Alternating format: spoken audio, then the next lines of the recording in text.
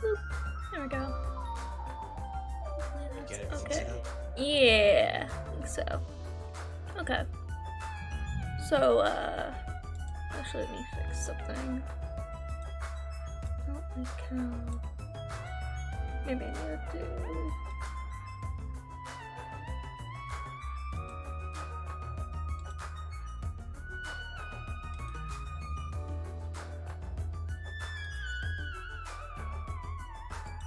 Yeah, that's better. Okay. That's better. Last time on Danganronpa, Nekomaru was Mordored. Oh yes, he was reward. Yes. We don't know by who. Yeah, we don't know yet. We also played as Nagito for a small portion of time during the investigation part. Very reckless, Nagito. Of course. As always. And he went into the final dead room, where we assume the killer went into at some point. And he was able to defeat the little escape game thing and play the killing game, or I don't know what it was called exactly. They called it, I don't know, but he played Russian roulette with 5 bullets in it, and he won. So we won. He's a masochist. He won at the highest difficulty and got quite a few little goodies from Monokuma as extras, because he won on the highest difficulty. Besides also getting into the what's called the Octagon. And apparently he was able to find the ultimate weapon in there. We don't know exactly what he found, everything, because he didn't really say. Knowledge, maybe. Yeah, knowledge and lots of knowledge. But he did reveal to Hajime that he is not an ultimate. He is in fact a reserve course student. So basically he paid his way in to get into the reserve course. So that does beg the question, why is Hajime here?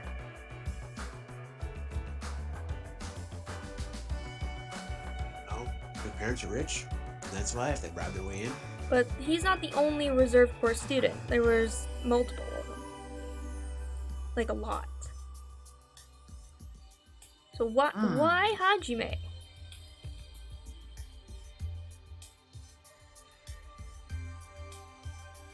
In before was a traitor. Yeah. But Nagito's like, no, we couldn't be the traitor because we don't even have a talent. So yeah. The Astro should be. Oh. Something that Nagito also revealed to us is he had a book. Yeah. And the book, well, we got 2 books. One of them was in the previous Hope Speak Academy class, which is what's from the first game. Yeah, it was a file from the Future Foundation. Stating about the first killing game. But she didn't really reveal anything about that, I don't believe.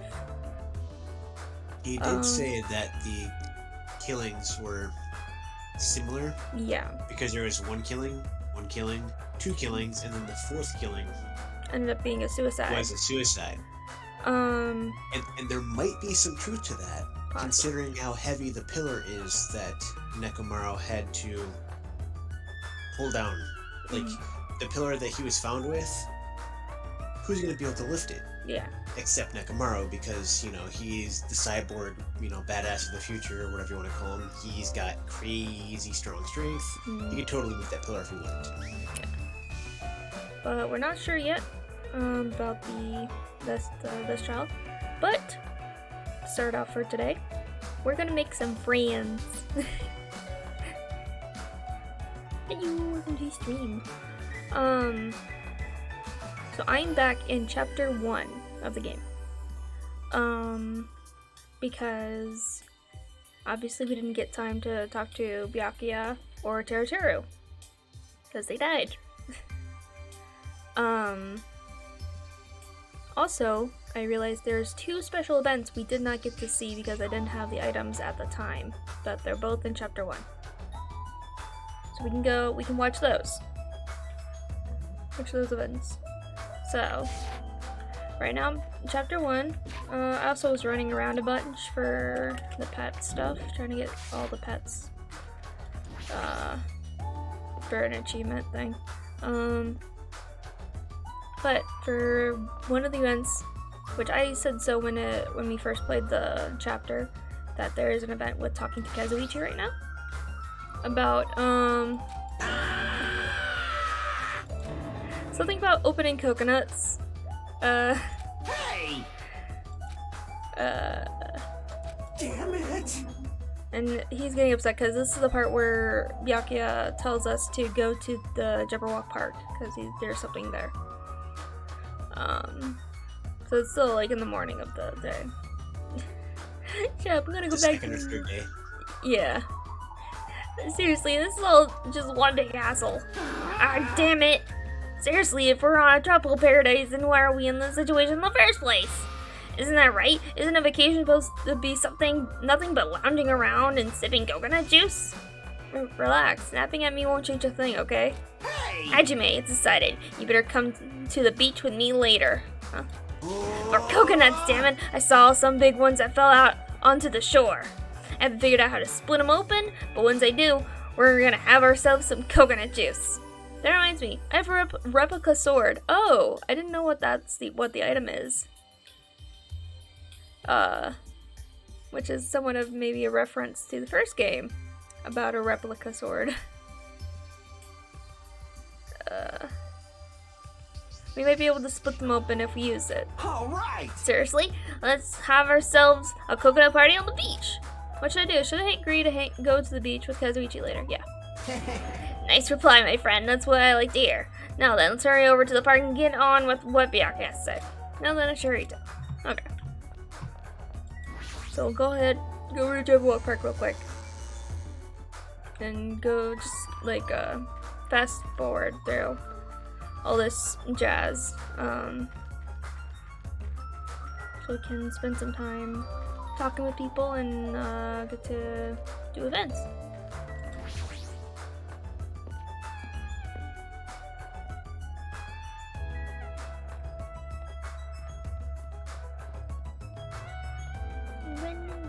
So are we not allowed to talk to Byakuya now? We can talk to him once, but it won't let us talk to him a second time. Because I found that out when I first played the game. I actually went back to this chapter and tried to talk to Byakuya more, but it only let me talk to him once. Interesting. Yeah. And I'm wondering if there is something similar with Nagito or something, because last time when we tried to talk to Nagito, it wouldn't let us.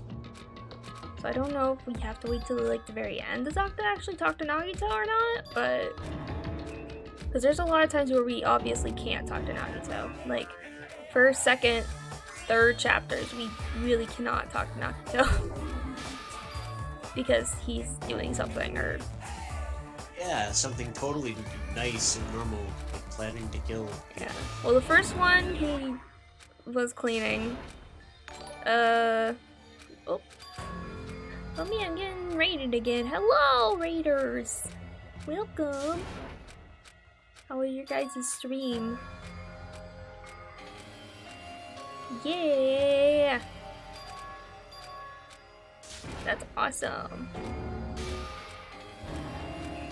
What were you guys playing? I'm doing good. I'm tired, but I'll be able to handle it for the night, I think, hopefully. We are going through chapter 1 a little bit just to get to there's 2 secret events we didn't get to, and also to talk to Byakuya and Teruteru before they Oh wait. Oh, we're going. Oh, we already had an event. Okay, well, here's the event of Kazuichi wanting to have coconut juice. I guess Teru's here. I don't remember this one so well. Oh, here he comes. I was waiting for you, Hajime. Hello there. Jeez, making me wait like that. You're such a naughty little kitten. Oh god, I forgot it. Teru. Terrible he is. And I don't know how I did his voice exactly. Huh? You're here too, Teru. To be able to taste the natural flavors of freshly picked coconuts. I spend most of my time in places like Aoyama and Azubu, so this is something I really get to experience. My curiosity as a chef has stimulated me. Hey. Who cares? Come on, this is the coconut we were looking for. Oh, it's pretty big. Yeah, I'm pretty sure it's got loads of juice inside of it. How are we gonna split it open? Huh? Well, Hajime's gonna split it in a bang with that replica sword of his. No, wait, if I try to split it open, I might spill the juice all over the place. Right. There, do you already know? You split these when you cook them, right? No, I don't use such a barbaric cooking technique. Understand. My supposed to use a sensitive, delicate touch, no matter who or what I'm handling. How about it? Care for a taste? I got a gaggle of goosebumps all over my skin. Honk, honk, honk, honk. Why is she honking? Whoa! Whoa! Ibuki, when did you? Hello! I just got here. I was holding hands with Pekka and going for a walk when I saw you guys. No. We weren't holding hands. I can't stop. Yes, I see it. Oh my god. I hate him. Oh my god. Hey. Don't fantasize about weird things. Yeah, just stop. Teru. More importantly, what are you all huddling around for? Well, Actually, we want to split open this coconut so we can drink the juice inside of it. I see. I see. Hey, Hajime, let me borrow that replica sword of yours. Okay. then... Ibuki, if it's not too much trouble, could you please rotate the coconut so it's facing up? Yes! Roger Dodger, you're totally into this, aren't you, Pecco? Hey. Hey, if you split it open like that, the juice won't just spill out, it'll splatter all over us. Oh, fresh coconut juice lotion. Would it be better if I take off my clothes first? Oh god. I would not make such a mistake. All you need to do is be ready to catch what's going to fall. Yeah, so cool. I might just fall in love with those quiet words of yours. No problem! Now then, here I come. Ready, set. Now I've done it. It fell right out of my hand. More to the right. The hand you receive change with. Oh, but it'd be the other hand if you're holding a purse. Okay. Let's go. This level of adjustment is not a problem. Yeah! Yahoo!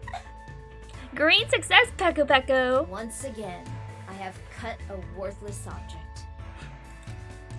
So how is it? Is the coconut taste you've been longing for? It's so yummy! the smell is to die for, and it's perfectly right.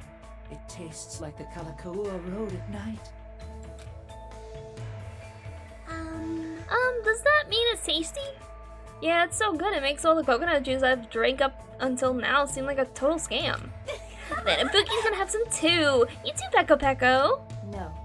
No, Please drink some. We wouldn't have been able to enjoy such tasty juice if it weren't for you. That's right! That's right. I finally got to taste this tropical island sensation. Seriously. Thanks, Pecco. Well, guess that's about I'm it. even starting to come up with a new coconut recipe in my mind. When it's finished, it'd be nice if Miss Pecco could sample my dish. Honestly, You're all just exaggerating. I only did what I can. not bad. But if you're enjoying yourselves because of that, then I'm truly glad. After having ourselves a good time, all thanks to Pecco, we went back to our cottages. Okay.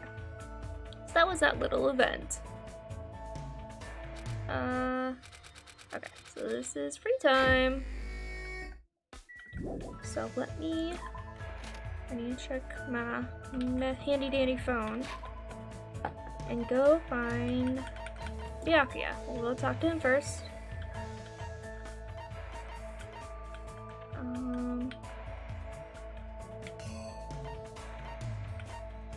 think he's on the second island. Yeah, he's over by the park. Let's see.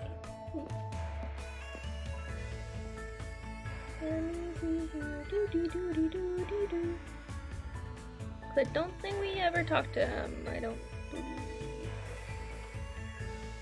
There we go. It's a safe for sore eyes. Yep. Okay. I'm gonna just make sure to save like before each one too. This one first. What? What happened? Are you also searching for the enemy's clues? What should I do? Should I invite Byakuya to hang out? Yeah. So you want to search together? Very well. But try not to slow me down. I spent time with Byakuya today searching for the enemy's clues. Looks like Byakuya and I let me get a little closer to him. Would you like to give Byakuya a present? Yes, I would. What would you like to give him? He likes chocolate chip jerky. Okay. Do you think I would be happy with something like this? Listen. Correct. Good work, Hajime. Hey, Hajime, let me ask you one thing.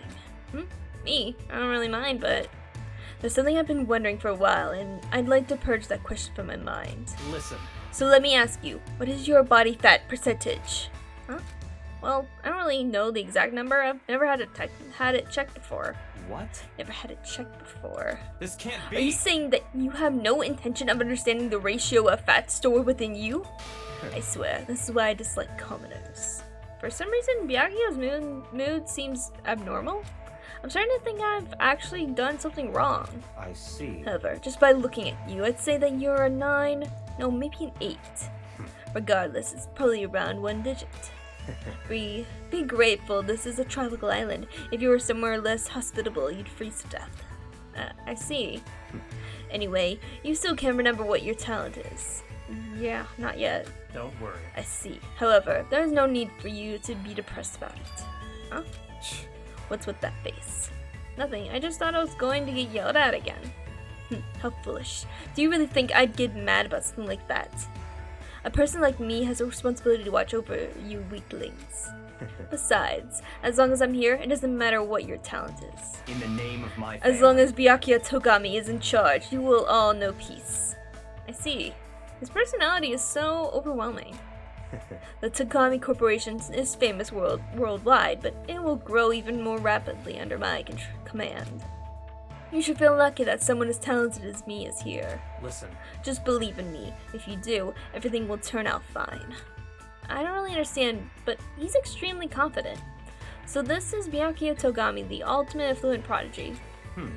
Just make sure you don't get in my way. A commoner should know their place and stay put. Goodbye. However, Is that character development from the first game there, Byakuya? Why is it a jerk now, huh? However, as if there is anything troubling you, I don't mind if you rely on me. After saying that, Byakuya gallantly strolled away. He was being pretty condescending, but he doesn't seem like a bad guy. I feel like I got to know a little bit about Byakuya. Okay. I decided to return to my room for now. So now we, unfortunately, or fortunately, because then I get maybe some skills and stuff.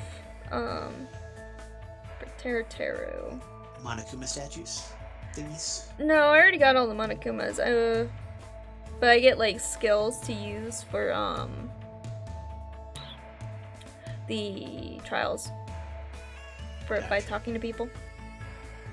By doing their routes, you get their skills. Yeah, I get different skills. Okay. So let's see where Teru is. I think he's in his room. Cool, I don't even know what his room looks like, so that's actually interesting. I wanna go see. What is his room? Hey, Byakuya. Right there. What's his room look like? Ding dong! Ding dong! Come in. Huh. Okay. Uh-huh. Honestly, not all that crazy. Like, it's pretty clean. Although,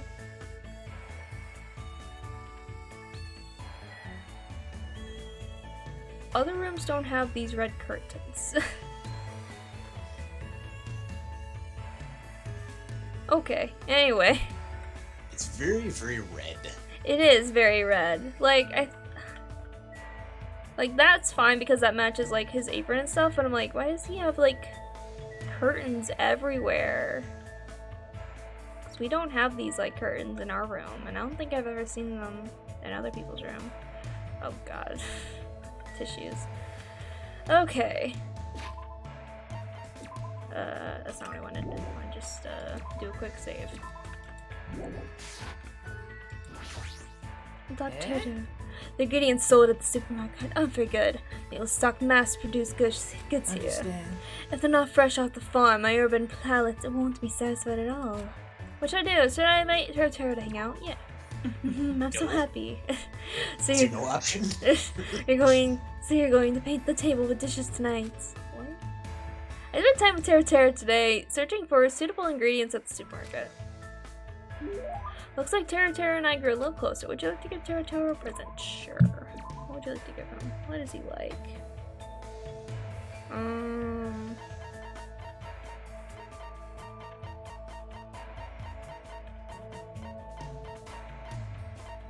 These glasses? Okay. You're kidding, right? I was wondering, do you specialize in a particular style of cooking? What a ridiculous question. Why would you kill the possibility of your ingredients by limiting yourself to a specialty? Well, if you say so. I don't know if it's right to say all cooking is creative. Understand. Chefs have the right to be called chefs because they create dishes. It'd be simple for a true chef to create something from nothing. I don't really understand, but he sure has amazing confidence. I sort of understand Tara's uncommon passion toward his dishes. Anyway, Hajime, I've been wondering this for a while. Don't you think dishes resemble that a lot? That? You know, that it can only mean one thing. Juicy succulent meats intertwined. The honey sound of squishing and splishing ringing each other. I can't stop. At times it's... Oh my god. At times it's gentle, at times it's forceful. You gotta rub it, you gotta... Oh god. I see, you understand, right? Could it be the thing he's talking about is... no. As soon as he makes that face with the nosebleed, yeah, I know what you're talking about. I don't want to know what you're talking about, but I know what you're talking about. Yeah. Phew, I guess it's unavoidable. At least I know now that your body is pure. Jojo's mumbling gibberish to himself. I should just let him be. It'd be too annoying to deal with him. Well, if you ever decide to cook, you should know some simple advice. They say there's a fine line between cooking and screwing. Who the hell has ever said that? I don't really want to think about it, but don't tell me that's the reason you start cooking. I see, that sounds plausible. After all, both actions appeal to a human's instincts. Understand. But to be honest, it's much simpler than that. I was destined to become a chef the day I was born. Well, After all, my family's restaurant back home is a a fancy upscale restaurant. Oh, I see. So you decided to become a chef as you were helping out your family's business. Helping out? It weren't something that easy. Did you just use an accent? The rise of family restaurants, constant attacks by cheap chain joints, the bullying from a rival store, a grief-stricken mother, and frightened young siblings who were born to different mothers. To stop that crisis, I ventured alone and competed in a cooking deathmatch hosted by the Shogun of Taste. Just kidding. A dirty tale of hardship like that doesn't suit an attractive urbanite like me. You'd rather hear me talk about my splendid and glorious life as a first-rate chef, right? I kind of want to know more about that cook-off.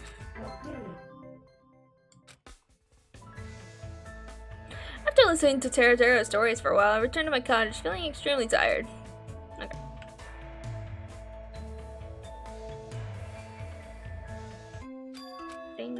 Okay, so I think...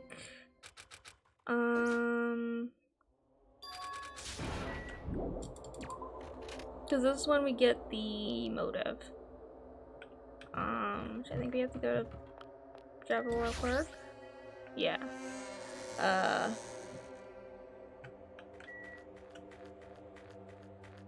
And then after this we can find Mahiru And she has an event for us as well.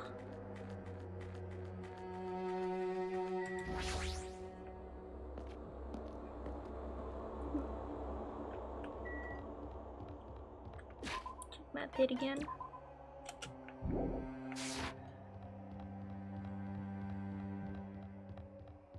Yeah, spending time with Tara was not that enjoyable. I see that.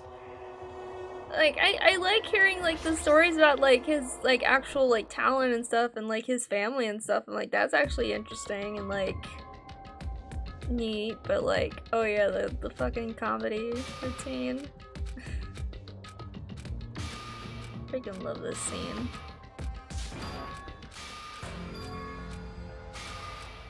Da da da da da. Oh yeah, just. Da da da da. Fujiko's like, I could do a murder. Ba ba ba. Da ba da ba da ba. Everybody's just talking, and Byakuya's like, no, nobody gonna die. Cause I fucking said so, bitch. Nakumi's just like, I'd like to do my show now. Thank you.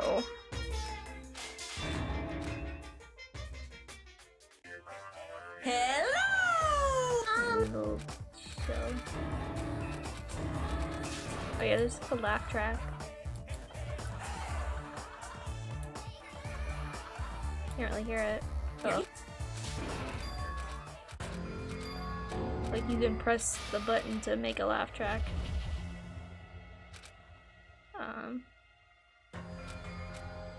Anyway. Get past this scene.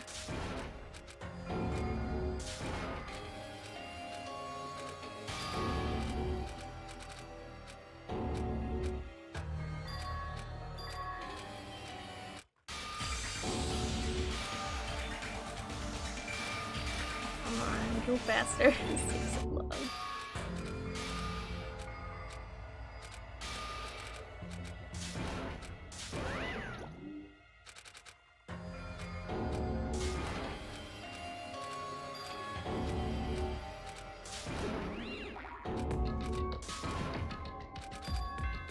Ding dong, ding dong.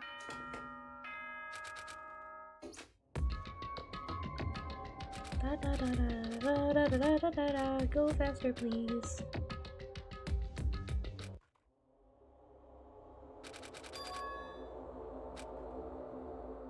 Go to sleep.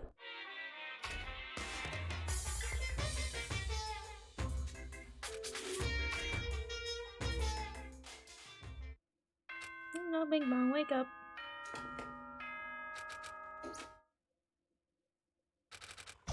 Okay.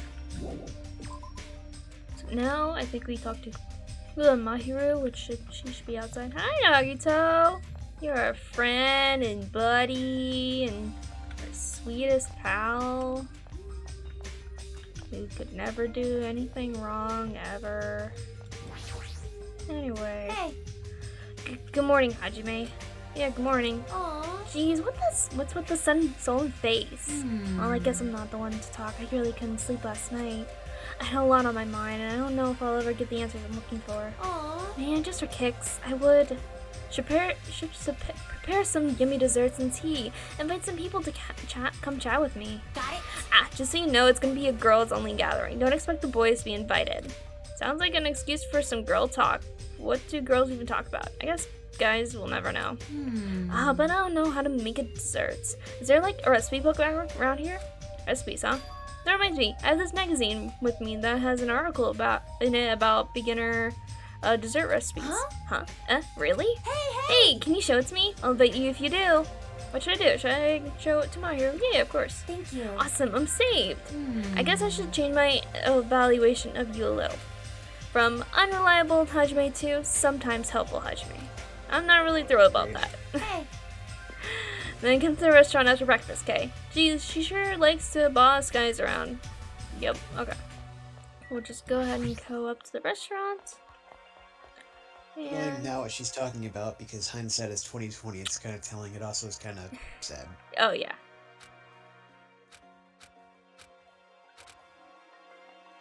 I'm having a little whistle shady chat. Bianca's like, I'm gonna throw a freaking party. Now he says like, oh man, why don't we use the old building?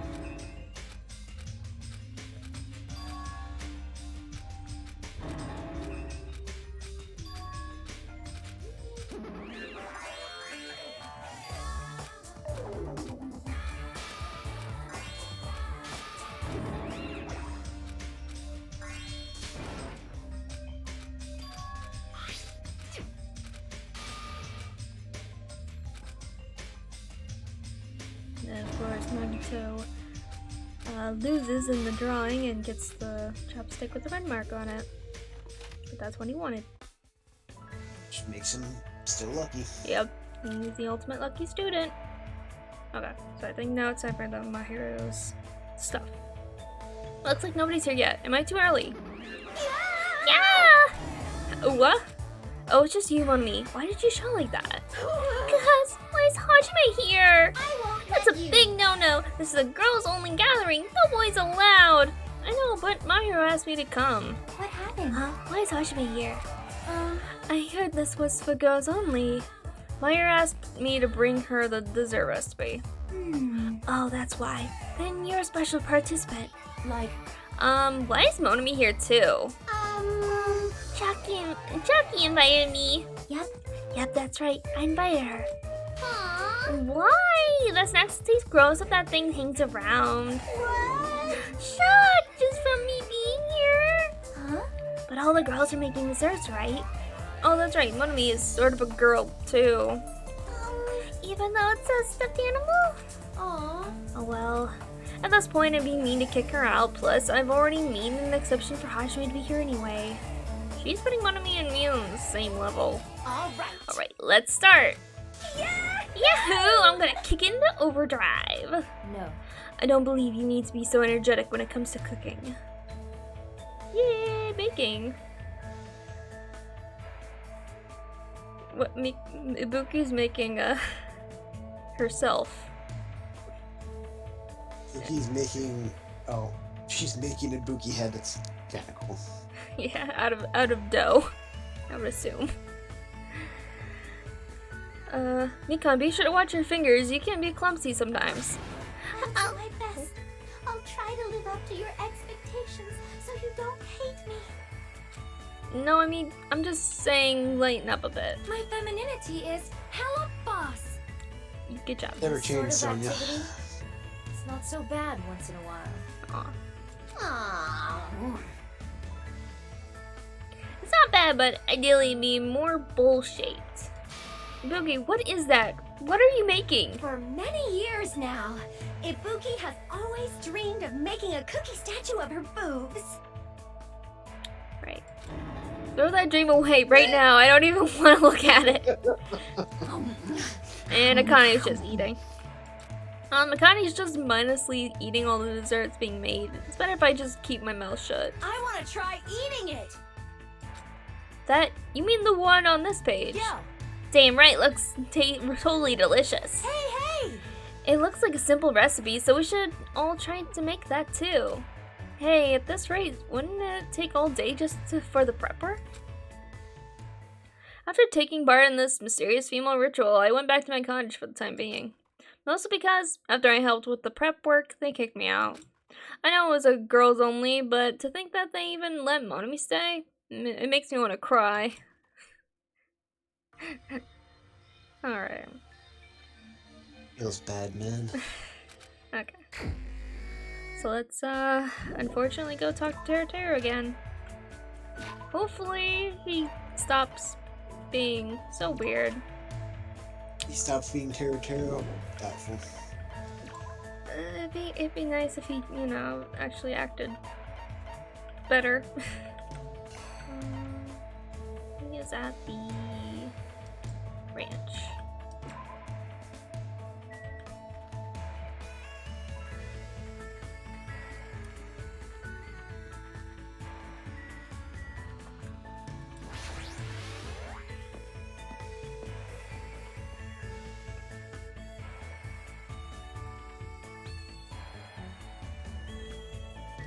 Okay.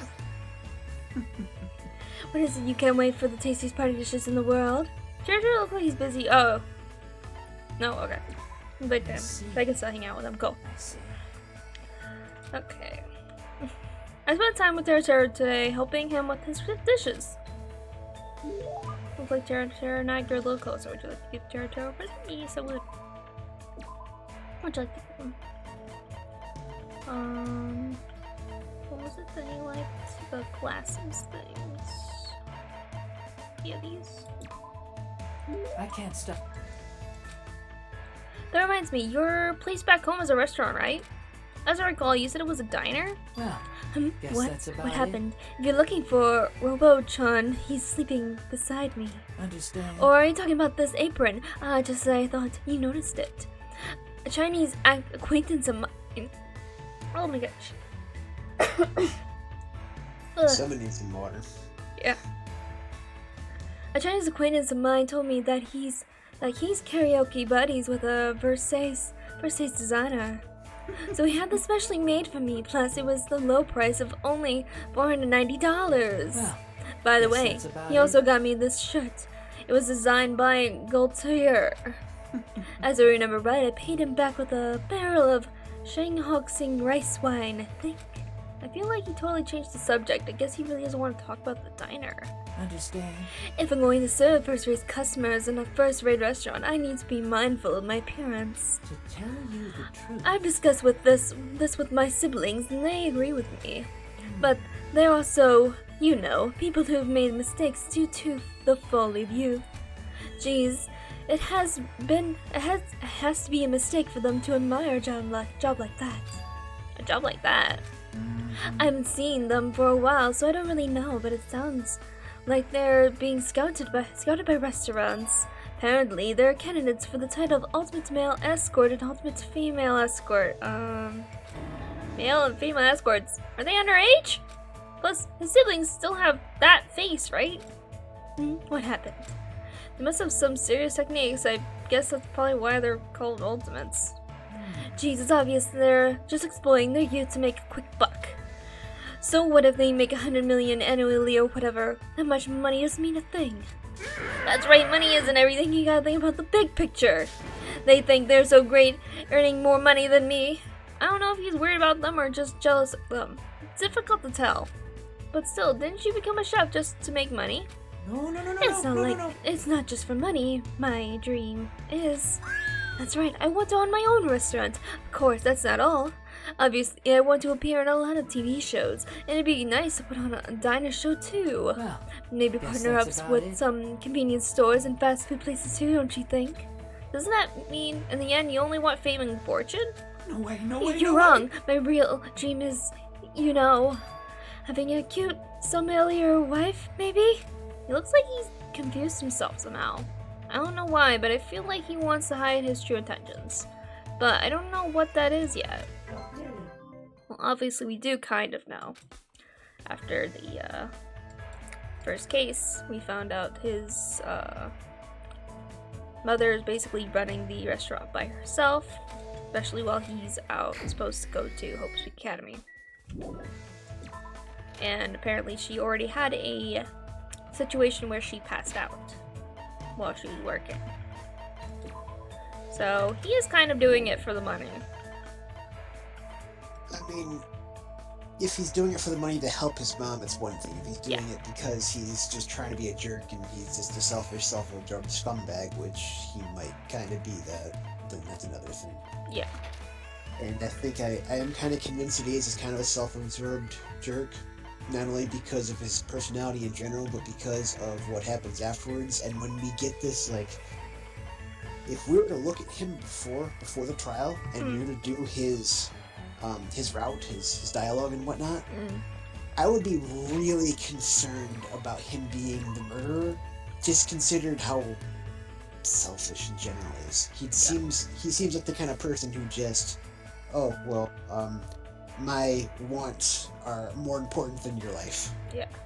That sucks. I Sucks for you. he's- Slash. I think he's always kind of like unsure of it though. Like he's very like he's in between on his feelings a lot because I think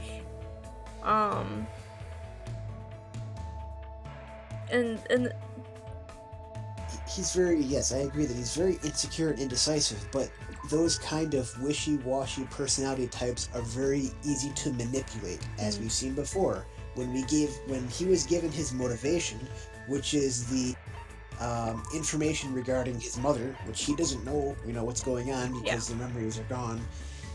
He was the first one, besides Hajime, or not Hajime, Nagito, to basically succumb to this.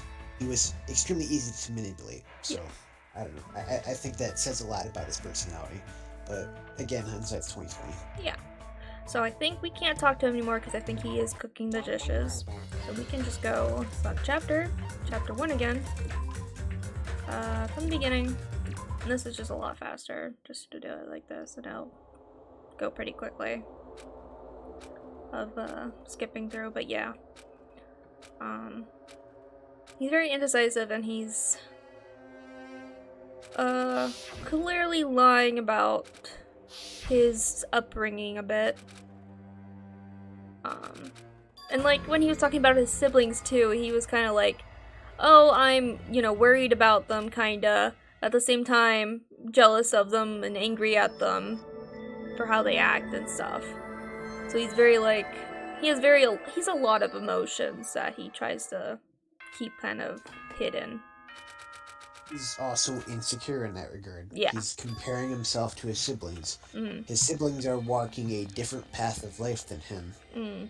And he should walk his own kind of thing. It's like, why are you comparing yourself to them when they're, the ultimate something else? Yeah. You're comparing apples to oranges. You're a chef. Yeah. You're good at your craft. You're going to make your own restaurant, whatever. You can't compare yourself to them. It's like comparing apples to oranges. But then again, also at the same time, with the amount of money they have, it's wondering, like, why aren't they kind of helping him out with, like, his mom and stuff? Because clearly they need help with, like, the diner and stuff. Oh, I agree. They should definitely go and help his mom out, even if they don't like their brother. Yeah. Which I'm not a fan of Teruteru either. Even if they don't like their brother, they should help their mom out. Yeah.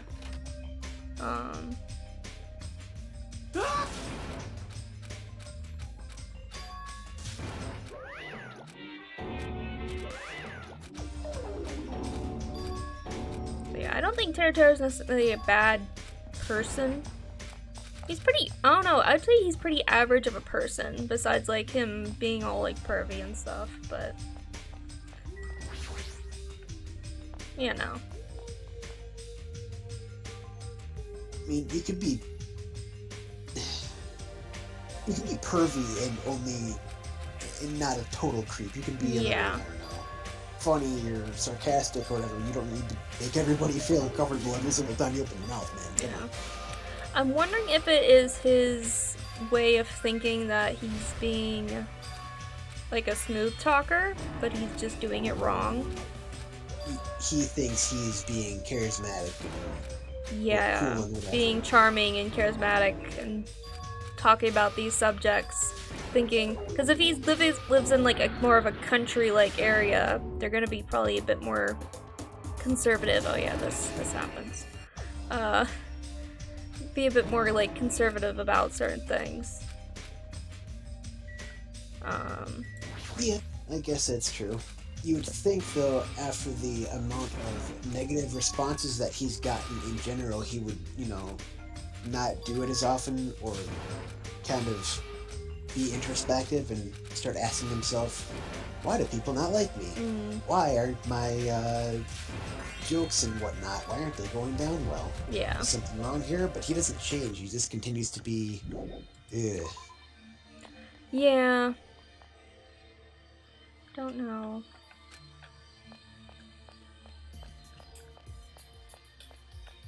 But I guess he's kind of also just trying to, like, ignore any sort of, like, talk about his diner too, so I don't know. He definitely has, like, a very much, like, a character in his head that he wants to be. Even though he is definitely not that person in his head. He is entirely a different person. I agree. And what's more is if he were to change his lookout on life and decide that he was going to strive and become his ideal, he would actually be like a good character. I don't want to say he's a bad character, because you can be a bad character, like not a bad character, Yeah, a bad but guy. bad so much you're unlikable, but you can still be a good character. Yeah, and be interesting unlikable, character, but not a good but not person. likable.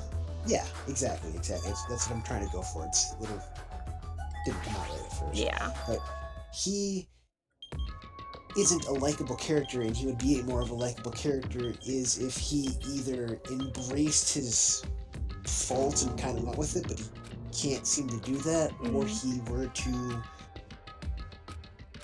if he were to like, I am bad at this and that, I need to make improvements to myself, and I'm going to shoot for the, so to speak, I'm going to improve myself, but he decides to just not do any of that, which Yeah. I guess makes him more human, because he's kind of succumbed to his faults, and he's kind of a very, very flawed character, I guess, but it doesn't make him very likable. You know what I mean? Well, like, being a flawed person does not necessarily mean you're a bad character or a bad person. But No, because of I his agree. faults, like, because they're particularly unsettling, kind of, and not in like the Nagito way where it's like unsettling. It's more of just like creepy. Nagito's a whole other can of worms, I'm Yeah. sure. I don't even know the full story, but I have a feeling he's a can and a half of worms. Yeah. Nagito's backstory is very interesting. We do find out about it whenever we can talk to him.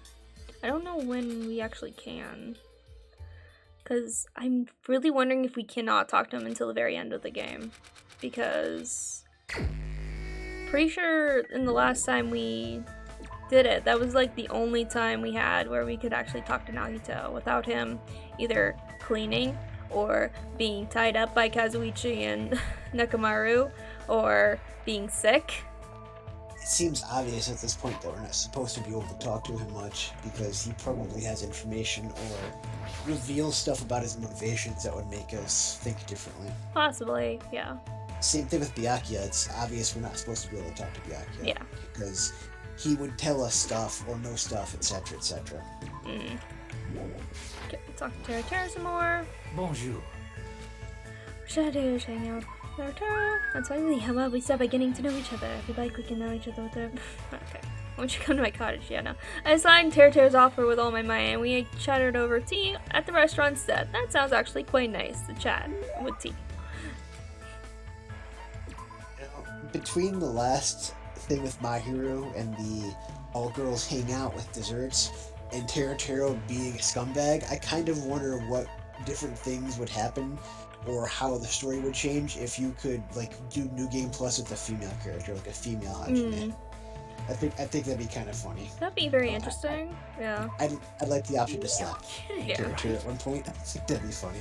It would be very interesting. There is actually a very interesting thing in V3. You get like this like key. And it unlocks a very interesting sort of events thing with every character. Like you have to get one for each character. But it's like the same item, but you just have to get multiple of that same item. And some of them are pretty, like just wholesome and whatever, but some of them are a little more risque. What do you mean? Okay, what do you mean risque? It never Okay. shows anything. It just kind of mentions certain things that you're like, oh, okay, and then it would just like cut off before like you actually get to know exactly how that ends. Gotcha. Deniability. Yeah. The classic. Gotcha.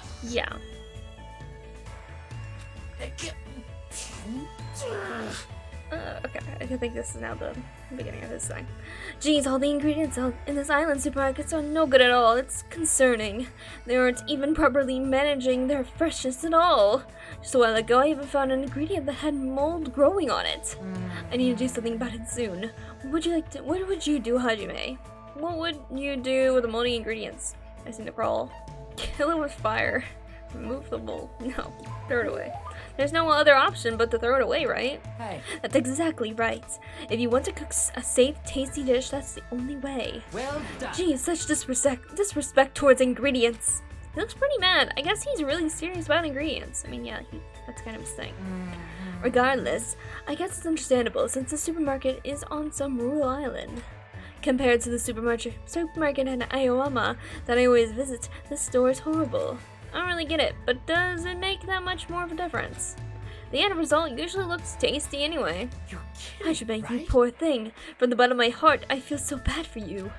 You've only seen the sparkles released by quality ingredients, the countless miracles. You've never seen the sparkle released by quality ingredients, countless miracles. Understand. The sexy shimmer of a fish's eye, seductive shine of oil dripping from the meat's fat. Fresh ripe vegetables with their smooth limbs. I just think about them makes my loins quiver. Isn't that bad for a cook? I really do miss my darling tender ingredients. With my own hands, I want to reshape them as gorgeous, beautiful dishes. How about it? Are you getting turned on now too? Instead of eating amazing dishes like that, I'd rather just eat normal food. But that might be because of the current situation. Then, that's what I'll make for you the next time I feel like cooking for you. Huh? It's okay if I make it an obviously cliched meat and potato stew with no fun at all flavors at all, right? I think it's a perfect dish for you, since you sort of look like a potato yourself. Well, I guess that's about it. Oh, that all depends if I feel like making it, so just wait patiently and look forward to it. I feel like he slipped in a side comment about me just now, but meat and potato stew made by the ultimate chef, I'm looking forward to seeing the end result.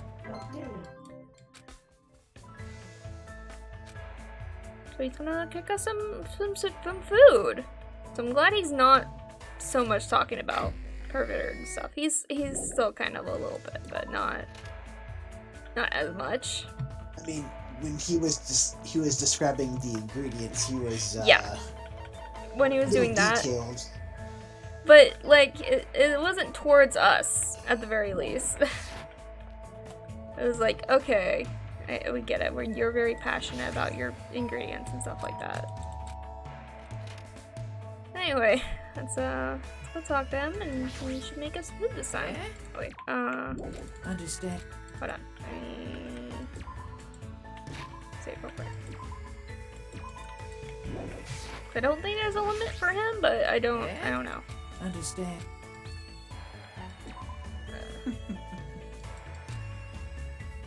About time to search for simple greens. Yeah. Yes, give him a present.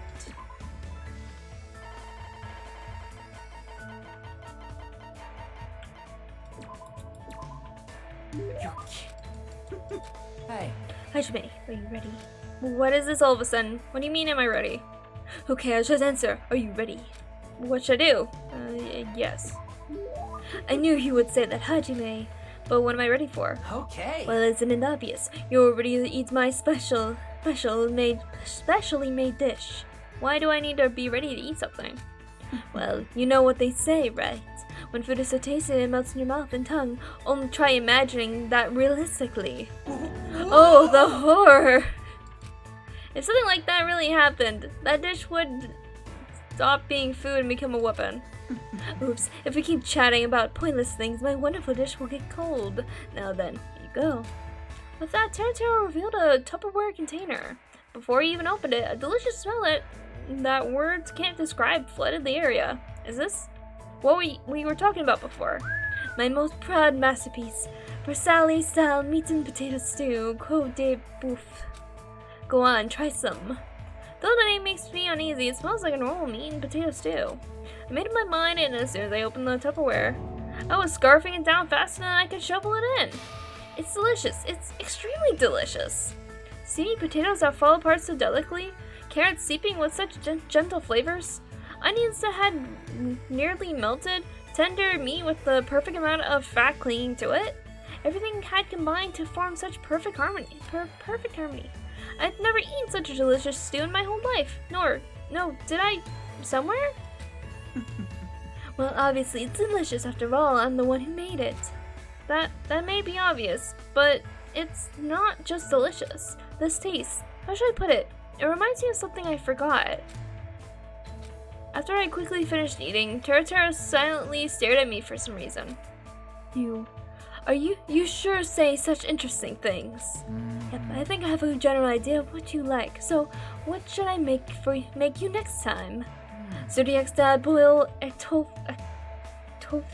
Or no, how about Aztec style mackerel simmed in miso di poche?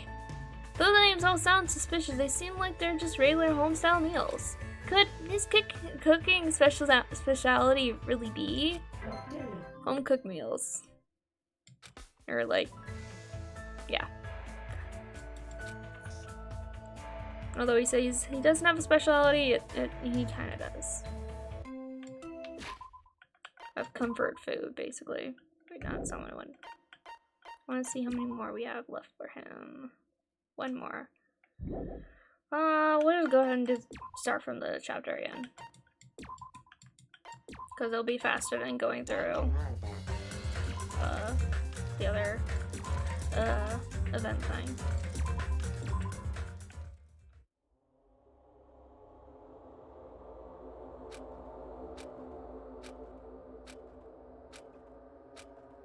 So we get to talk to him one more time and he's gonna make something else.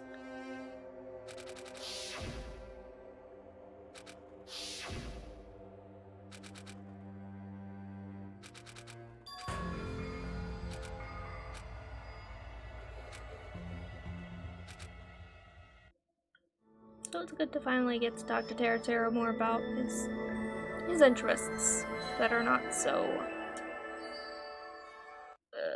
weird. I don't know. Him talking about food is very fun. It is not bad.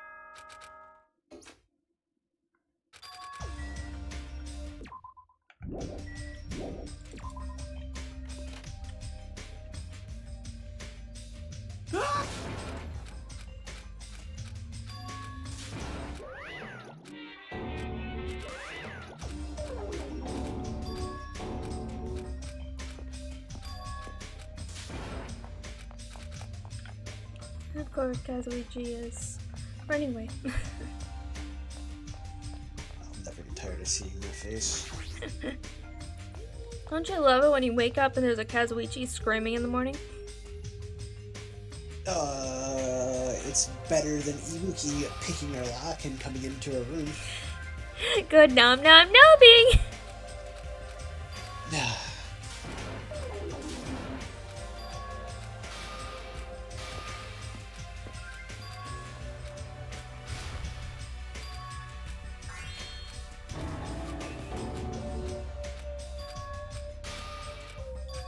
But is it better than being woken up by meat cons almost killing us?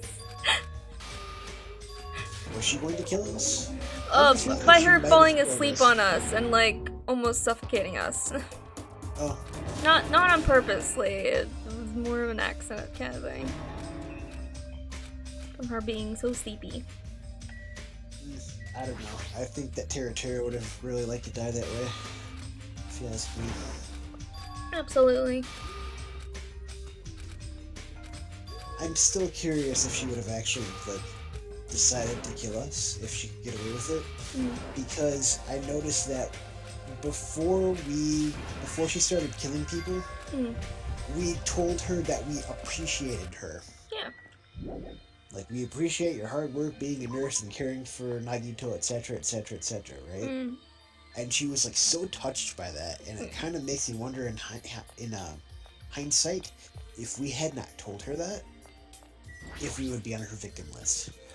I don't know, because the thing about Ibuki in particular was because she had the gullible symptom from despair disease, so bringing her over to the music venue to kill her would have been really easy to do. Well, if she asked somebody like me or Fihiko to go, we would kind of be questioning, like, why do we need to go to the music venue? And because we would be healthy, we might be able to fight back more. But Boogie was, in fact, having a fever and was sick at the time. So she probably was not as physically strong as she could be. Plus, I think we are taller than Mikan. So it would be a much more difficult thing for her to do, to kill us. That is true. Plus, And even I guess it was a crime of opportunity, wasn't it? yeah, even comparing her to Nagito or Akane, they're both like bigger and taller than her.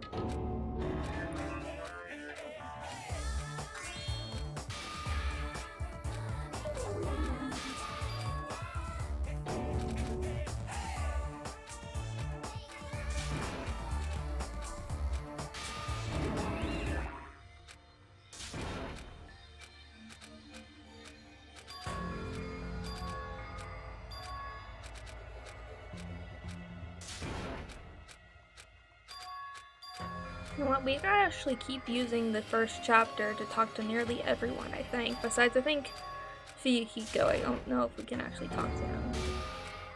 Because he's still, like, avoiding everybody. Because usually when we first start a chapter, we have to go through and search the new islands and stuff like that. Every time.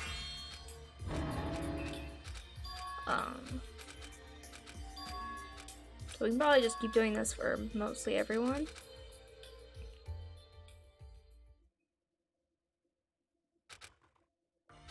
But for now, let's go talk to Tera once again.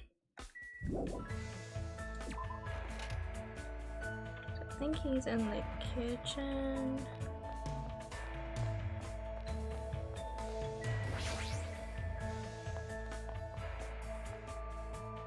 Or the restaurant, not kitchen. Yeah, there he is. Okay. Go ahead, do a save, and we'll get to the final chat with Tera. Bonjour. Hang out with Tera.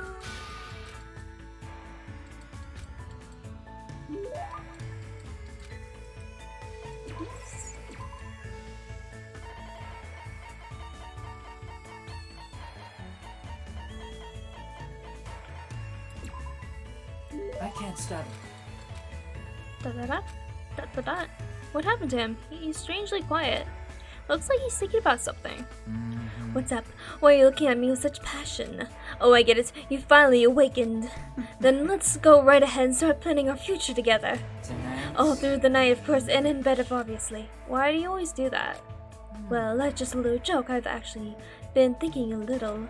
What you said about being reminded of something you forgot. That mean potato stew I made for you was actually my mom's recipe.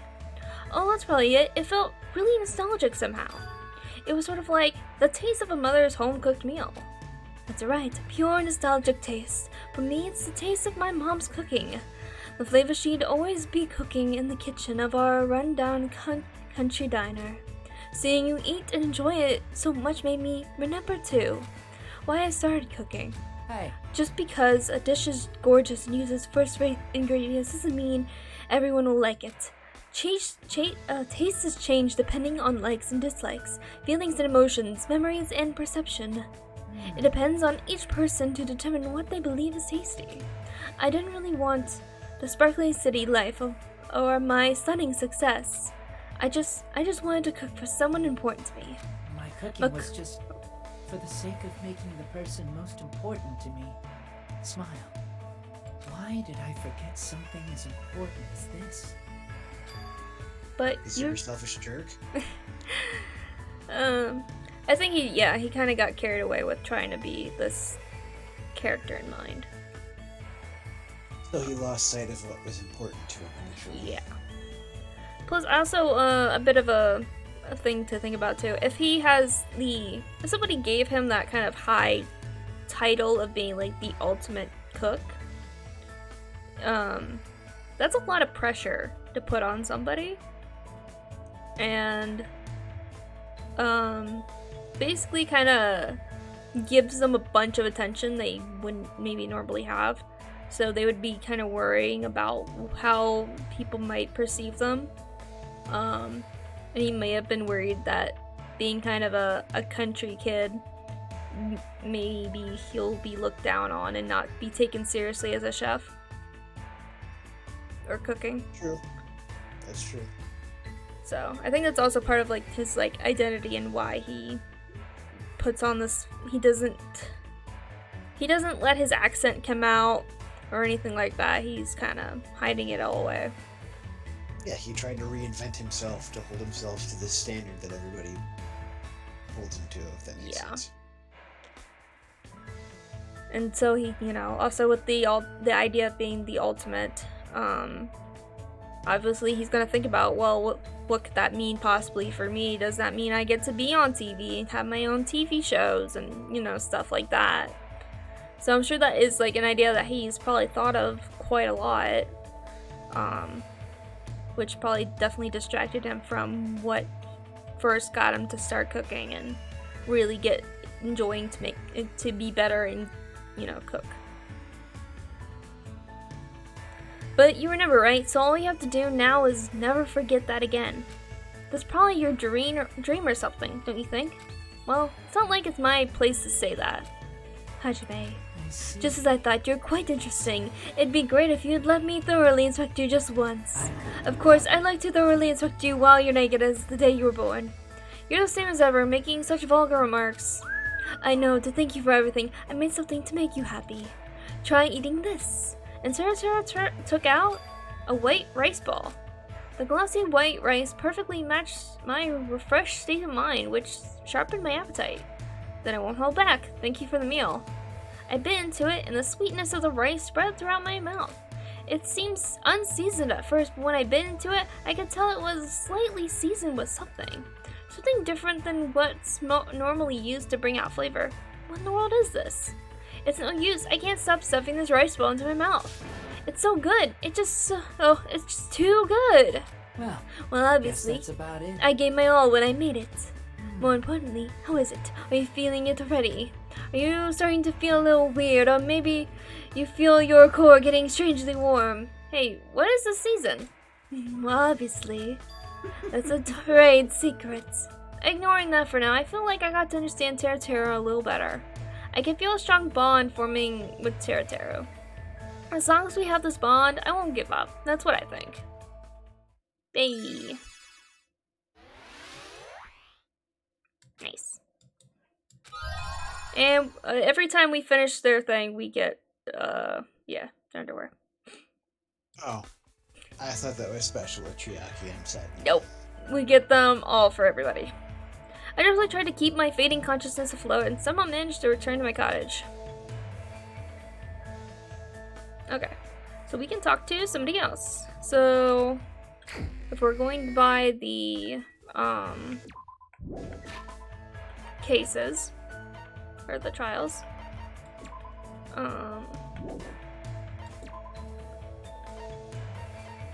we can talk to the next Mahiru. Yeah, we haven't even talked to her at once. So we'll go talk to her.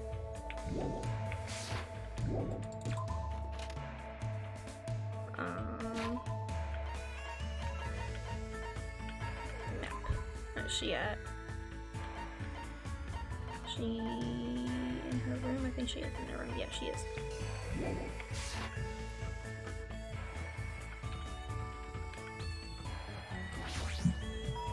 Ding dong. So we get to learn about the ultimate photographer. Let me see where her stuff is on my listy thing. What stuff she likes. There we go. Okay. Ding dong, ding dong. Yes. And we get to see her room. I don't know what her room looks like. Oh, pretty plain. But lots of pictures, of course. And some books. Alright. Do a little savey save. Let's go talk to my hero. Hey. What? What do you want? What should I do? Should I invite my hero to hang out? Yeah. Hey. You better not have some strange ulterior motive. If you do anything weird, I swear I'll scream. Though she was extremely cautious and I had to awkwardly keep my distance, I still spent time with my hero today. Looks like my hero and I grew a little closer. Would you like to give my hero a present? Definitely. What would you like to give her? What is the item called again? She likes this thing. This spring thing. Yep. Hey! Ah, Hajime, stay there. Right there. Say cheese! Okay, say cheese. Just kidding. Click. The shutter went click, and I guess Mario wanted to take a picture of me. Well, I guess this is good enough. Yep, that sure is a dumb-looking face. Dumb-looking face? That's only because you took my picture so suddenly. Just so you know, it's not like I want to take a picture of you or anything. I swear to every god who's listening that that's true. This is just a record. You don't have to go that far. But what kind of record? A record is just a record. I want a record that right now. We're all living together in this place. We're living together. It's pretty simple, but in this kind of situation, it's easy for us to forget that, you know? Come on! So I decided to make a record of everyone each day so we won't forget. That's pretty much the only thing I can do right now. I see. That's a good idea. I seriously wouldn't have thought to do something like that. My hero seems like a pretty solid person. But taking pictures of guys isn't fun, so I guess it'll be fun if I only do that once every 3 days. You're already contradicting what you just said. Well, aren't you commendable? It's so awesome that your priorities are in check. What's going on? What does that mean? Aww. More importantly, we've got this blue sea and white beach, but that weird stuffed animal just ruins it. No matter how beautiful the scenery is, if the subject's face doesn't stand out... Hey! I know, if you ever see Monokuma again, capture him.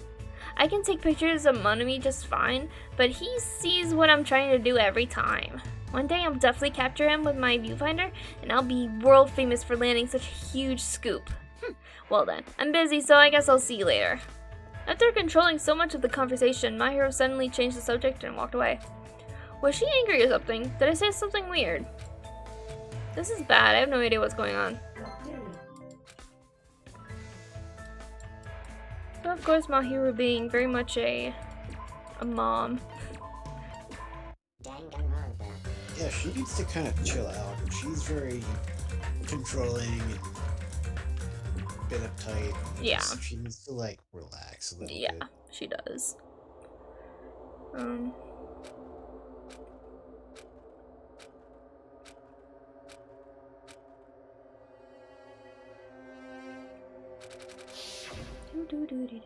Skip through all the stuff again.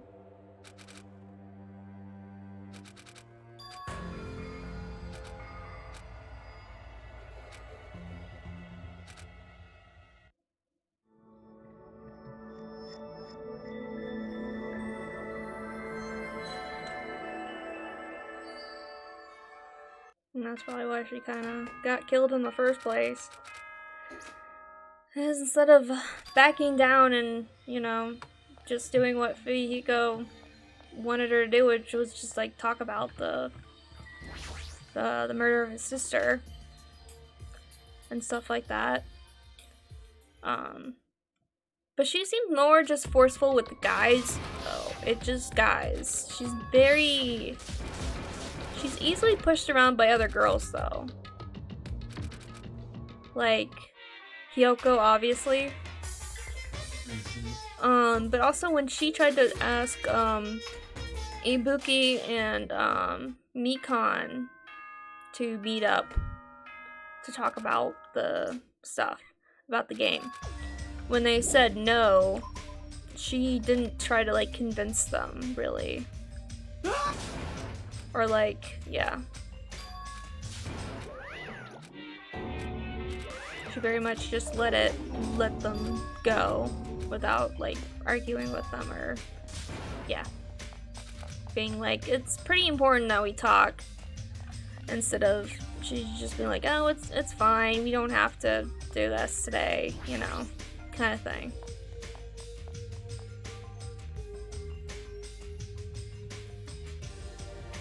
I think we kind of get a reason why, kind of, when we talk to her more.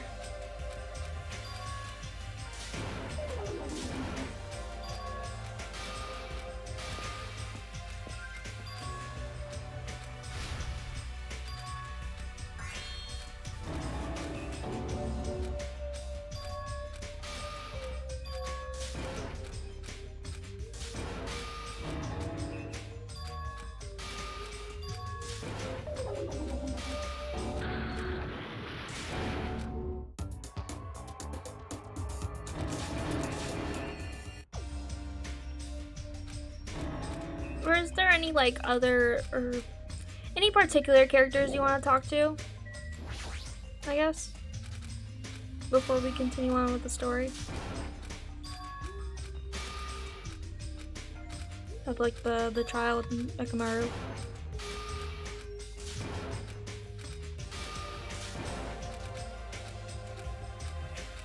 Hello? What? Is there any particular characters you want to talk to more than others? I mean, we can't speak to Nagito or Byakuya because of story reasons, because the game clearly doesn't want us to get to speak to them yet. Other than that, I'd like to do Ibuki, because we can't speak to her because of, you know, the fact that she gets killed off. Yeah. And I'd like to be able to talk to, like, everyone, that we're with right now in the trials. Because I do think we get, I think, only 2 free times after the next chapter. But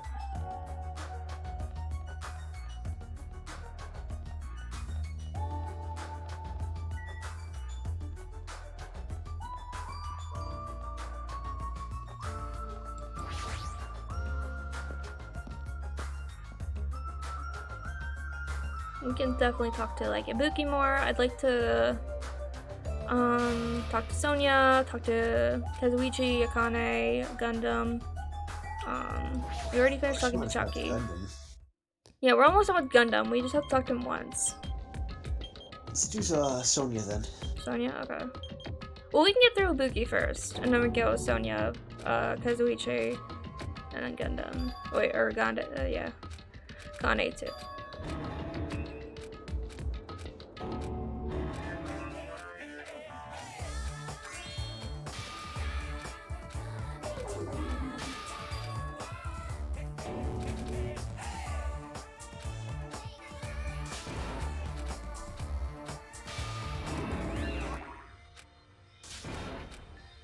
I think we're fairly close with Ibuki stuff, because we talked to her quite a bit. So I don't think it'll take us too long to get through Ibuki.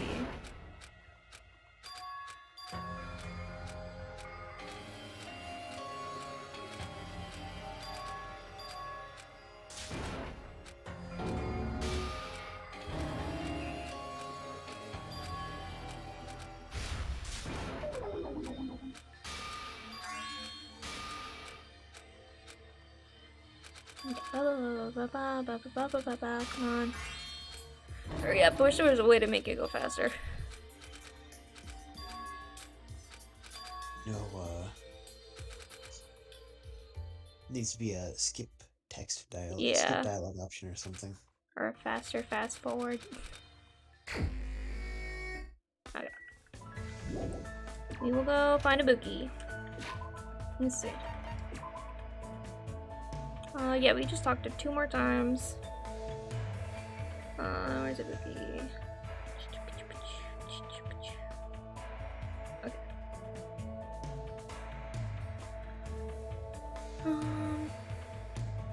Oh, we have to talk to Gundam 2 more times. Okay. And then we haven't talked to Fieko. We haven't talked to Kazuichi.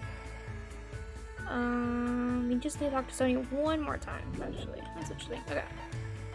Let's go find Ibuki.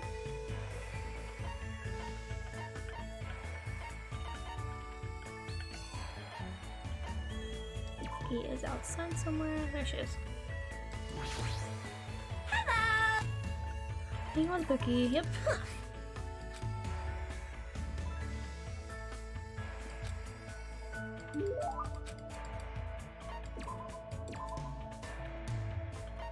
She likes...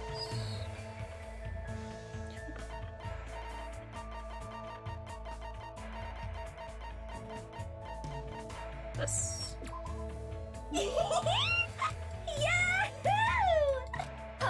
Now then, what should Hajime and I play today? Playing again? Seriously, what happened to training? I got it! I've decided today we're gonna do 1,000 practice head swings. Head swings? Isn't that just called a head banging?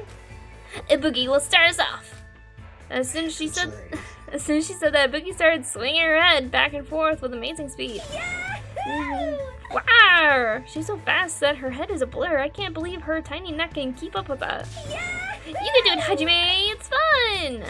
Wow! I had no idea why I was doing this, but I decided not to think about it and just played along with Ibuki. Considering how she died, it's kind of morbid, don't you think? A little bit. My head is ringing. Just I thought there was no meaning behind it, but I feel like a lot of stuff I've been stressing about mysteriously lifted off my shoulders. Oh my! Oh my, Hajime, you look pretty refreshed. I feel like we're playing pretty well together just now. I see. I mean, Buki just realized it. When I'm with Hajime, Buki plays really well. And I just remembered that Buki left her old band. Apparently she was a member of a girl band that was at the height of their popularity. Hey Buki, why did you leave your old band? Was it because you had creative differences with them? How should I put it? Creative differences, personality differences.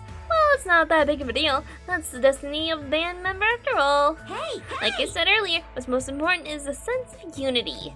Technique is something you gain just by practice. But you won't know if the group really meshes well together until you try it once. And if it's no good, there's something you can't really help. That's why Ibuki doesn't really regret leaving the band. But being alone is a teensy bit lonely. I see. If I can feel that loneliness by doing stuff with her, even if it's just a little, well, then I guess I don't mind playing along with her for a while. Then I shall keep playing with Hajime today. Let's continue our headbanging. This time it's for the championship.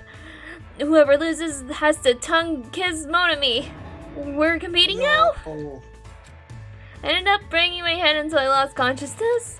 It must have been a blessing disguised that no one won or lost, thanks to a double KO. They both headbanged until they passed out. Ibuki and I were both pretty tired, so I parted ways with her and went back to my room. Okay. I get to go talk to her again. Buki's actually kind of become one of my favorite characters. She's like Sayaka minus the manipulation and the backstabbing, plus the very outgoing personality, which at first is very aggravating and irritating, but grows on you. Oh, she's in her room. We get to see what her room looks like. Buki! Ding dong, ding dong. Yes! Chips, different magazines, lots of instruments. Shooting. Okay.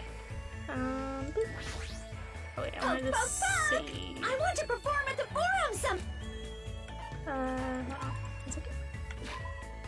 Quick save. Boop. Okay. Oh, Boop, boop, boop. Hang out with Buki. But tempting with me, because I can Buki on her a little closer, give her a present. Yes, yes, yes.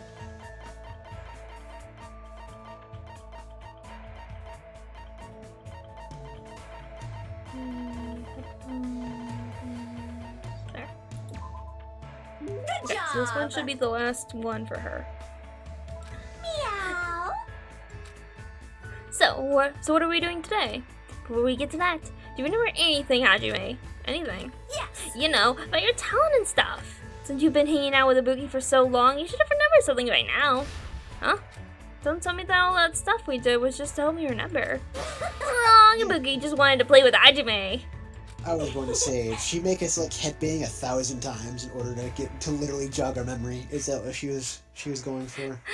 I don't think so. But Ibuki Miyoda, the goddess of music, thought you might remember something if I stimulated your senses. This is going And I guess nowhere. Hajime was too dull for it to work. It's all. But still, I never expected that Ibuki was actually thinking about me the whole time. I didn't even notice. I feel a little ashamed. Hey! Well, it's fine as long as you don't worry about it. I mean, the Hajime I know is the same person you've been from the start. What do you mean? It's pretty embarrassing, so I don't really want you to make me say it, but it actually doesn't matter at all whether or not you remember. Because Hajime is already standing right here. I feel like you're someone who's willing to go far away to search for yourself. I see. But your true I self see. doesn't actually exist anywhere. The person standing right here, right now, is who you are. The person who's changing every day, that's you. I believe finding yourself means accepting that you're someone who is constantly changing. Even when you're worrying about things, you're still you. Just kidding, Ibuki was trying to say things that she wouldn't normally say. Why, After all, you- this is the very last event. Ibuki, thanks, I think. No. There is no need to thank me, because Ibuki was able to remember something she hasn't felt for a long time after playing with Hajime. The importance of giving your all when expressing yourself. You're always doing that. But to expand on that, the important part is to do it together with someone. Someday, I want to play music with someone who trusts me as much as I trust them. That's always been Ibuki's dream. I think believing that dreams come true as long as you believe is the first step towards fulfilling your dreams. That's a little complicated. It's easy peasy. All you gotta do is believe. So, no matter what happens from this point forward, never ever give up. It's a promise. Ibuki said that with the seriousness I'd never seen for her display to anyone else. It's kind of surprising that I'm actually learning from her, but her words took root inside my heart. I won't give up. I'll definitely leave this island with everyone. Hajime, you're making a very nice face. Now today's training is Celia Akane snacking kicking Nekomaru in the butt. aka picking a fierce fight with two raging demons. Are you seriously going to do that? Of course! Now let's get on with it! I frantically ran after Ibuki. I had no idea what she was going to do. But I no longer feel like she's dragging me about like she used to. I feel a strong bond between Ibuki and myself. Hey! Ibuki's report has been updated. Okay. And we get our underwear. Of course. Naturally. Yep.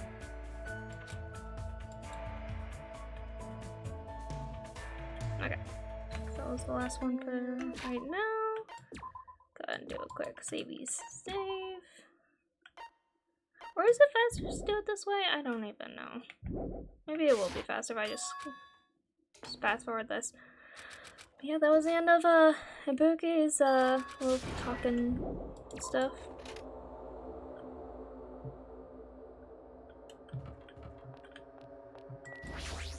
Oh, well. So who's next? Sonia? Yeah, Sonia, we can talk to like Kazuichi or Kane or Hiko maybe. I don't know if we can talk to Hiko right now. I'll just see. Oh, we'll see what happens if I can even find him. What the heck is he doing anyways? Well, you're like during this and I think the second chapter, he's kind of just hiding around because he doesn't want to be around other people.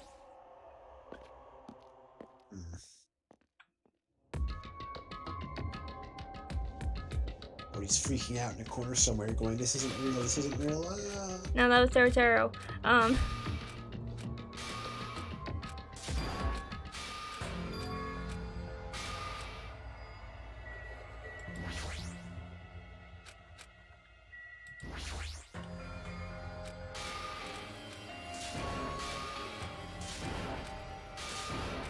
We'll see if even shows up on the map, or he'll even like talk to us.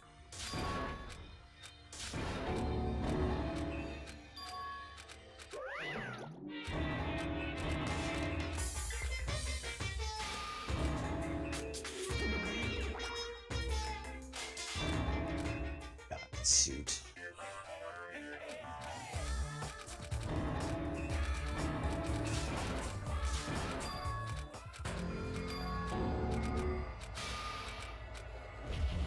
Wait.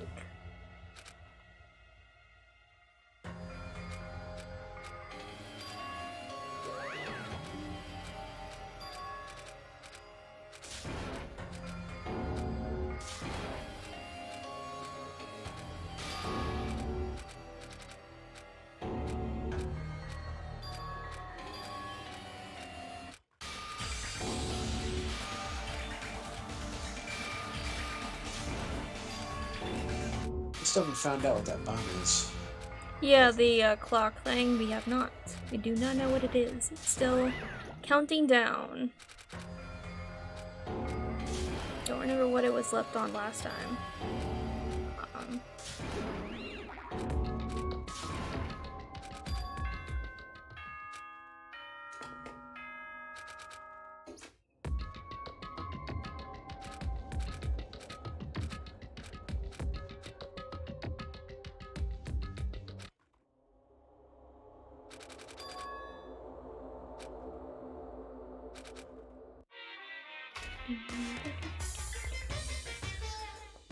Well, I guess, cause I'm like, man, it's taking so long to get through this, but I'm like, is there any particular characters you want to talk to? We can talk to, like, Sonia, because we're almost done with hers. But was there any, like, other characters you want to speak to? In case they are, dead next.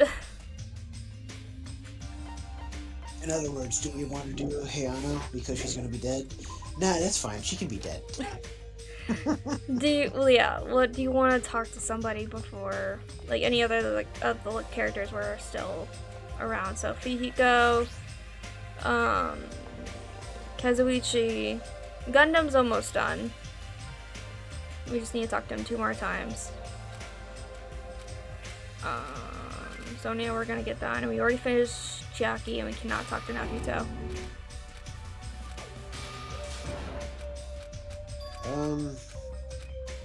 Yeah, let's do Heiano, I guess. Maybe we'll find something nice about her or something. I doubt it, though. Okay.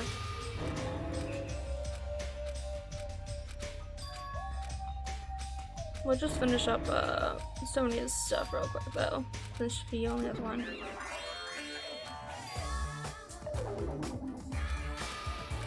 But I was more referring to, like, the people we have left right now in where we are in the other trial. The Nekomaru.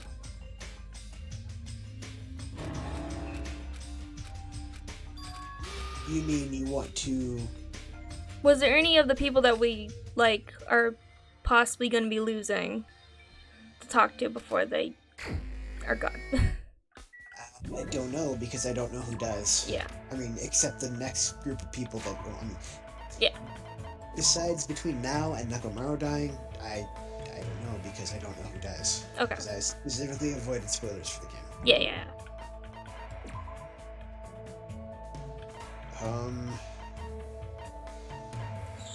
I guess you want to bring up the hope things and see who's close to being finished, I guess. Yeah, Sonia's almost done.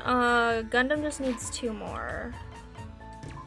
When we finish their thing and we get the hope whatever, and it's specifically called we finish their hope complete, yeah. Whatever. Yeah. Which makes me think that Nagito is seriously onto something with his hope thing. Maybe. Do you want to just, like, finish up with Sonia and Gundam and then get started on the trial? Sounds good. Okay. I can do that. Let's do Gundam then Sonia. Oh, I'm already at Sonia, so... Oh, okay, fine. Who is it? Hey, Sonia, did you watch any good serial killer documentaries recently? Oh my gosh, her room! It's literally a palace. It's like we walked into her cottage and the inside of her cottage expanded to like triple the size. That's Don't ask me how this crazy. works, video game logic. I love it. Sonia. Oh yeah, she looks the like cake thing. Oh, I guess I can't talk to her right now. Okay, we'll go talk to Gundam. Maybe she'll talk to us later. She won't talk to us right now. Yeah. Why am I in front of Pecos? Yeah, I don't know why. Oh, it's my pet. Okay, I left her.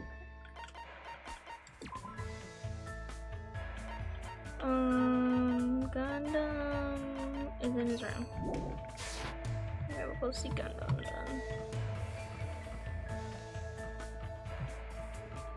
We'll try talking to her after this one, because I think there should be another free time. Ding dong, ding dong. Who's there? Who's there? And of course, we've seen Gundam's room, which is amazing. It's just amazing. I mean, it's got a flat screen TV and a hamster cage. Yep, and lots of books and just a rocking chair. Just a good time. This too. Okay. Yeah. Bye, Gundam now. To pique your curiosity, I should tell you a little story is a perfect way to kill time. I was forced to hear Gundam's story about a parallel universe, and I swear he'd already told me before. Looks like Gundam and I grew a little closer. Would you like to give Gundam a present? Yes, I would. Earrings he likes. You fiend. I will gladly use it. Okay. Hold it if you come any closer. I know. I won't get close to you. This It too appears must that be you the finally will of noticed causality. the blood that flows within me bears a fearsome curse. Of course it does. How Ever since I was young, this body of mine was exposed to so many poisons that it became poisonous itself. If a mere human like you ever touched me, you will immediately decompose and wither away. Thus, I've been trying to make sure you don't get too close to me. Does that mean you've been thinking of me? What? Random fact, there is a school of thought that says, and don't quote me on this, there's a school of thought that says that there are some cultures that expose themselves slowly to poisons, like Yeah. poisonous plants and poisonous like animals in very small amounts and increase it over time. And after you do that, you become, basically your body becomes immune to those poisons. So Yeah, because your body might gets be a- used to it. yeah, he might be referring to like a cultural thing when he says I have been exposed to so many poisons throughout my life, I have become poisonous myself. He might actually just be saying that that's part of his culture, or maybe part of his line of work, is that if he gets bitten by poisonous animals, he builds up a tolerance. Possibly. I think it's also just like he saying like he's a dangerous person, even though he's not. Yeah, he's our favorite fake wannabe Edgelord, who's actually a softie. Yeah. Does that mean that you've been thinking of me? See, like, yeah, Hajime's like, does that mean you've been being considerate of me? Because you're saying, don't get too close.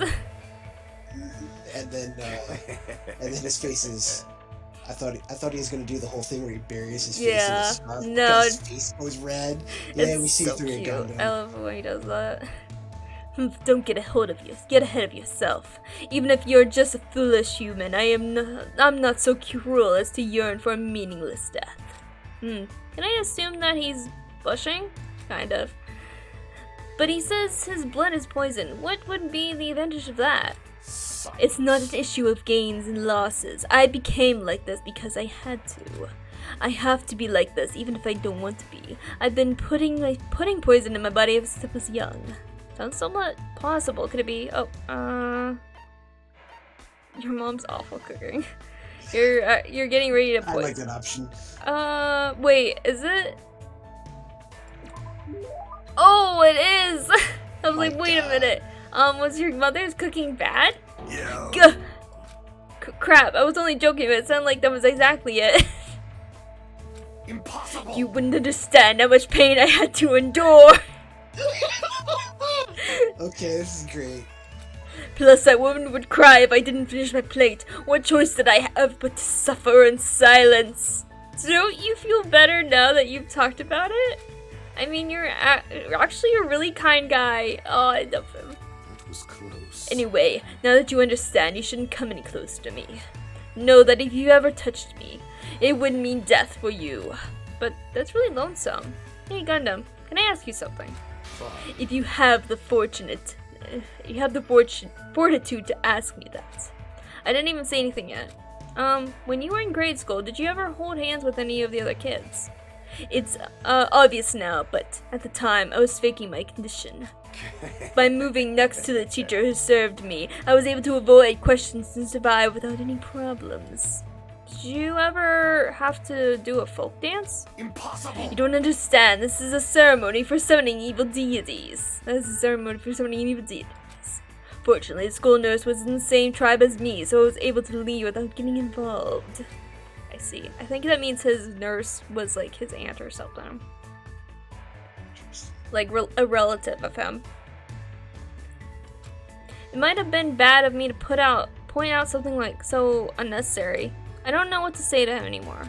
So then, what kind of people are you, okay, to get close to you?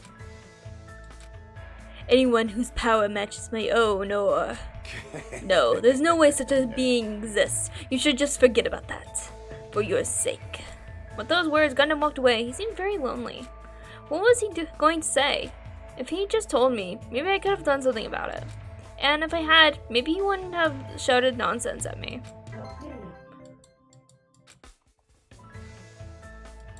After seeing Gundam walked away, I went to my room. Okay, let's try talking to Sonia again.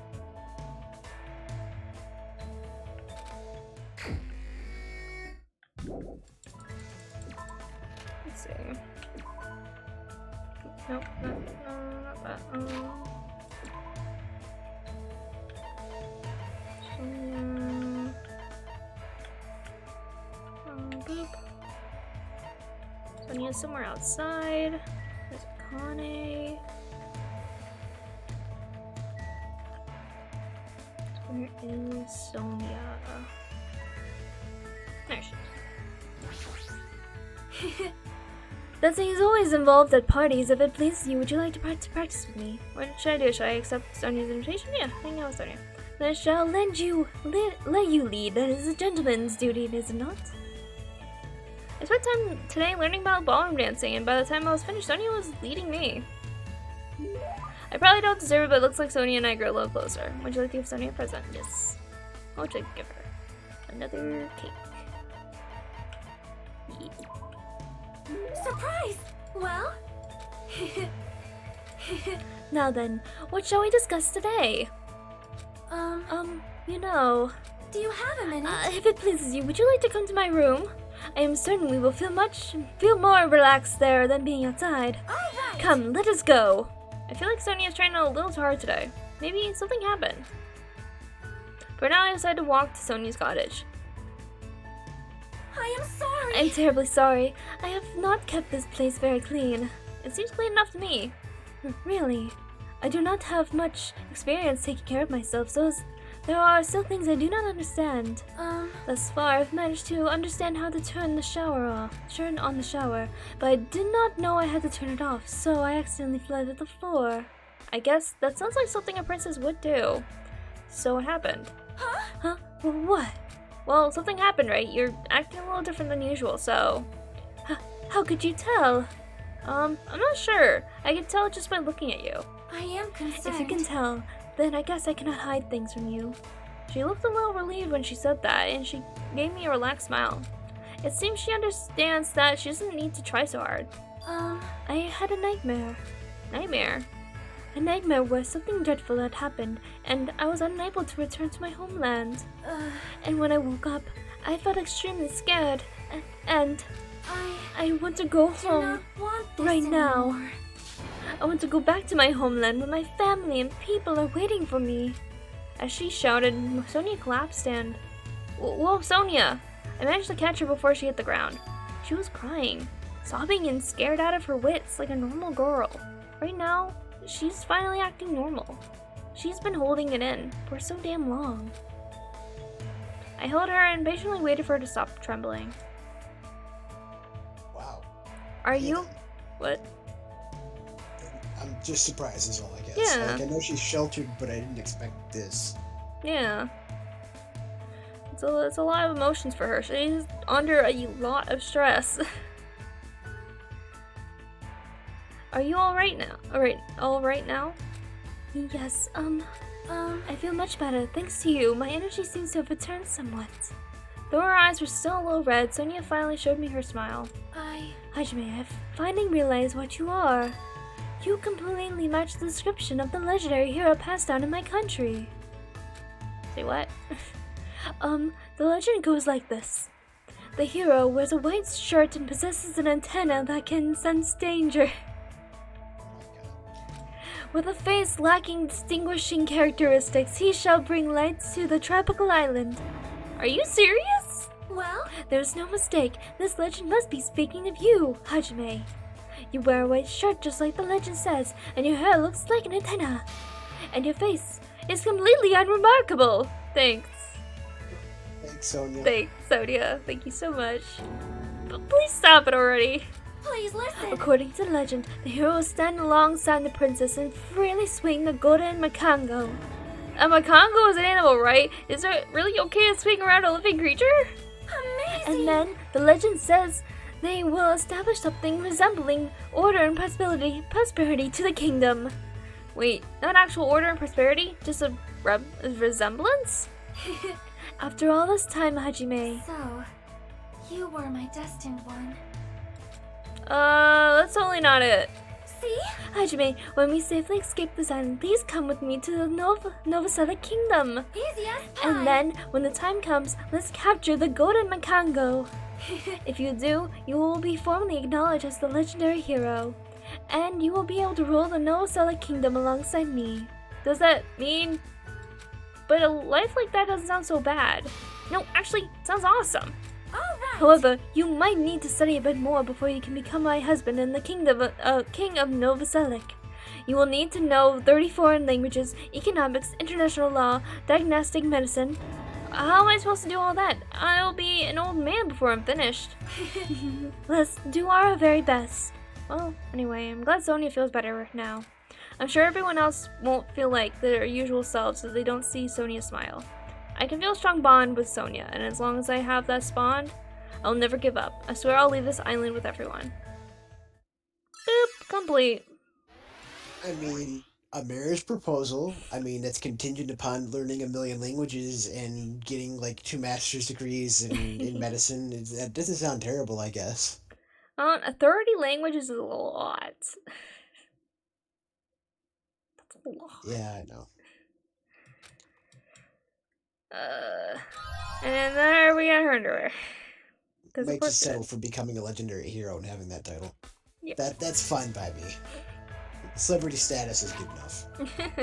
Except the part where everybody tells us we have a plain face. That's kind of like, come on. That's just weird. Okay, we'll get through this part again really quick. We can talk to Gundam one more time.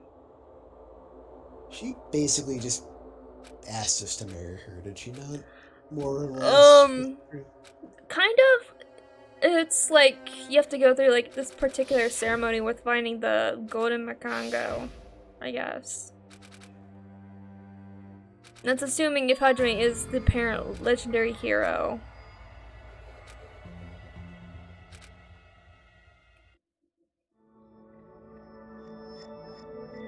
Oh, well, all I know is that we can't tell Kazuichi or we're gonna end up dead somewhere. Yeah. Yeah, we'll break his heart more.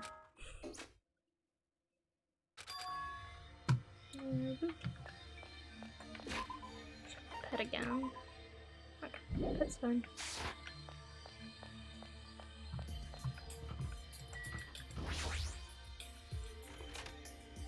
We just gotta talk to Gundam one more time.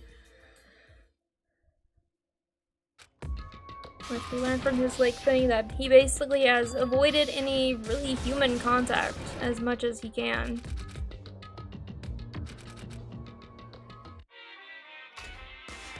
By lying and saying he has a skin condition or whatever to his teachers and whoever else to avoid.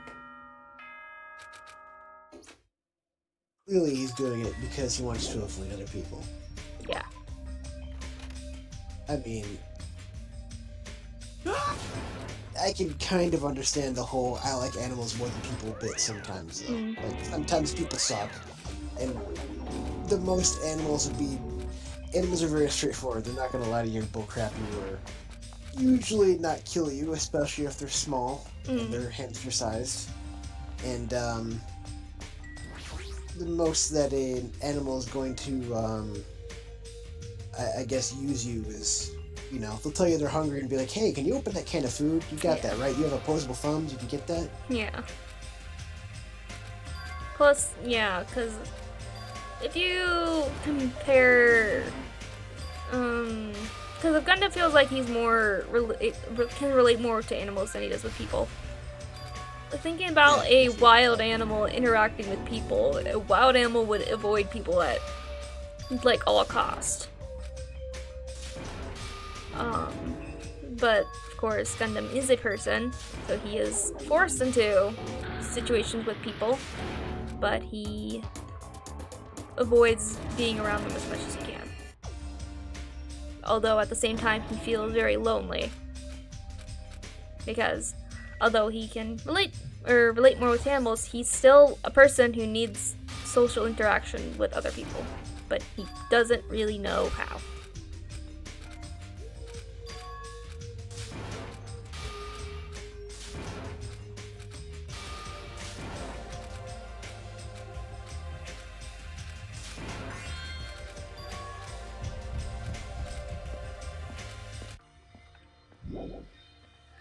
That's probably why also he kind of developed this whole character that he is. Yeah. I think that is like his, you know, his persona. It's not that he's faking his persona. It's just something that he really started to develop very early on. You quote a very good game. Or very good game series. A persona is a mask that you don to face life's hardships. So that might have been his way of coping. Yeah. With not wanting to deal with people, or maybe he just finds it hard to relate to people. Yeah. He finds it easier to relate to his animals. His animals. Yeah. His dark devas, if you will. Yes. And possibly him bringing himself to, you know, have all these sort of fantasies and stuff makes him seem more interesting on the outside for other people. I think it's part of, like, he's just stuck in between this feeling of not really liking people, but also wanting to be close to people, but not knowing how. It's a constant kind of, like, trying to seem like he's very overconfident, very much in charge, even though he's not really in charge. In order to get close to people, you have to become vulnerable and you have to share things with people, and he seems reluctant to do so. It's,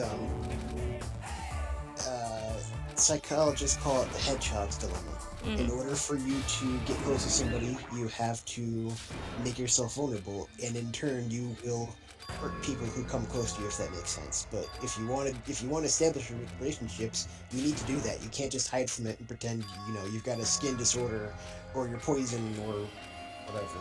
Yeah. Plus, he probably doesn't like people because of, like, his personality and stuff. People probably had not said maybe the nicest things, especially children. He's very eccentric. Yeah. But some people find the eccentricity charming.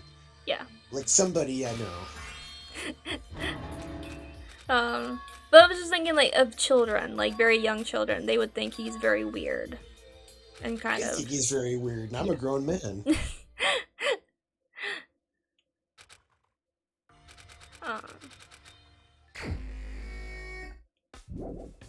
Mind you, I don't think he has all these bad qualities that people would see him and go, ew. Yeah. Gross. I don't think he's, like, evil or bad or anything. He's definitely eccentric, but you could argue he's got some charming qualities. Yeah. Okay, he is at the ranch.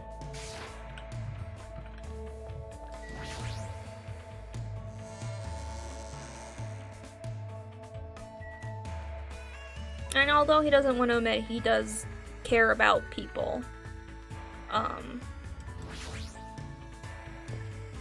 But of course, he doesn't want to show that.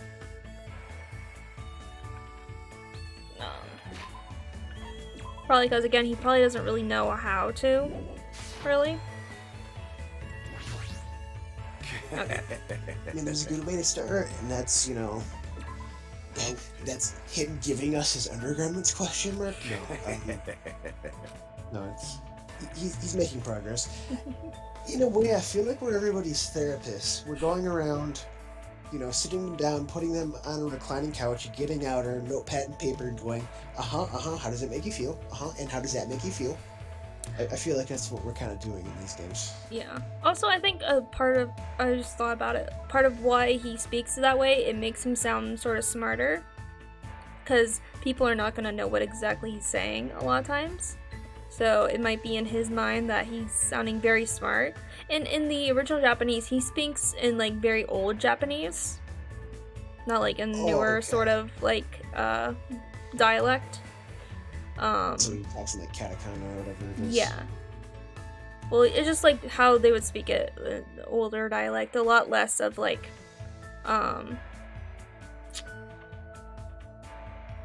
comparing like how like us Americans speak English compared to people in the UK, or like Old English sort of style of speaking.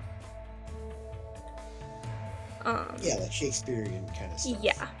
So he's speaking Japanese Shakespeare, if you would.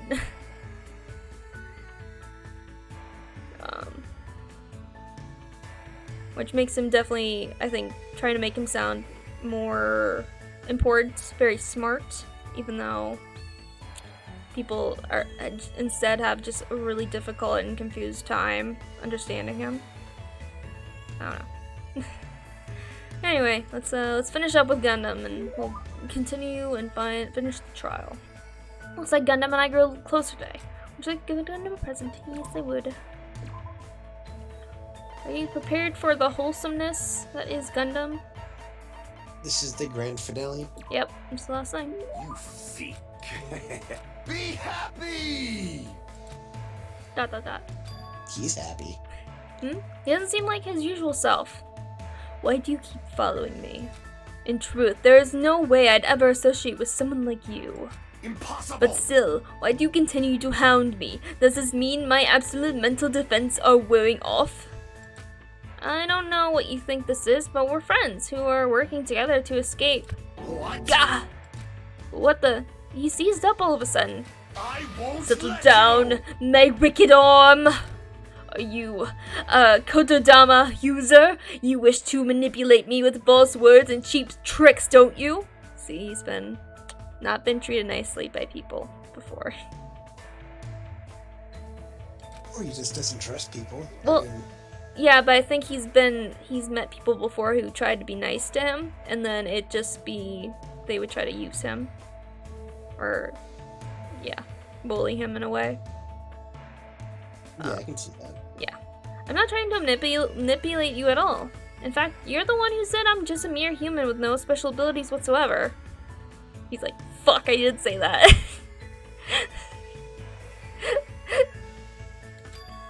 You wouldn't understand. I'm in isolation for a reason. There will never be a day when you understand why I became who I am. I'll destroy you! I am an offspring of an angel and a devil, a cursed being, shunned and rejected by everything in this world. Once I lose the only thing I love, I'm destined to spend my last days being devoured alive by demon beasts. My name is Gundam Tanaka! Truly, I am mankind's natural foe, evil incarnate, a walking calamity, a shapeless insanity, Gundam Tanaka! He sounds like his normal self, but there's definitely something different about him. There might be a kernel of truth hidden in the words he just spoke. It's true, I don't know anything about what drove you to this point, but I definitely believe that you're my friend. If I didn't think that, I wouldn't be able to go on. That's it. That's the only reason. As long as you're my friend, I have no desire to take anything away from you and try to force you to change. This too must It be the seems will that of I completely causality. misread you. I never expected a human like you to contain a singularity. Have I been promoted from mere human? You asked me the other day what sort of existence would be capable of touching me. So The you answer have to that is the singularity. A being who can make the impossible possible by overcoming various limitations. Am I really that amazing? You fiend. Don't get ahead of yourself. A simple creature like you does not have that much power. I have not However, unleashed even half of my power. I can lend you my powers as long as you yearn for them. Then I'll leave this to you. What? For you to say that so easily. Fine. Well, who cares? Lend me your hand. I stuck out my hand like he told me to, and after some hesitation, Gundam slowly gripped my hand. His hand felt like a normal person's hand, and I definitely didn't wither away or die. With this, the contract is complete. I will not allow you to die without my permission. It's so cute! Oh, I love it. He literally just wanted to hold your hand. Protective charm, basically. Yeah, Supposedly. he's literally saying that you are my friend. Like, officially saying that we are friends. Aww. It's so cute! I really want to say that to him too, but he'll definitely yell at me if I do. Instead, I gripped Gundam's hand so tightly that it started hurting. Yeah. It somehow became a battle of endurance, but I felt like a strong bond between Gundam and me. Which reminds me, it's been a long time since I felt so happy being acknowledged by someone. So cute! Oh, I love it. I love Gundam. Oh wait, and we get we get his underwear. this one's the best. Do they have hamsters on them? Do they have hamsters on them? No, it's even better. You're not gonna be able to Mm. guess. You're not gonna be able to guess. I'm not gonna be able to guess. You're not Is gonna it an animal? Is it an animal? You just sucked a skill. Okay. Infinity Unlimited Flame. Okay then. Are they like Minecraft armor? Are they like? No. Is this like the? This is what it looks like to me though. I see that and I see like Minecraft gold armor or something. No, because if you look kind of like behind it, it's just the white outline. It's not the yellow part in the back. That's like the effect that goes behind them when they show these items. Okay. So what you're telling me is because it's an outline and because it's got this like Gundam supposedly magical aura around it, he actually goes commando. Yes. Gundam goes commando confirmed. Yes. Oh my god. Okay. All right. I think I would have confirmed. I would have preferred like hamster undergarments with like fur my or something on them. I don't know. I would have preferred this than the Mr. Commando. All right. You confirmed for Commando. Oh my gosh. It is so fucking funny. God. It's so funny. Alright. Gundam spent all day teaching me to use that ability. By the time I returned to my room, I was exhausted. So. Okay. Well, we can talk to somebody else since we're already in a free time. We'll go talk to somebody else real quick. Just cause why not? I don't know. Or we just go ahead and go to trial. Let's just go to trial. Let's go to trial. Let's do the trial. Let's go. Let's do this. Danganronpa. Let's do this. Let's solve a murder. You mean do the thing the game is designed around? Yeah. Murders and stuff? Okay. So I got a few more skills, I think. Can I? There we go. Oh wait. So you got a Gundam skill, flaming skill, or whatever? Are you gonna use that? Yeah, whatever that is. Yes. Yeah. What does it do, anyways? Increase power of the sensor. Can I be combined with cheat code? Oh, okay.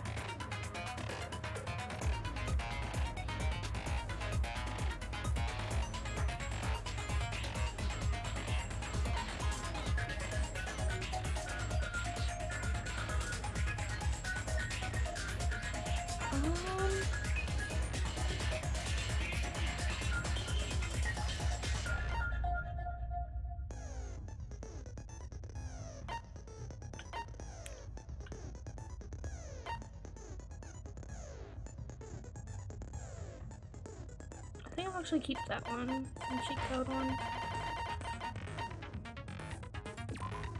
Yeah. Okay. So we'll go through the couple of the truth bullet stuff, the files. Monokuma file number 4. Nekomaru. His body was discovered in Grave Tower, which is inside the funhouse. His head is severely damaged and beyond repair, so that should be considered the cause of death. Despite the fact that his arms and legs are dismembered, those limbs were actually designed to be detachable and it seems to stay separated due to a severe impact.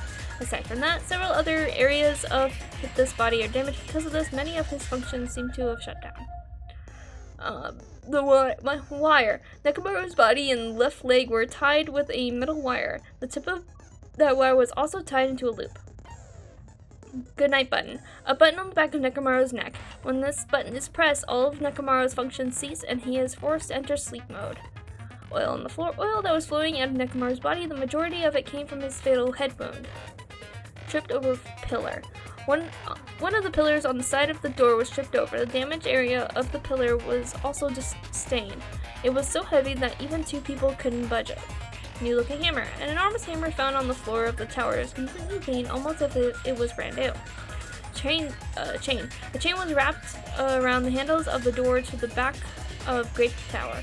For some reason, the killer was able to enter the tower from Strawberry Hall. Akane's account. Apparently, Akane heard a rumbling noise at around 5:30 a.m. Pillar fragments. A lot of small pieces of stone were stacked underneath Nekomaru's body. However, there are no fragments on top of his body. Fuyuhiko's account. Apparently, Fuyuhiko saw Nekomaru walking toward the first floor Strawberry House at 5 a.m. Wall clock at 5:30 a.m. The alarm of the wall clock in the lounge on Strawberry House's second floor started going off. Fuyuhiko was at the lounge by coincidence and managed to stop the alarm because Uichi and Gundam rushed to the lounge after being alerted by the sound. However, Nagito was apparently the only one who didn't hear it. Contact elevator. The contact elevator used to move between both houses was broken and no longer worked. It is apparently broken at the Grape House side, so the last person to use it would have arrived at Grape House. Strawberry Hall's button. The button in Strawberry Hall that opens the door leading to the tower is broken. Nagito's sudden appearance. Nagito was supposed to be at Strawberry House, but he appeared at Grape House via some unknown method. The contact elevator should have been broken. Kazuichi's account. Apparently the compass's needle spun 180 degrees while it was inside the contact elevator. Nekomaru's alarm clock timer. Nekomaru's used his alarm clock to recover from sleep mode. The clock's arms are stopped at around 7:30 and the alarm was set to 7:30 as well. The clock in Nekomaru's chest receives radio waves at fixed intervals and automatically adjusts itself if its time is off. Basically, it's an amazing precise clock that can't be tampered with, not even to set the time. A doorknob found under the tipped-over pillar. The screws at the base are pulled out, and there are some scratches marks on the knob itself. One of the doorknobs from the far back door of Strawberry House was missing, so this doorknob was originally attached to that door. Strange feeling in tower. So regardless of whether you entered the tower from Grape Hall or Strawberry Hall, the placement of Nekomaru's body, the tripped-over pillar, the oil stains, and even the disassembled parts Kazuichi arranged look exactly the same. Okay. Probably gonna mess this up because I don't remember how this order of the case goes exactly in order, but we'll see. Let's start the class trial. All rise. Now then, let's begin with a simple explanation of the class trial. During the class trial, you will present your arguments for who the killer is and vote for who done it. If you vote correctly, then only the blackened will receive punishment. But if you pick the wrong person, I'll punish everyone besides the blackened, and that person will earn the right to leave this island. I'm sure you guys are starving by now, but let's get revved up and raring to go. Whoever survives will be treated to a fancy lunch. Guess what? Rabbit curry is on the menu. Huh? I'm not the main ingredient, right? I'm here today because Coach Nekomaru risked his life protect me? I don't know. It's looking like, at least to me, he might have done more than risk his life to protect people. Maybe, yeah. I'm gonna be the one who avenges him. I'll definitely find out who the killer is. I'm definitely not tempted by curry. Got it? Why Akane, not? you seem to have an impressive amount of drool flowing from your mouth. Hey, why don't we try going over the incident? We weren't able to leave Strawberry House, so I want to make sure we get a detailed understanding. I discovered Nekomaru's body a little before 7 a.m. I headed over to Grape Tower for Monokuma Taichi and found the body there. Hajime and Chiaki were also with me. Hajime was with Miss Sonia and Chiaki that early in the morning? Yeah, because we had to go to the Tai Chi. Don't tell me you three were together since last night! Kazuiji! Imbecile! I am not some woman with flexible legs. What? Of course you're not. You're much classier than that. Okay.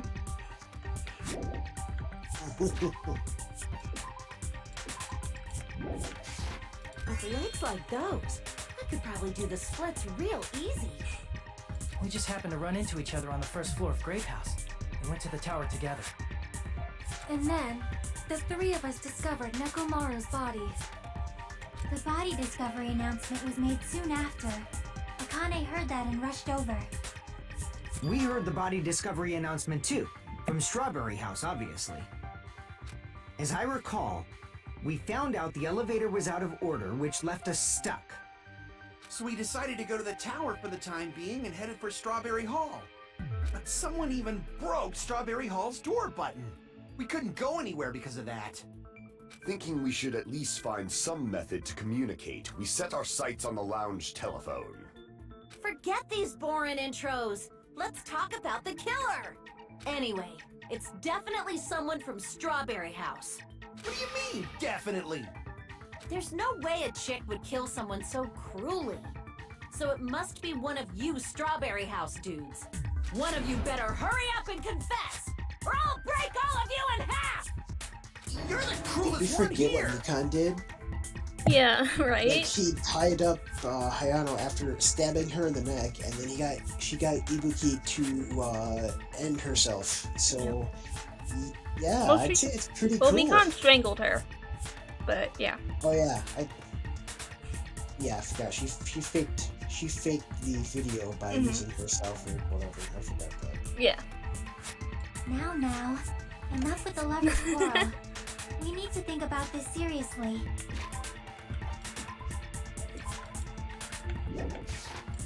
We don't have the luxury of discussing irrelevant things. The incident this time has many questions. The incident notwithstanding, I also have many questions. Notwithstanding. Then let's start with something even Miss Sonia can understand. The weapon. Oh. Now he's just like, Well, the weapon is obvious, right? Now you think you gonna say something? What the heck, you guys? The weapon! You can totally tell just by looking. You can tell what the weapon was just by looking. It wouldn't be much of a mystery if that were true. The only thing that the crime scene that looked like a weapon though was probably The hammer was spotless, was it not? the pillar though. I guess we should figure out the weapon first. The weapon was right there at the scene of the crime! That pillar, huh? No, the hammer! The killer used that hammer and beat the crap out of him! No. Wait, no, I'd have to use the hammer to. I'm more messed up because the hammer was new. Yeah, it was I guess we should figure out the weapon first. The weapon was right there. That pillar. No, the hammer! The killer used that hammer and beat the crap out of him! No, that's wrong! I'm gonna restart that because I'm like, I'm already messing up, but it's not even No, that far. I ahead. can't accept it. Oh my gosh. Danganronpa.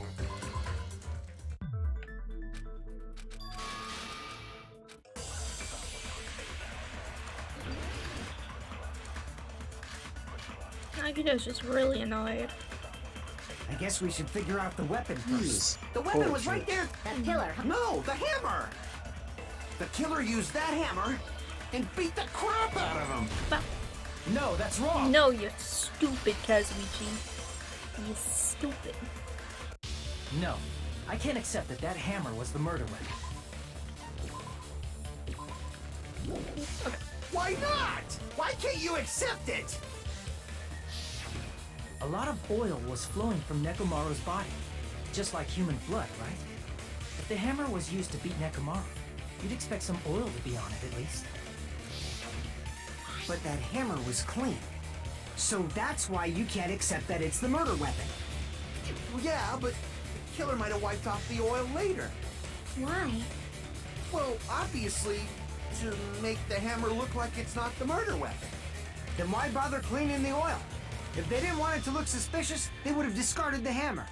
You're pretty insightful, baby gangsta. Baby gangsta? That's an official line? Yeah. Calling him baby gangster. Yeah, it is. Just so you all know, I was trying to test you guys. Yeah. I thought maybe you guys mistook the hammer for the weapon or something. Mm-hmm. It seems that was a waste of time. Yeah. Then what was the real weapon used to murder Nekomaru? That's the problem. There wasn't anything else at the crime scene that looked like a potential weapon. Then, how about we look at it from a different angle? If it doesn't have oil on it, it's not the weapon. So whatever has oil on it must be the weapon, right? He used his own head to smash his head in. Yes, totally. Yeah. An actual weapon that has oil on it, the pillar. I see! The only thing with oil on it is that broken pillar. Then that pillar is the weapon! Coach Nekomaru got clobbered with that pillar! Nobody could withstand a blow from that pillar. Even if you used 100% of your muscle strength, it would be impossible to wield it as a weapon. Why? We tried to move it, right?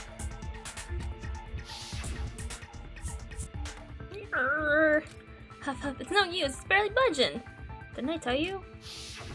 Yeah, that pillar was pretty freaking heavy. Yeah, it was.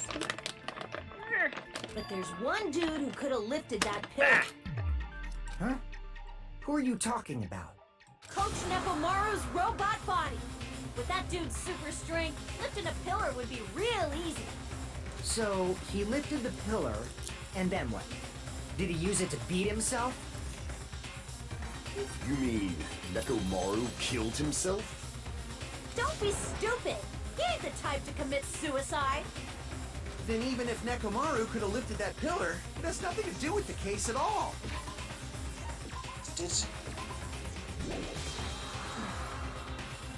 Well, I guess you're right. What the heck? But it does bother me a little. That word, suicide. By the way, the fourth murder of the Killing School Life was apparently ruled as suicide. Huh? No. That shouldn't matter. There's no way Nekomaru would commit suicide. But that's a problem. If it's not the pillar, then there's no other weapon we can think of. There may be a way to use the pillar as a weapon without lifting it. Huh? For reals? Yes, for reals. Like the way she says that. I see. So my gut was right after all. All right, it's up to you, Sonia. Prove that pillar was the murder weapon. Understood. Then I shall give it my all. Sonia, here I go!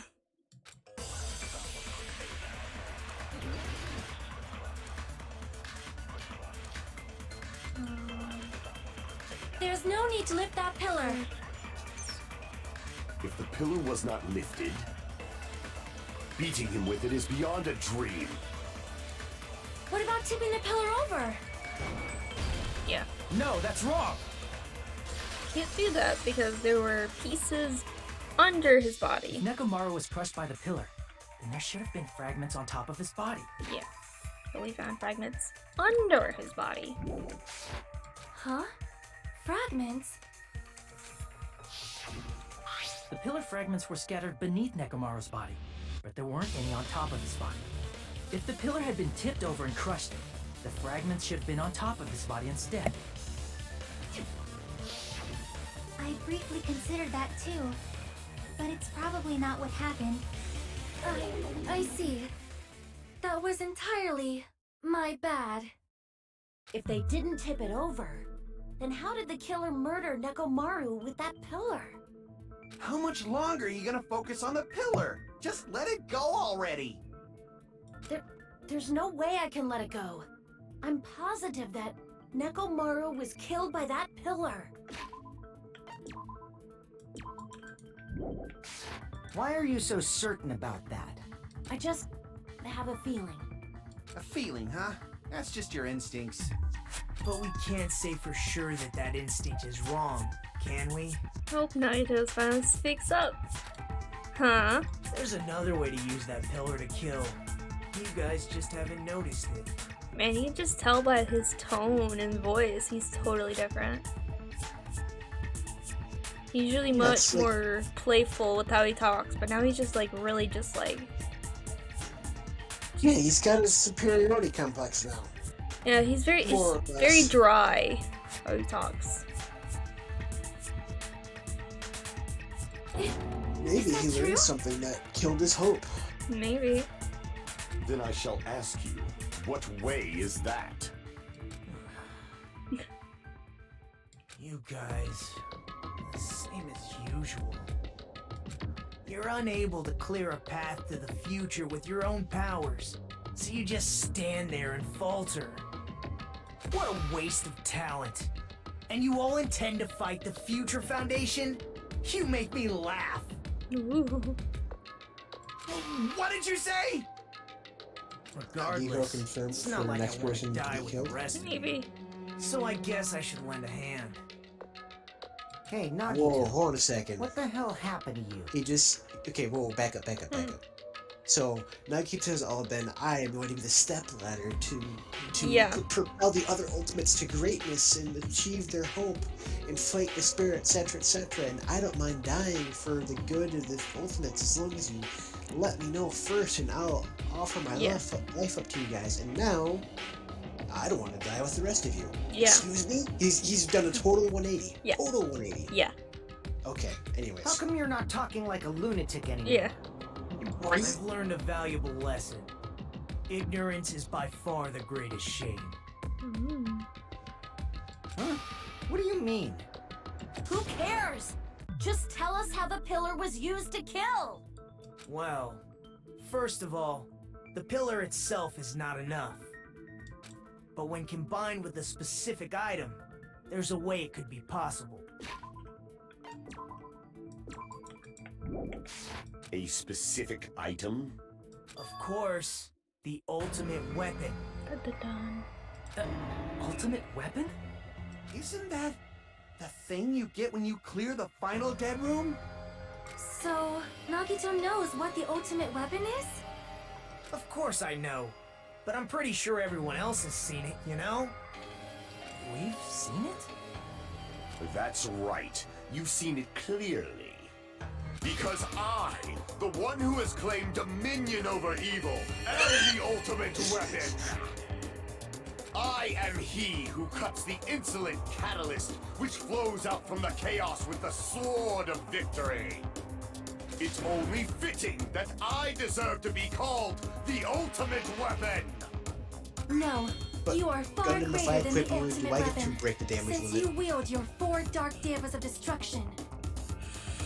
Oh, See, so cute! I don't know why. Yeah, we're shipping but I'm Gundam and Sonya unlucky. for sure. Yes. Cut the bullshit and say it clearly.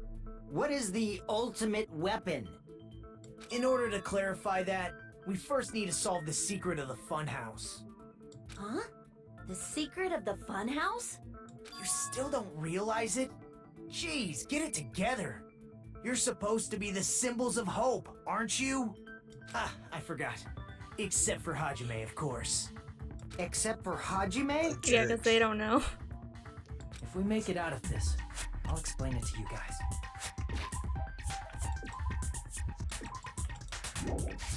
Anyway, we must first clarify the secret of the funhouse, right? Then I think it must have something to do with the structure of the funhouse. Strawberry House leads to Strawberry Tower, and Grape House leads to Grape Tower. But in actuality, they are both the same building, and both houses are linked to the central tower. It is undeniable that such a sweet building structure is the secret of the funhouse. Man, Sweet. not only does that make perfect sense, but Miss Sonia's beautiful voice is just so soothing. For show! I shall leave this matter to your discretion. For sure. The two houses are connected to the tower in the middle. I thought that at first too, but I ended up finding proof that completely contradicts that.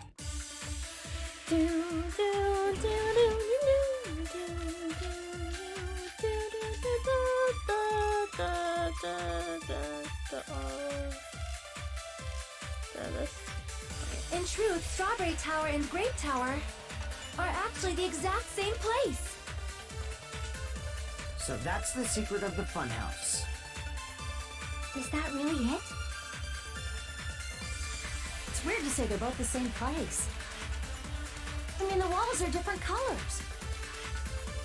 And the designs on the floor are also different. We've already settled this problem. Give it 10 years before you argue with Miss Sonia.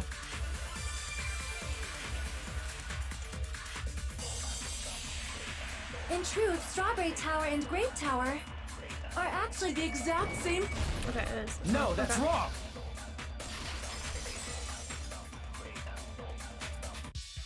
Both of those towers, are they really the same place? Why are you asking that now? Do you harbor a grudge because my kingdom destroyed your homeland? Hajime, I won't tolerate any sort of rebellion. I mean, doesn't it seem strange? When we went to Grape Tower from Grape Hall, Nekomaru's body was in front of the door to Strawberry Hall.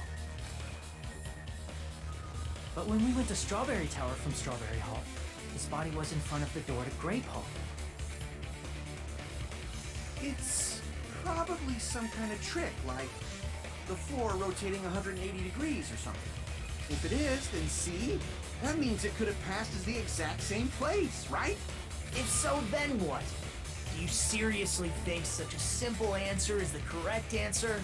Does that mean he's wrong? Oops, I guess I've said too much. If the floor didn't rotate, then that means we need to think about the structure of the building again. Bow down! Then how about this? Somebody moved Nekomaru's body. Well, we were moving from Grape Tower to Strawberry Tower, but we should have all been together during that time. Even if they tried to move the body inside the tower. Then Monokuma did it. While we were moving, Monokuma quickly moved things around. But Nekomaru's body wasn't the only thing moved. Are you saying the broken pillar was moved too? If it is too heavy to carry, let them roll it. Just like if there is no bread, let them eat cake. Okay, Miss Internet, do you know the meaning of that? Yeah.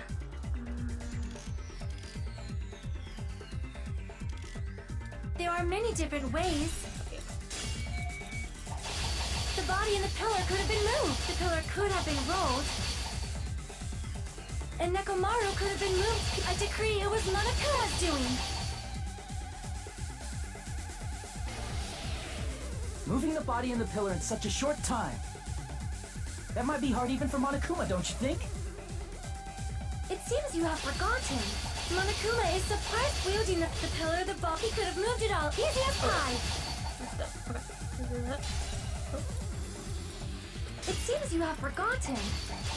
Monokuma is surprisingly strong, wielding the power of the futuristic Robo-Bear. The pillar, the body, everything that... Nope. Allow me to cut through those words. Not the oil. Moving the body and pillar is possible, but it would have been impossible to move the oil on the floor. Huh? When the position of Nekomaru's body in the pillar changed, the oil surrounding his body moved too. Physically moving all of the oil like that is simply not possible, no matter how you look at it. Then it's impossible to think it was moved. I am terribly sorry. I cannot believe I got so fired up. It's all right. A fired up Miss Sonia is awesome to watch. So what really happened? Does that mean the two towers aren't the same building? We can't be certain of that either. Not when the experiment involving the handbook I left on the tower floor was a complete success. Yeah, the e-handbook was still there. That's why we thought the two towers were the same building. If they're not the same building or two different buildings, then what are they?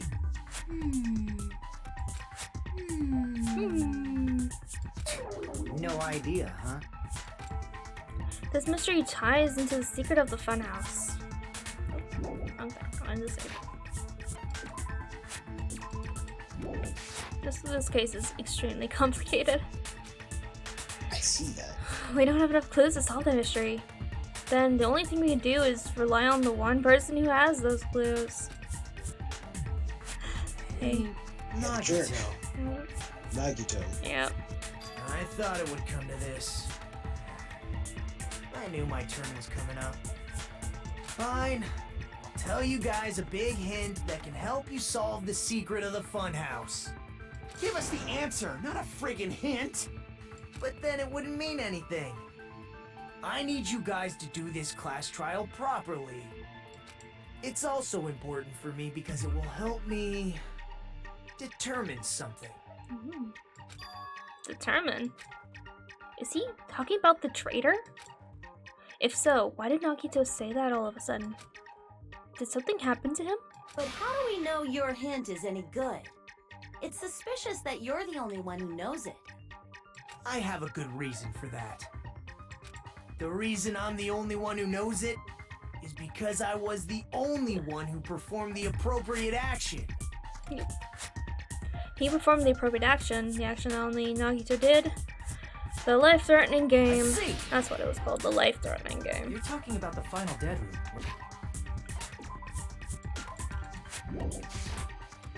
You cleared the life-threatening game there and found something, didn't you? That's right. The hint is what I saw after I cleared it.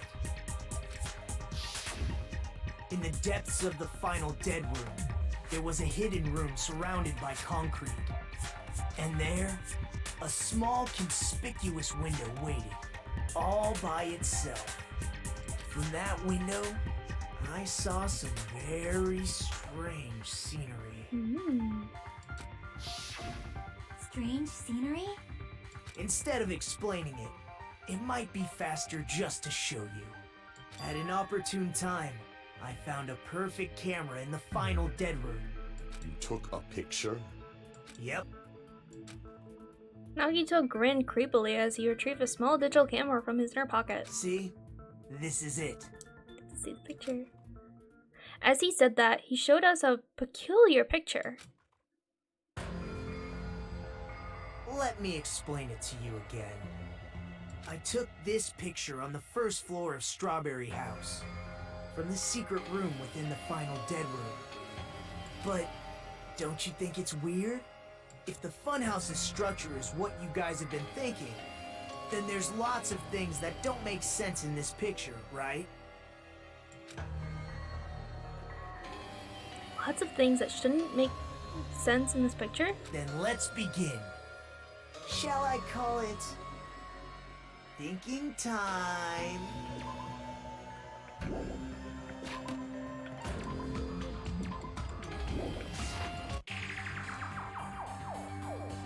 What doesn't make sense in this picture? Here. If we thought it how we originally thought it was, there would have been another building over on the other side of that circular part, because that's the tower. And if he's in Strawberry House, he should have been able to see Grape House from the window. But there's no building over there.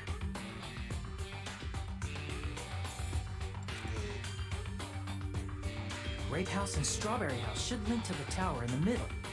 Which means, if you're viewing the tower from Strawberry House, you should see Grape House behind it. But in this photo, I don't see anything behind the tower. No shadow, no shape, no Grape House at all. I see. And is that it? Nagito said there's lots of different things, lots of things that didn't make sense in this photo, which means there are other contradictions painted at.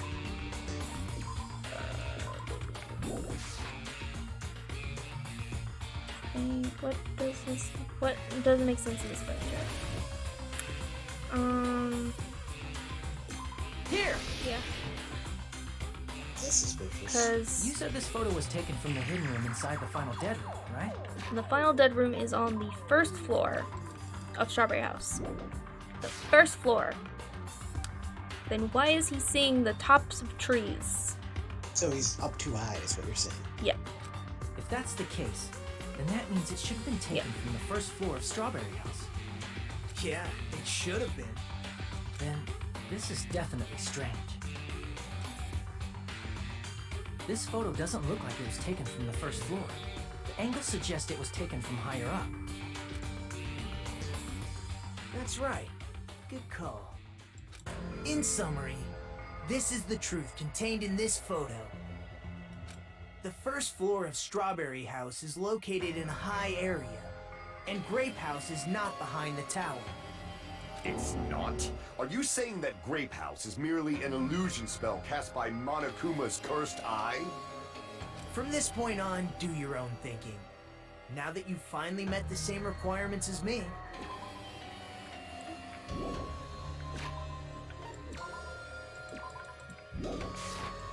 If you guys are truly symbols of hope, you can easily solve a simple mystery like this. It might be possible for Hajime to solve it too, even though he's just a normal high school student. Despite the fact that you don't have a real talent, you already know about the other clue. The other clue? Is he talking about that one time? Why, hello there, Hajime. Nagito, why are you here? Because I showed up. You showed up? How'd you even come here? Maybe I teleported. You're referring to when you suddenly appeared on the second floor of Grape House, right? I'm asking you just to be safe. At the time, where do you think I came from? The top floor, right? Such sharp eyes. So you realized it already? Top floor. So the third floor? But the Monokuma archive should be the only room on the third floor of Grape House. What does it mean? What does it mean? Was that thing just now another hint to figuring out the mystery behind the funhouse's structure? The reason Nagito appeared from the third floor? Using the photo he took, it might be able to find the answer if I just think about it. Alright, let's do this. Time to think, snowboard! The half pipe, here we go. Yeah.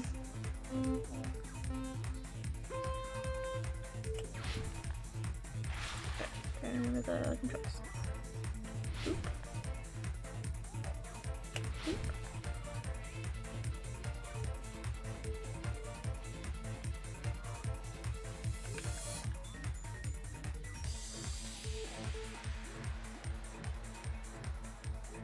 Question 1.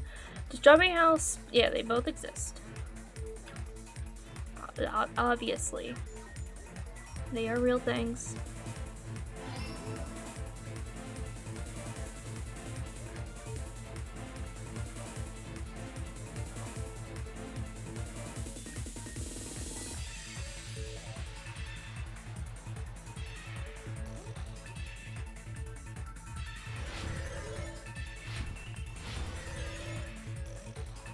Are Strawberry House and Grape House the same buildings or two different buildings? They're the same building.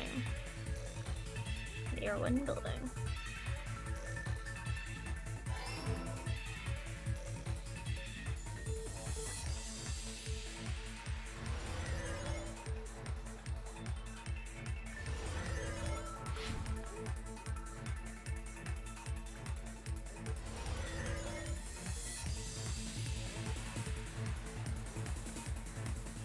How are Strawberry House and Grape House positioned vertically?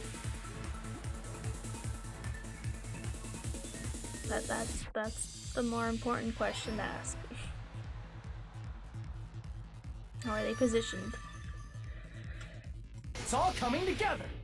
Because if we didn't see them horizontally placed, there's only one way out. Got it. I know the secret of the funhouse. They are instead stacked on top of each other. Then let me hear it. What kind of answer will you give, I wonder? In the picture Nagito took from Strawberry House, I didn't see Grape House at all. So where did Grape House go? There was only one possibility. It was in a position where it couldn't be seen from Strawberry House. Which means Strawberry House and Grape House are in the same building, but on different floors. Yep. Same building, different floors?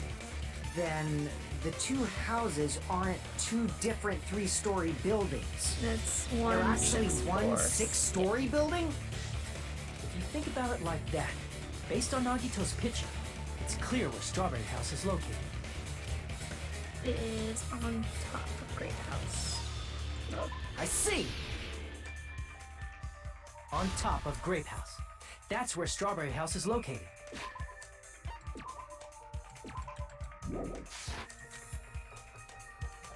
Because of that, the photo taken from the first floor of Strawberry House was at a high angle. Altogether, this means the first floor of Strawberry House is also the 4th floor above Grape House. Oh snap! I never expected that the two houses were connected vertically.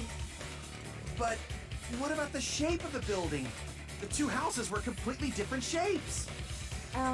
Strawberry House is 4-sided, and Grape House is 6-sided, right? It never occurred to us that they were the same building because it was structured with two different shapes. A quadrilateral and a hexagon, overlaid atop each other to misdirect how we would perceive them. And it worked, didn't it? Disregarding the tower, we fully believed the two houses were two separate, distinct buildings. In order to conceal the unique design of the funhouse, Monokuma put us to sleep so we couldn't look at the outside of the building when he brought us to it. You've just been Kuma'd! You got Kuma'd.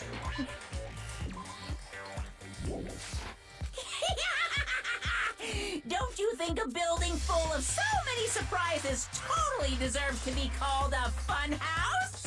Then it's true? The building was really like that? That's right! Those two houses exist on different floors in the same building!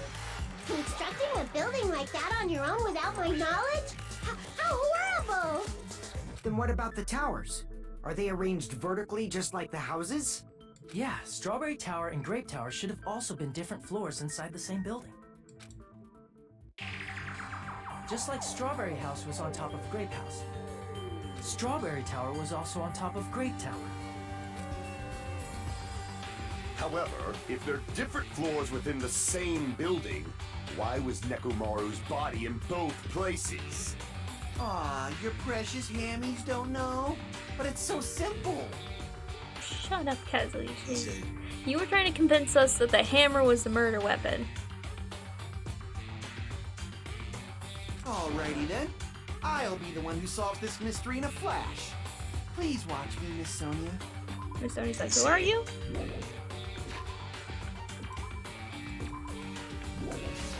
Oh, I see. Do whatever you like. She does not care. I'll definitely make her watch me. I'm gonna stand out till she notices me. Okay. You try that, Kazuichi. See how that goes.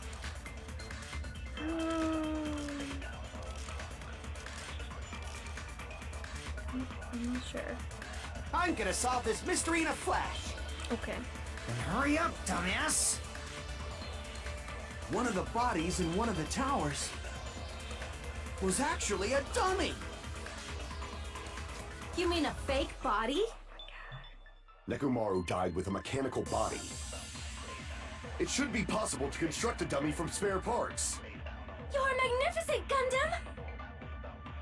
No fair! You totally stole my spotlight! It's So which actually one was a true. fake body? Shut up! Just pick one of them. Dummy of Nakamura's body doesn't that mean the killer prepared it in advance? But is something like that even possible? I mean, the simple body parts don't look like they moved at all. I'm gonna solve this mystery in a flash. Then hurry up, dumbass! One of the bodies in one of the towers was actually a dummy. Oh, okay. Damn it! I'm gonna solve this mystery in a flash. Then hurry up, dumbass! One of the bodies in one of the towers was actually a dummy. Okay. No, that's wrong.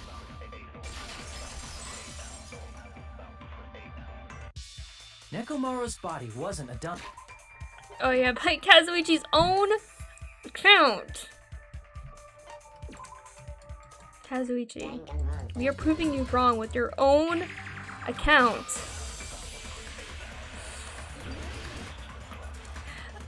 God, Kazuichi. I'm gonna solve it. Then hurry up, dummy! One of the bodies in one of the towers was actually a dummy. No, that's wrong. Kazuichi, you are no help during the trials. Nekomaru's body wasn't a dummy. That can be proven by Kazuichi's account. Huh? Me? Yeah, you. Remember?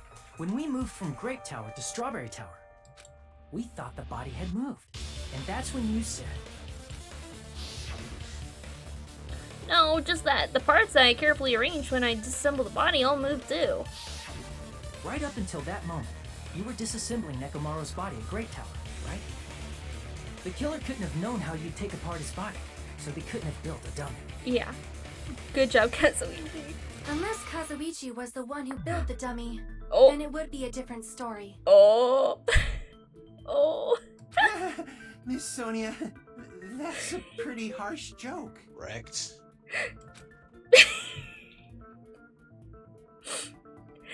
Yeah. Joke. You are joking, right? Oh my god. It's alright. Kazuichi is not the killer. Oh. If he was, he wouldn't have fixed the elevator or the button in Strawberry Hall. It'd be much more convenient for the killer if it stayed broken. I see. That is disappointing. That's disappointing. Disappointing. Disappointing, she says. Even more disappointed. However, even if Nekomaru's body wasn't a dummy, it's meaningless if we don't have the important answer. The reason Nekomaru's body was in both towers, even though it was supposed to be on different floors. Maybe it was simply moved? The body moved to a different floor? You can't think of a device like that? A device that moves things to different floors in the same building? No, I can't. A device like that? Remember when we entered the funhouse from one side? How we couldn't enter it from the other? That device is just like that. If you enter it from a specific place, you can't enter it from the other. A device that transports things to different floors in the same building? What? That's crazy talk. And just like the tower, if you enter it from a specific place, you can't enter it from the other? What? Feel like I've seen that before. Alright, now I have to spell it. Now I have to spell elevator.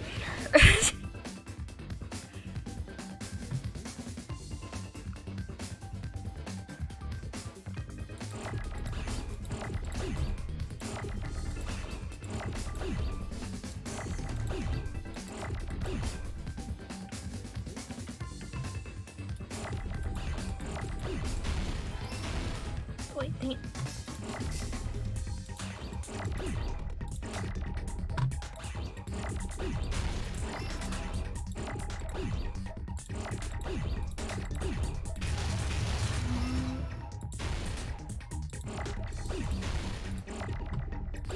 I need a eye?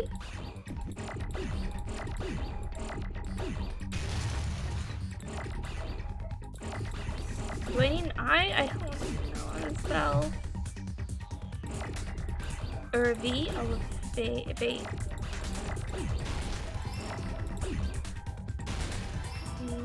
Oh, thank you.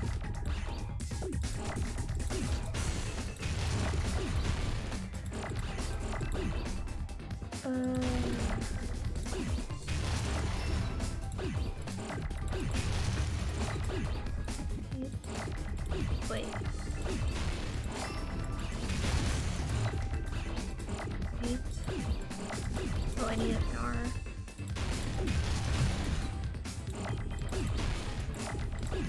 There we go. Elevator! Yay. You must be talking about an elevator. What? Are you saying Nekomaru's body was transported using an elevator? No, it was black magic. Yes, it was an elevator. Where the hell is this He elevator would anyway? actually tell us it was black magic. Akane, where the hell is this elevator?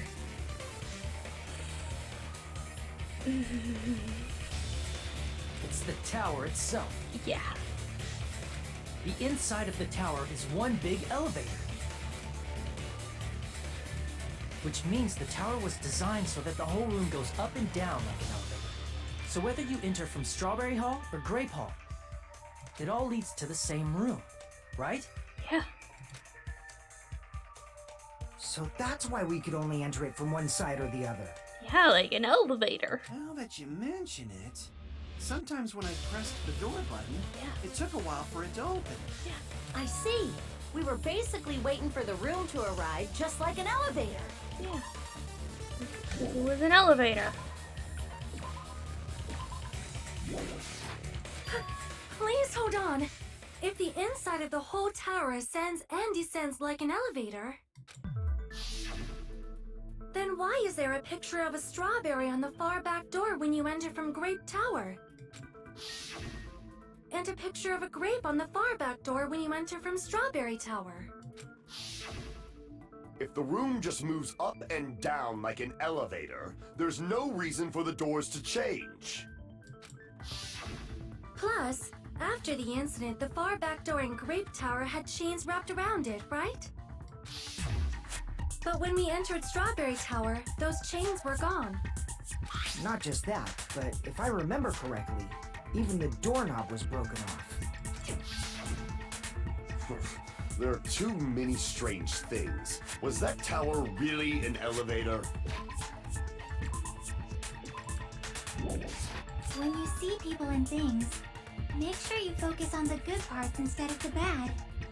What did you say? So, let's put aside what's changed and focus our attention on what hasn't. Why do we have to do that? It's fine. Come on. What does everything that hasn't changed have in common? The things that didn't change when we moved between the two towers. That includes the body, the pillar, and the oil. We've been talking about that stuff for a while now. There shouldn't be anything strange about them, not even the fact that they all moved with the elevator. The one thing that all these have in common, they were all on the floor. I see! Is it safe to say that all the items on the floor didn't change?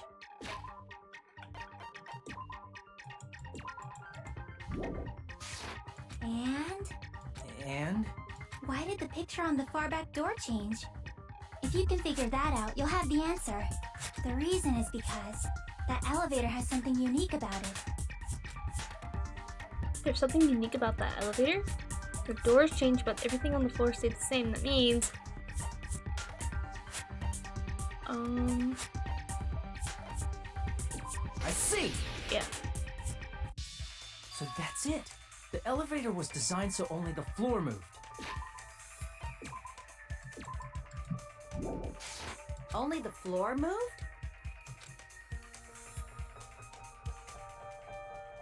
Which means the whole room wasn't an elevator, only the floor was. That's why we saw different doors in each tower. Which means on the first floor of Grape Tower, the door on the far back wall had a strawberry design. And on the fourth floor, which was Strawberry Tower, a different door on the far back wall had a grape design. Then, where do the different floors lead? I want to say they lead outside, but they're probably just for show. Just for show? Why was something like that necessary? So we'd falsely believe that the doors were connected to where their picture signified. It was actually very effective. Because of that, we totally misunderstood the building's structure. I don't get it. But I guess it means whoever designed this building had a totally twisted personality. Did you hear that, mon ami? Don't blame this on me. Take responsibility for yourself. Then I'll take responsibility and gently caress you. Wait, there's no way that's gonna happen. Stop with the tasteless jokes. By the way, what does the chain on the far back door in Grape Tower mean? It was probably wrapped there by the killer to keep us as far from Strawberry Tower as possible. Why? Because of that chain. You guys thought you couldn't enter there, right? Like you said, I could possibly use these parts to repair that button, but seriously, hold on. Even if you do repair the button, what's going to happen to the chain on the other side of that door? Jane? The door that leads to Strawberry Hall has a chain wrapped around the doorknob. Even if you fix the button on the Strawberry Hall's side, the door won't open as long as that chain is there. You don't need to worry about that. About all that. Huh? The killer destroyed the Strawberry Hall button, so we'd stay away from Strawberry Tower. Everything was done to tamper with the evidence, so we wouldn't find out about the secret of the funhouse. The appearance of a body in the tower would contradict what we thought we knew about the building. In that situation, if we'd gone to Strawberry Tower, we'd have seen that contradiction firsthand.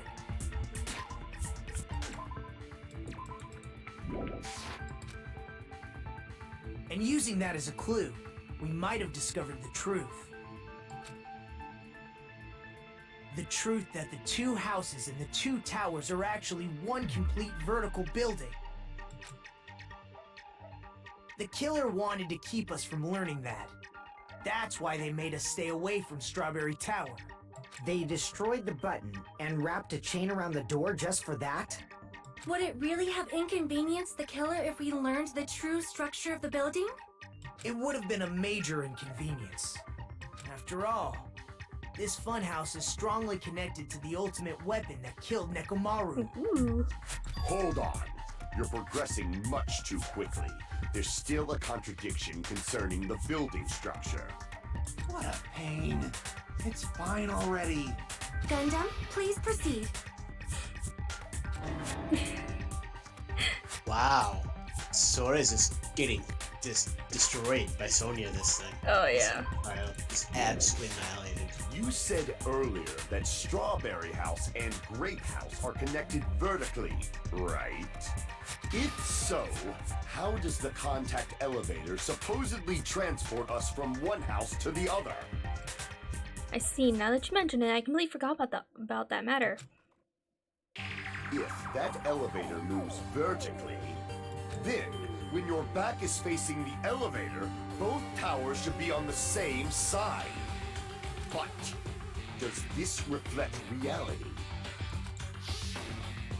Inside Grape House, Grape Hall is on your right when your back is to the elevator.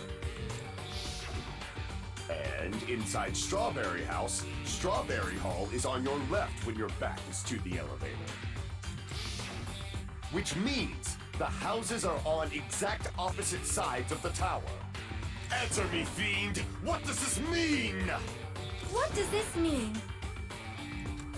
I agree. What does this mean? So Sonia is starting to simp for Gundam? Is this how this is working now? This is the vibe I'm getting. Kind of. They're definitely very much buddy-buddy. They're on the same wavelength. Yeah. For sure. If the tower's two houses are connected vertically, the position of the tower should be the same in both houses. But in fact, when my back was facing the elevator in Grape House, the tower was on my right. And when my back was facing the elevator in Strawberry House, the tower was on my left. How can I break through this contradiction? We already have evidence for it. Of course we do. We'll make your argument. Because we choose account, I think. Wait, is it? Hold on. The two houses. What is the... Hold on.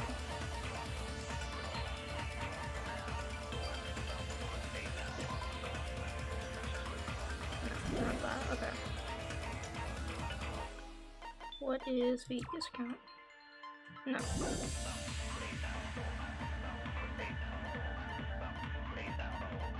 What was the other thing?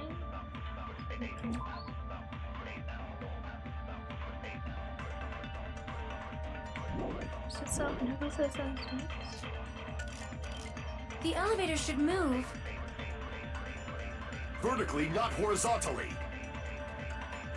However, at both houses, if the contact elevator is behind you, the towers are in opposite directions.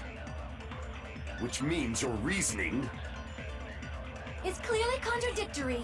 They're finishing each other's sentences. What's with this iron curtain of teamwork? So Gundam and Sunny have matching arguments. Sounds like it makes sense, but there's a flaw in their argument. Someone's account should definitely come for that. Okay, somebody's account. If the two houses are connected vertically. The elevator should move. It's a Nagito. Vertically, not horizontally. Damn it! I don't remember.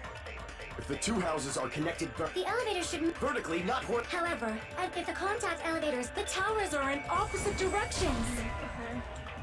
So it is Fihiko's account? Damn it! Or was it? I don't know.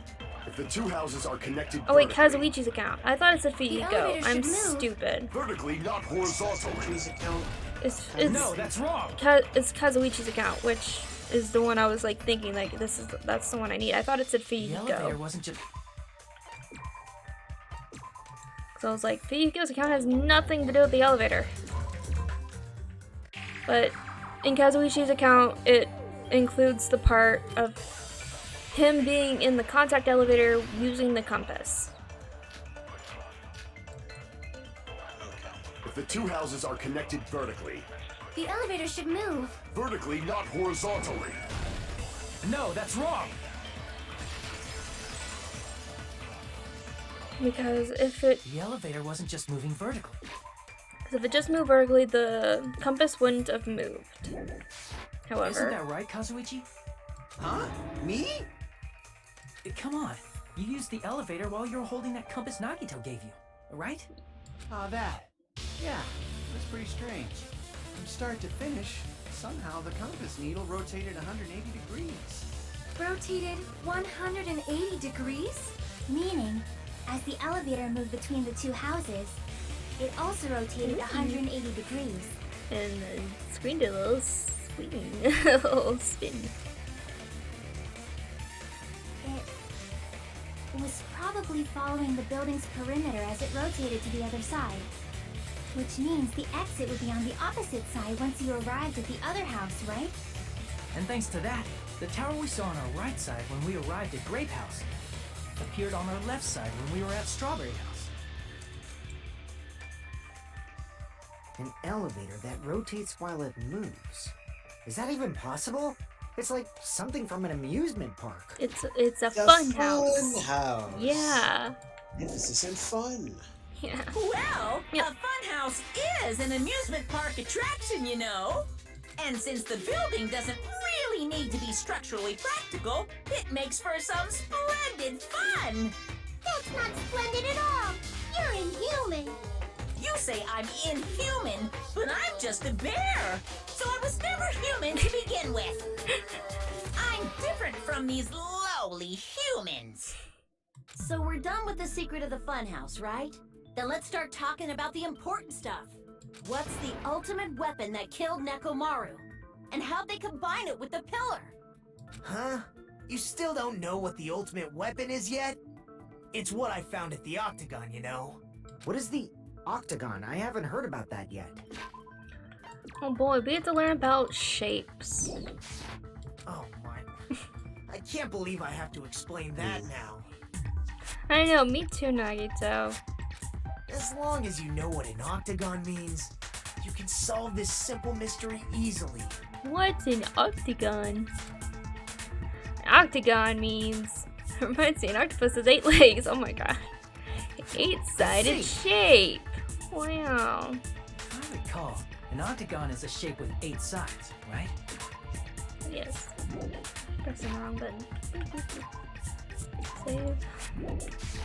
I didn't expect you to know that. For a substitute reserve course student, you're quite knowledgeable. Shut up, Nagito, you're a jerk. So we're trying to solve a murder. Yeah, you have a stake in here too. You've decided that you don't want to die, so you Yeah. know what? You should help us and quit being a jerk. I guess I should continue listening. Where is the place befitting of the name Octagon? Can I reach into the screen and just slap Nagito? Is that an option? The place befitting of the name Octagon. Grape House is 6-sided. Strawberry House is 4-sided. Neither of them are 8-sided. But when you combine those places, a certain place would become 8-sided. There? Here! Yeah. I don't know where to press, but yeah. You're talking about the secret room surrounded by concrete in the depths of the final dead room. Nope. Oh, keep doing it again. Pressing the wrong one. You know that because Nagito is the only one who's seen it, correct? Yeah. But if we know that the Strawberry House is on top of Grape House and the final dead room is on the first floor of Strawberry House, then why is that place the Octagon? You know how the 4-sided Strawberry House is on top of the 6-sided Grape House? If you cut a 4-sided shape out of a 6-sided one, you get 8 edges. It becomes an 8-sided shape. that's why it's called the Octagon.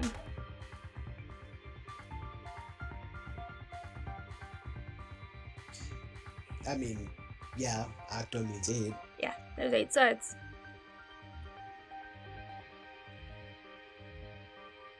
And it makes sense where that would be. It would be on top of the other one. The floor of the Grape House, which is a 6-sided thing. So there is room, possibly, to make another room, sort of thing. That's basically the gist of it. Yeah. The true identity of the Octagon is that secret room in the depths of the final dead room. And you can kind of see how it is in the In picture. actuality, that place contained various weapons. Then the ultimate weapon was there too? That's a little different. I learned the true identity of the ultimate weapon at the Octagon. Learned? The true identity of the ultimate weapon is the Funhouse. Gasp.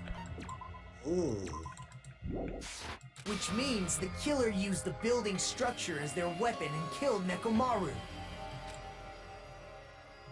Like me, the killer probably realized the secret of the Funhouse from the scenery, and then thought of a way to kill making use of the building structure. The funhouse itself is the weapon, so they killed using the building structure? That's why the killer tried to keep us from learning the mystery of the building. But more importantly, using the building itself as a weapon? Such a spectacular crime.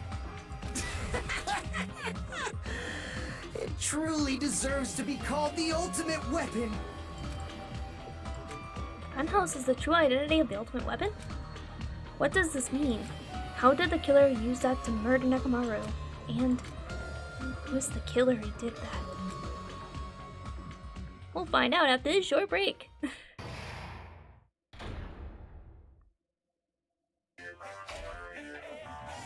Alright, cool. Hiya! I'll be right back. You'll be right back? Okay. Ugh.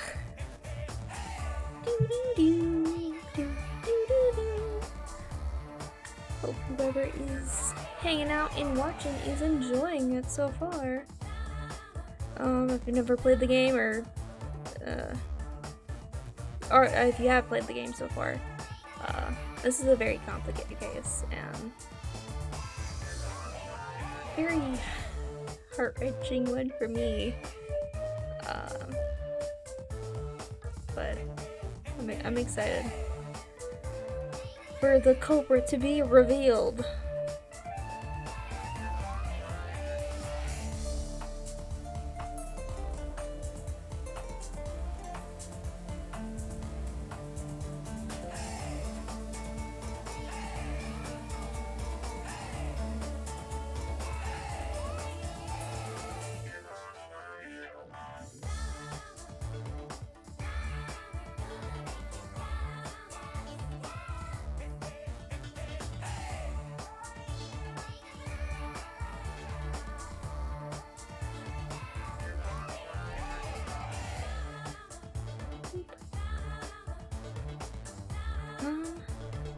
Trying to think what to say.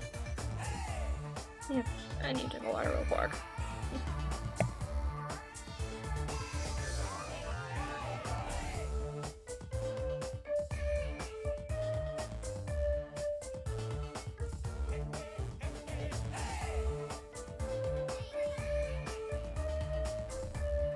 Good old H2O. And after this trial, things get really, really crazy. I'm excited. I'm excited for it. I'm excited for the craziness to commence. Because it's a lot of fun. Oh, man. Can't wait. Can't wait, can't wait, can't wait. Gonna be fun.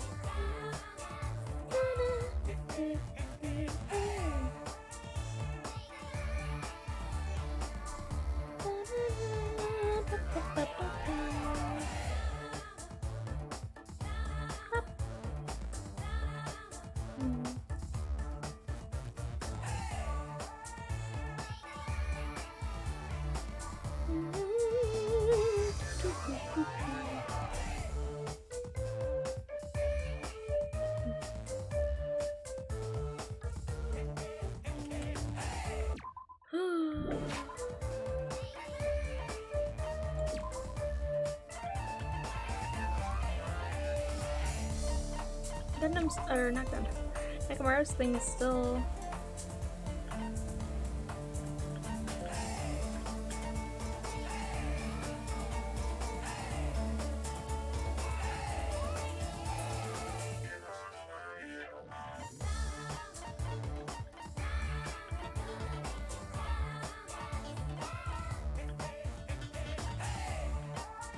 A lot of dead people. A lot of dead people.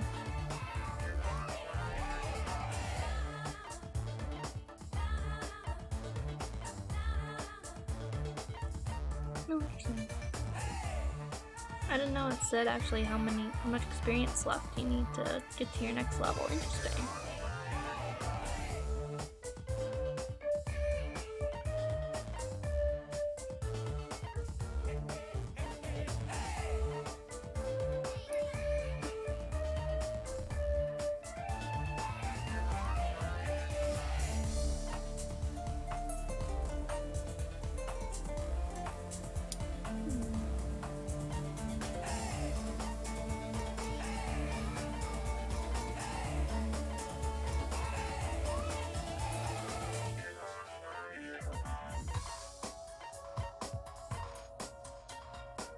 That seems weird that Chiaki would weigh less than Sonia. That seems weird. I don't know. They're all their weights seem just really weird to me. Like, they just don't seem right. Also, Nekomaru should be, like, more, because he's a robot, so he should weigh more. Like, yeah, it should be, like, over 300 at least. Really, realistically, it should be. But I will. Eee. Sorry, I was just thinking to myself, I was, thinking that they changed his, Nekomaru's thing still to robot, but shouldn't his weight be, like, different? Because shouldn't he weigh more? Because he's still less than Byakuya. He made of very high-class lightweight metals that are strong and durable, but don't weigh as much, so it could be appropriate. Yeah. Also, I noticed that although Chiaki is taller than Sonia, she weighs less than Sonia, which I feel like is totally off. It doesn't make any sense. Yeah, he is taller than Sonya, but weighs less. Yes. Wait, no. No, Sonya is taller. Oh, okay, never mind. Okay. Yeah, it makes sense. Never mind. Anyway.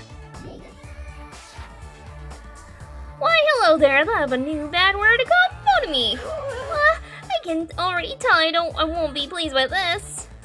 Now let me say it right away. I'm already used to insults and slander. There's no way I'll get hurt by a mere word. Monami is a serious Statu Flatly. That's much more straightforward than I expected. Stu Flatly, huh? Tisk. That's not it. That's not it at all. Stupid, fat, and ugly. The perfect jet stream attack incorporating all three of these would be... Ta-da! Stu Fatly! Huh? What? There's a fat hidden in there? Okay, everyone, all together now. Monami is a serious Stu Fatly.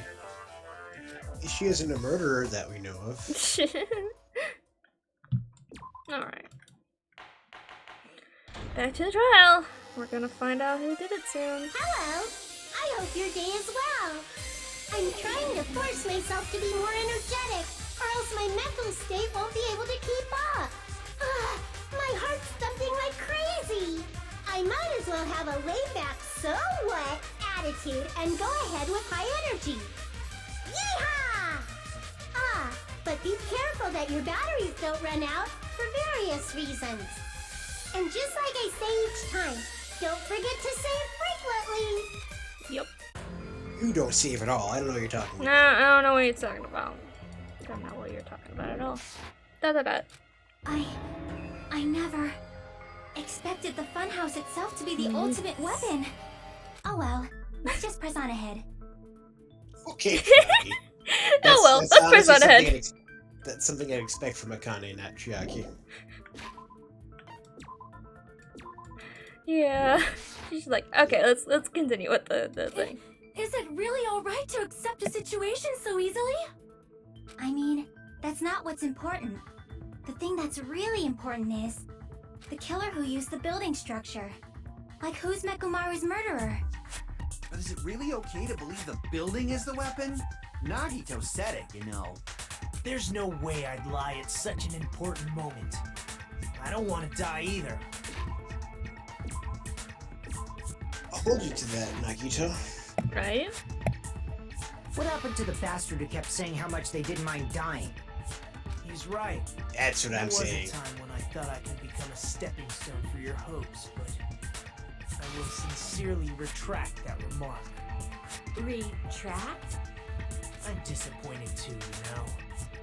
If this was a murder for the sake of hope, I'd happily sacrifice myself. You say such falsehoods, per usual. There is no such thing as murder for the sake of hope. Murder is simply murder. Forcibly sacrificing others for one's own desires. Even one as diabolical as I would avoid such actions. I see. It's fine. Let's just leave him alone and find out who killed Coach Nekomaru as fast as we can. Just so you know, it's not like I'm getting hungry or anything, you know. She really want that rabbit curry. Akane! You were drooling waterfalls? Nagito, as usual. I can't tell what he's thinking, and I have no idea if he's serious or not. Anyway, if the killer used the building's structure, why don't we think about how they used it? How they killed Nekomaru. It might be better if we clarify the cause of death first, don't you think? Cause of death. Nekomaru's cause of death, huh? He was horribly damaged, as if he was beaten senseless with a blunt object. But if he was beaten with a blunt object, it wouldn't be a kill that utilized the building structure. So what was Nekomaru's cause of death? The falling. I see! That's it? I think he might have died from falling. Died from falling? If the funhouse's secret is that it's a structure where both towers and houses are vertically connected, then the killer made use of its height and caused Nekomaru to die from falling. Are you saying they pushed him off? Where'd they push him off from? That I don't know yet. Don't just make things up when you don't know the method. Where in that building would you even be able to push someone off in the first place? It might be possible in the tower. You could push him off the 4th floor when the elevator is on the 1st floor. Did you forget how the elevator functions? When it's on the 1st floor, the door on the 4th floor won't open. Saying he died from falling is truly incorrect. You should burn in the flames of hell. But my Dare you gut is sister, going we should crazy burn. right now. If Nekomaru died from falling, where did the killer shove Nekomaru from? If I'm going to reach the truth behind this incident, I need to solve that mystery first. Next. Let's see.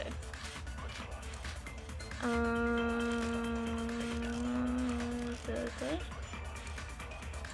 Maybe.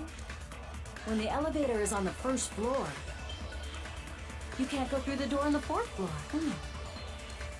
It'd be impossible to shove off the victim from up there. Then, how about this?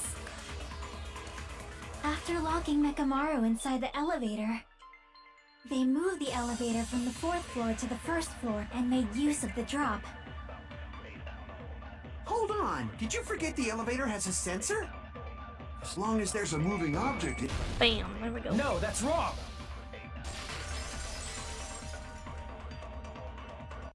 That sensor should only work if something is moving. If Nekomaru wasn't moving inside, the elevator sensor wouldn't have detected anything. Could it be his sleep mode? When Nekomaru's goodnight button is pressed, all of his functions shut down, and he enters sleep mode. If he's in sleep mode, the elevator sensor wouldn't have noticed him, right? I see. So that's how... However, even if they moved the elevator in that manner, Nekomaru would have just moved along with it. There would have been no drop for him to fall and die from, yes? That's what I was about to explain, before Kazuichi interrupted me. Of course. Kazuichi. Turned into a Silence, everybody pest. with Kazuichi. She called him a pest. Now you're Wow. calling me a pest? Yeah. Wow. Way to create the drop inside the elevator while Nekomaru is still in it. Chucky seemed to have an idea, but what way could that be? Do do do do do do. If you arrange it a certain way, you can cause the drop within the elevator. So you're telling us all to think about the arrangement, right? That arrangement is... The hammer is suspicious. Isn't it about time we went over the pillar again? No. What about the oil on the floor? No. The doorknob on the floor seems suspicious. Yeah. I agree with that. Doorknob. Didn't the doorknob have scrape marks on it? Just press the wrong button. Up, up, up. might have been where it got scraped by the wire. Is that the same wire that was tied around Nekomaru? The tip of that wire was tied into a loop. If the elevator moved while that loop part hung from the doorknob... If they did something like that, he would have been suspended in midair! That's right. He was suspended in midair. Huh? The killer tied up Nekomaru with the wire while he was in sleep mode. Tied the tip of the wire into a knot and hung it on the doorknob to the 4th floor. With that, they moved the elevator from the 4th floor to the 1st floor of Grape Tower and suspended Nekomaru in midair. That's right! He was so well hung! Kinda like... You better not finish that sentence! The killer took advantage of the elevator's unique feature. Only the floor moves. Dang it.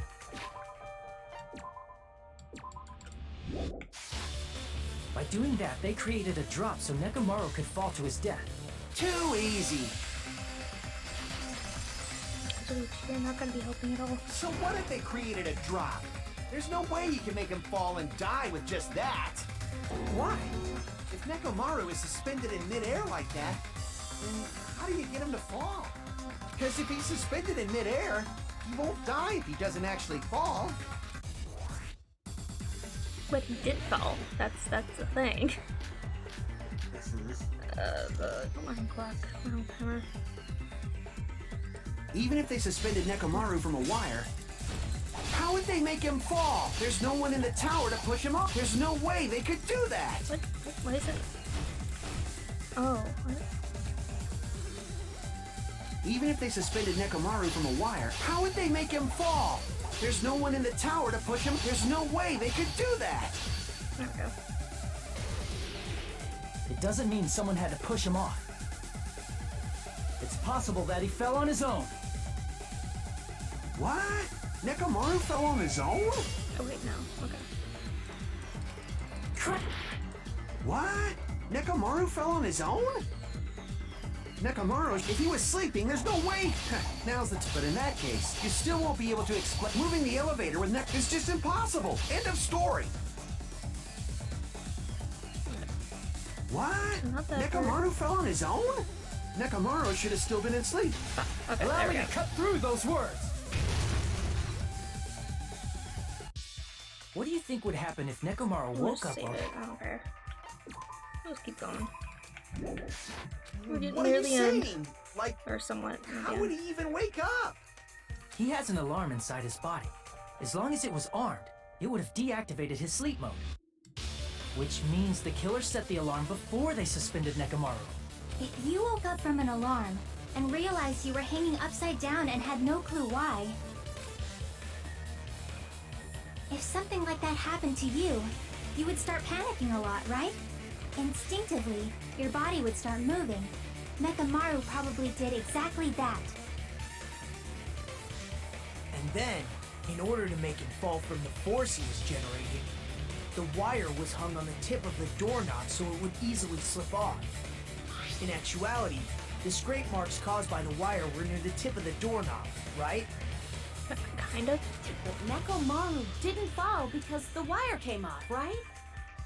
He fell because the entire doorknob came off. When Nekomaru awoke, he must have struggled much more than expected, which caused the doorknob to break off. Was that unexpected for the killer too? Well, that's probably it. If they knew it'd leave behind evidence like that, they would have at least tried to do something to cover it up. Killer didn't expect the doorknob to come off. The reason that even happened was because... In that case, I shall use my full power. Ugh. With a fierce roar, Nekomaru put all his power into grabbing the doorknob with both hands. But clatter, clatter, clatter, clatter, clatter. Not yet. Here comes the incredibly strength of 1 million horsepower. Wait, isn't it creaking? If you break off the doorknob, we'll be stuck in here. If that's really what it was, then that's the clue Nekomaru left for us to find. Because he already nearly broke the doorknob before. I see. So that's how Nekomaru fell to his death. Do you finally understand now? Yeah. It appears it's just as Miss Sonia said. I'm just a pest. No, I'm not just a pest. I'm a total fucking pig. Isn't that right, Miss Sonia? If I'm a fucking pig, you can say Oh, so! no. Oh. Be careful, you're heading to terror territory. That's a tongue twister. Terror No, territory. I believe you gave your all. It's like, nope, you don't get that kind of satisfaction, Kazuichi. You get no satisfaction. Hey! Nothing. Why aren't you teasing me anymore? Teasing? Uh-huh. Sure. This guy. He gets off on this. What was your first clue? So thanks to that alarm, Nekomaru ended up falling while he was still hanging upside down. That doesn't mean he just crashed straight into the floor. Of course, you know that too, right? Doesn't mean Nekomaru crashed straight into the floor.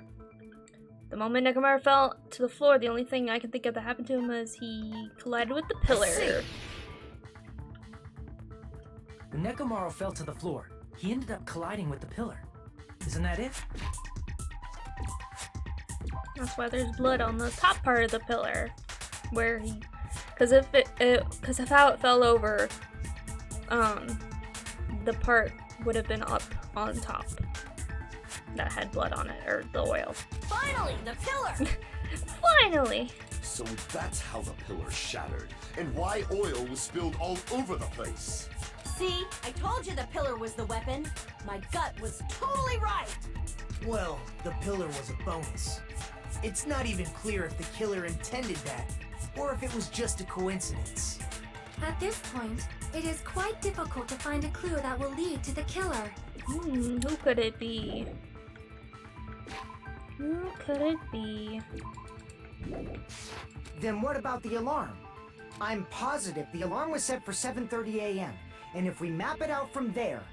Hold on, baby gangsta. Stop calling me baby gangsta! I don't know, they say it Actually too, not baby bad, though. gangsta! What'd you just say? Did you say the alarm was set for 7:30 a.m.? You didn't check it yourself?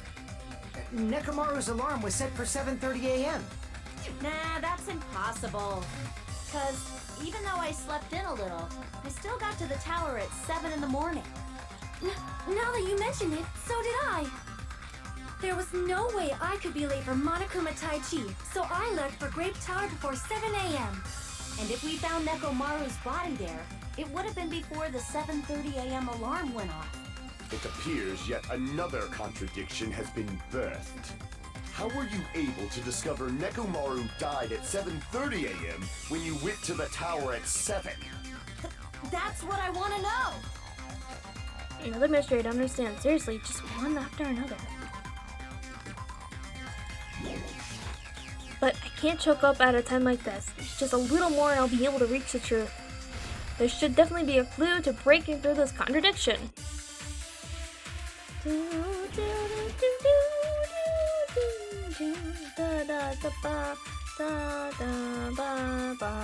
Radio clock. We headed for Grape Tower. Before 7 a.m., I am certain. But the alarm inside Nekomaru's chest was set for 7:30 a.m. Yes. Nekomaru died because of that alarm, right? His time of death and the time the body was discovered. One of those must be an illusion. The killer probably did some tampering. They probably messed with the clock inside Nekomaru. Nope. No, that's wrong! Nope. Can't do that. No, the clock inside his chest was a radio clock, so it would have been impossible to mess with. Yeah, and it really would have stopped when he died. Yeah.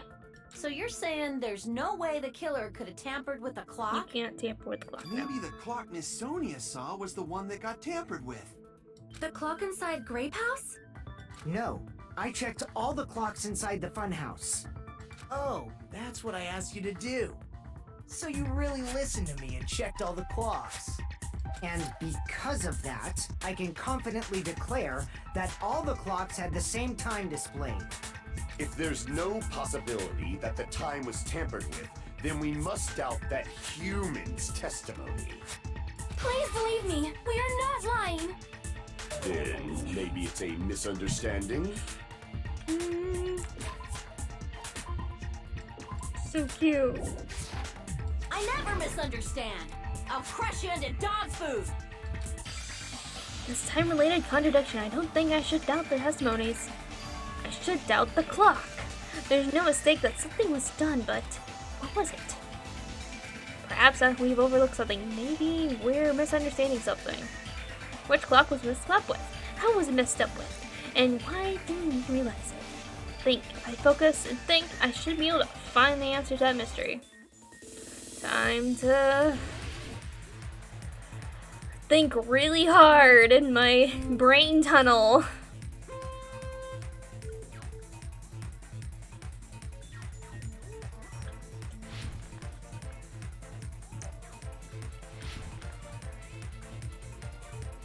Wee. Wee.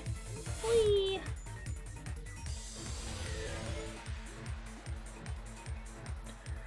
What was Hajime and the others misunderstood? Where the time in the building?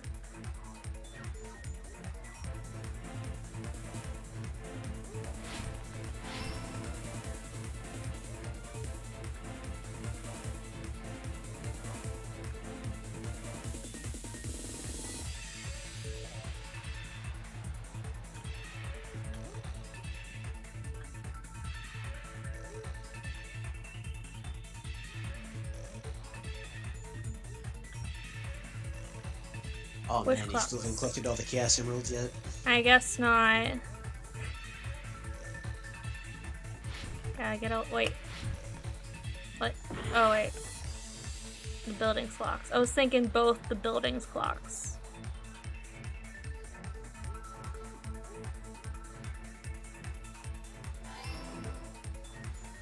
I wasn't thinking both as in meaning Nekomaru's and the building's clocks.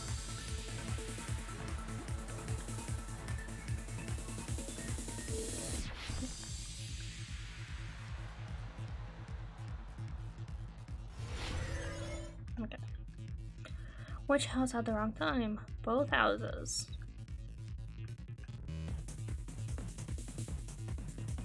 Both of the clocks got switched. Or both the clocks, the clocks got messed with. It's all coming together.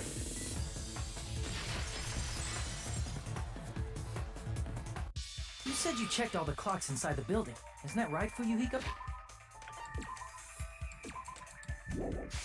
Yeah, none of the clocks had the wrong time. But what if all those clocks have been messed with? What? All the clocks? So even if you checked all the clocks inside the building, there's no way you'd have noticed it. I see. So the killer messed with the time inside the whole building by changing all the clocks. So that's what it was. There's no way I would have noticed that. This is truly fantastic! Now's not the time to be pleased. More importantly, how much was the time off? She's right, that's the main problem. How much was the time off after the killer messed with the clocks? If there's something that could be used as a standard for measuring time, that should be the clue. Alright, I need to find that. I'm going to reach the truth in one go. I do know the answer. It would be Akane's account. If the time in the building was all messed up, then we can only rely on Nekomaru's radio clock.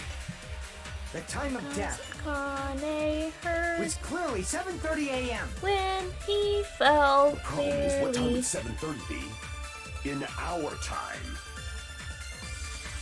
Are there any clues that can be used to narrow that down? If only I heard the sound when he fell. I agree with that. Somebody did though. Do do do do do do. That's right. We should have heard the sound he made when he fell. Wasn't it that rumbling noise? That wasn't the pillar? Yeah, that loud rumbling noise. That was when Nekomaru fell. And yeah, hit the pillar as well. Rumbling? I thought it was just an earthquake, so I went back to sleep. Was that the sound from when Nekomaru fell? Oh, you shouldn't go back to sleep if you thought it was an earthquake. I mean, they can't get out of the building, so I know, but like, you were like, no, I shouldn't tell anybody, else or wake everybody up, or try to like hide under a object or something. Because you're supposed to like, kind of hide under like tables and stuff during an earthquake. Well, a huge body fell from the fourth floor to the first, and the pillar fell with it. Well, you're supposed to actually have it like more like a triangular kind of system-like thing. So if you could have like a table kind of leaning sort of weird, like if you had like a folding table, you should like fold it up and then have it leaned against the wall or something like that, so that if things like fell on you, it would be kind of like pushed off because of the triangle shape of it. I'm not good with the words. You're supposed to do that if you're in like a building and there's like shelves or stuff that can fall on you, but the best place to be when there's an earthquake is out in like the open area, like an open field or something where there's nothing to fall on you. But obviously she couldn't do that, so the next best thing would probably be for her to hide either under the tables in the lounge or under her bed. That would be like the best case scenario thing that she would have to do. But yeah, she didn't do anything, she just went to bed. Anyway, a huge body fell from the fourth floor to the first floor and the pillar fell with it. It's obvious we'd hear the impact sound. Yep. We heard that noise too. It was when we were gathered at the Strawberry House Lounge. What is it, Sonia? Oh, well. That sound everyone heard? I did not hear it at all. Huh? You probably didn't hear it because you were sleeping. I could not sleep at all. I was awake the whole night with hunger pangs. There's nothing to worry about. What's important is that rumbling noise anyway. If we use that rumbling sound as a reference, we might be able to figure out how much our time was off.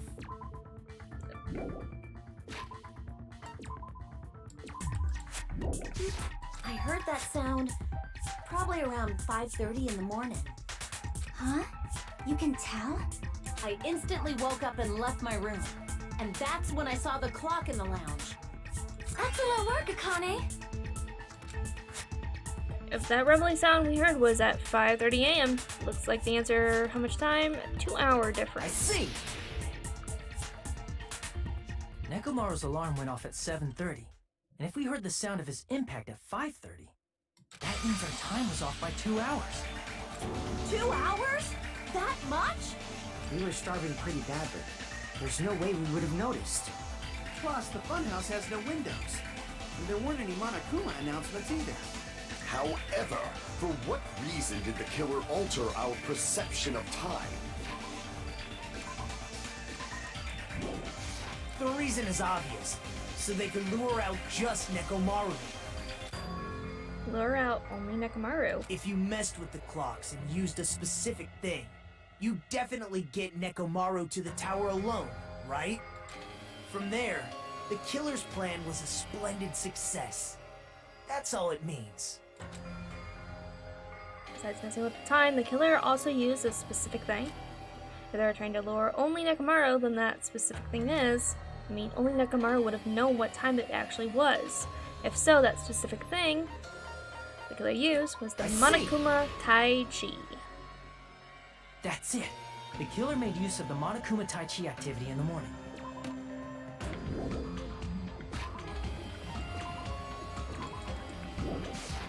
How did they use it? We were required to go to Great Tower every morning at 7 a.m. for that activity, right? But if they mess with all the clocks inside the building, what would that do to us? We wouldn't be able to attend on time, but that wouldn't affect Nekomaru. This radio clock had the exact time. That's right. In doing so, the killer was able to lure him to the tower by himself at the precise time. And when I witnessed Nekomaru early in the morning... If I recall, you witnessed Nekomaru around 5 a.m. And if that time was also 2 hours off, it should have been 7 a.m. Yeah, that's pretty much it. At that time, he was heading over to Monokuma Tai Chi, right on schedule. I see. Now that I think about it, I realize what Monokuma meant when he said those words.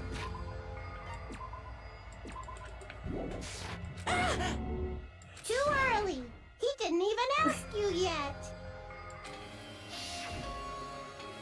Jeez, how outrageous. I honestly didn't expect everyone to ditch Monokuma Tai Chi. But it turned out like this after all, so I guess it can't be helped. When you said everyone, you were including us, right? We thought we came to the tower on time, but in truth, it was way past the meeting time. Ah, jeez! That's, well, how should I put it? What was it? You know, tripping over a foot, or something like that. Are you talking about tripping over someone else's fault? Wrong! Too bad! Liar! I'm right! That's not it! It's incorrect! That's definitely the correct answer. You always get so stubborn like this. Let's just ignore the peanut gallery. Now that we've found out how the killer lured Nekomaru,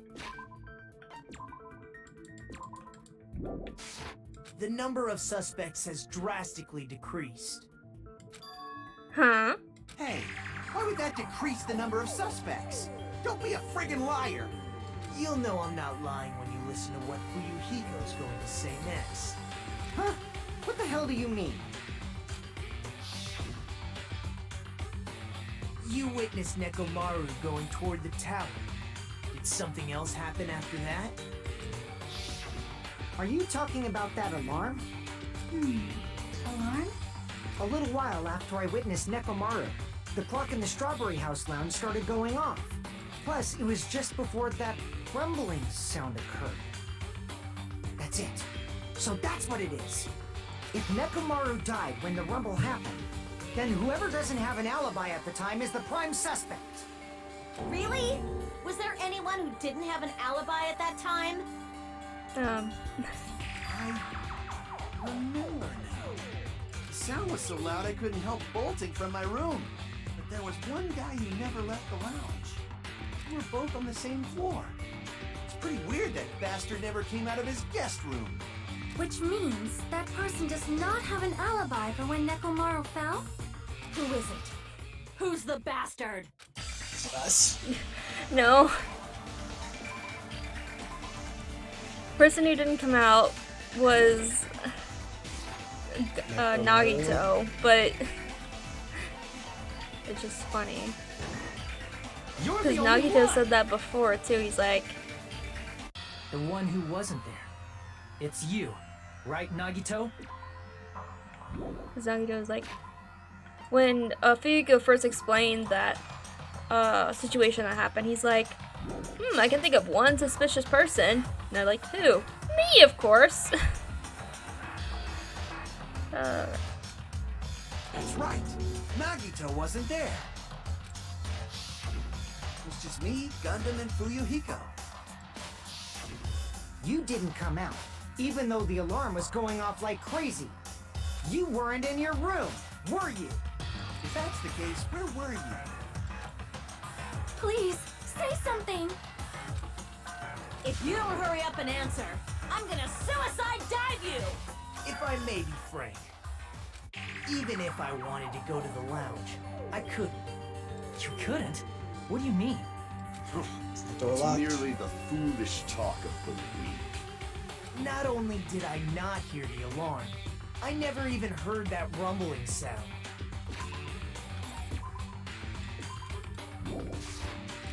He couldn't? You're definitely fucking lying. However, that is also true for me. It is obvious that I did not hear the alarm in Strawberry House. But I did not hear the rumbling sound either. Is that not strange? I mean, everyone else heard it. To be honest, it's not just them. The same goes for me too. Huh? I was in a pretty deep sleep, so I thought that's why I couldn't hear it, but it wasn't that. I probably couldn't hear it at all. Couldn't hear it? What does that mean? You still don't know. Think about what the three of us who didn't hear a sound have in common, and I'm sure you'll figure it out. The only people who didn't hear the rumbling noise were Nagito, Sonia, and Chiaki. The secret is, what these three have in common? Could it have something to do with the guest rooms they were staying in? If that's the case, then I might be able to figure out what they have in common. In the opposite tower from us? No. It was, I don't remember what it's called, I think.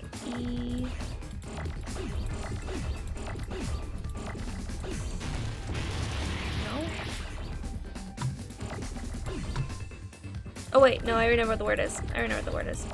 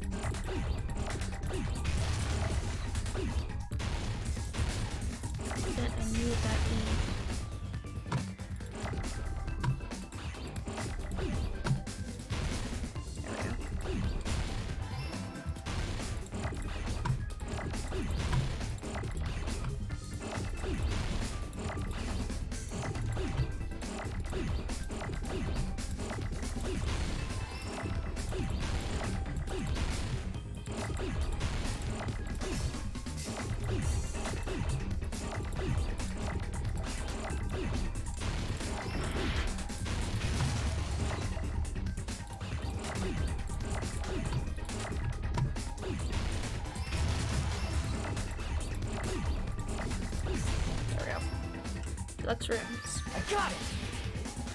They all had deluxe rooms. Fancy rooms, huh? Nagito, Sonia, and Chiaki. The three of you were staying in deluxe rooms, right? So there were 3 types of rooms. There was deluxe rooms, the average room, and then the poor room. We get the poor room. Yeah, we have the poor room. Rooms The guest rooms are divided up by quality grade. The deluxe room is soundproof and has excellent air installation. The standard room may have so-so installation, but it's still pretty decent. And the crummy room has severe airflow and draft problems.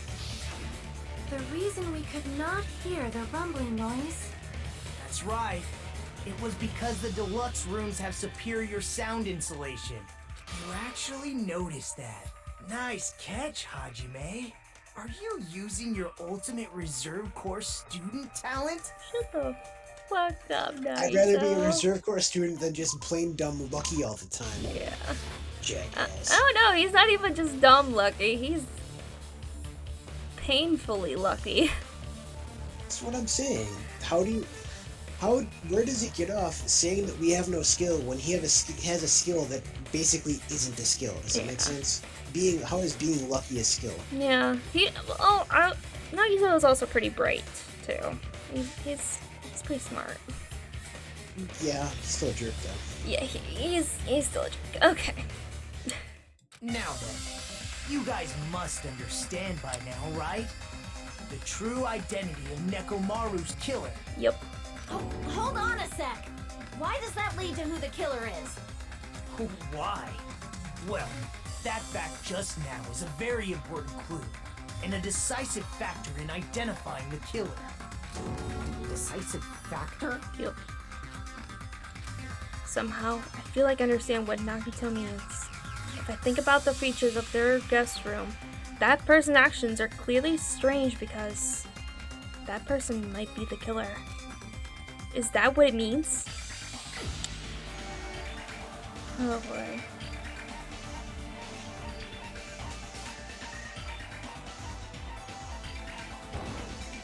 You're the only one! Gundam, there's something I want to ask you.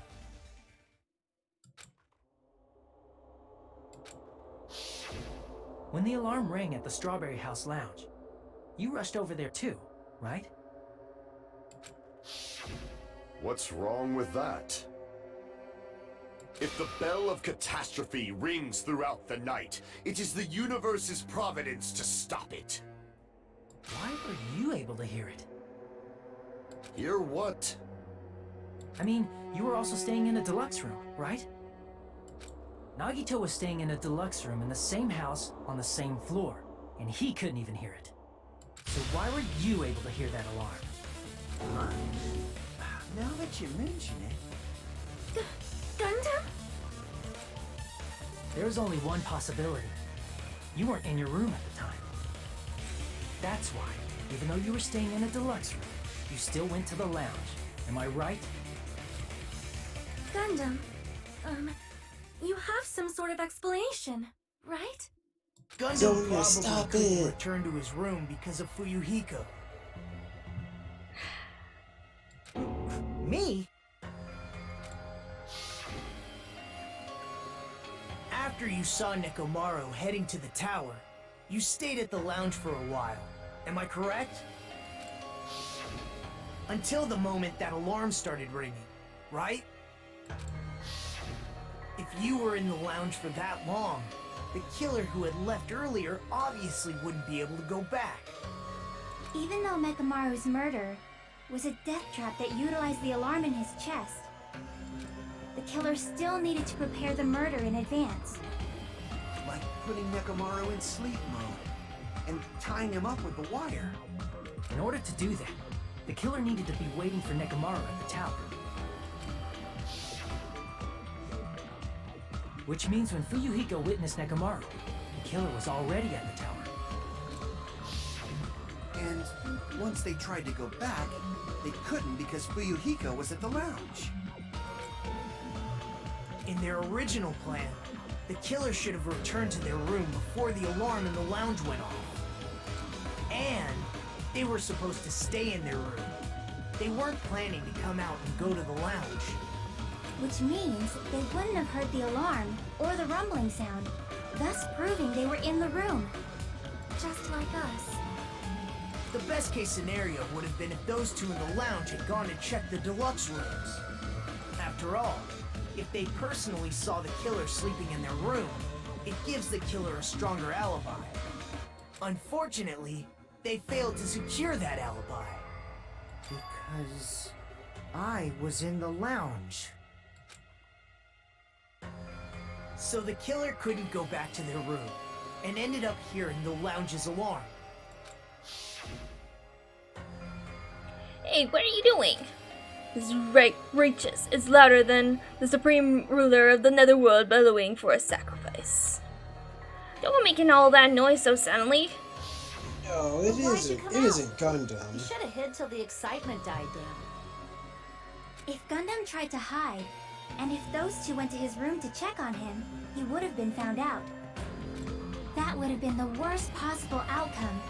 That's why he couldn't just stay hidden. If those two had just checked the deluxe rooms as planned, that would have been ideal, but how ironic. The moment Fuyuhiko set foot in the lounge, your plan was doomed. Gundam? Please, can you at least say something?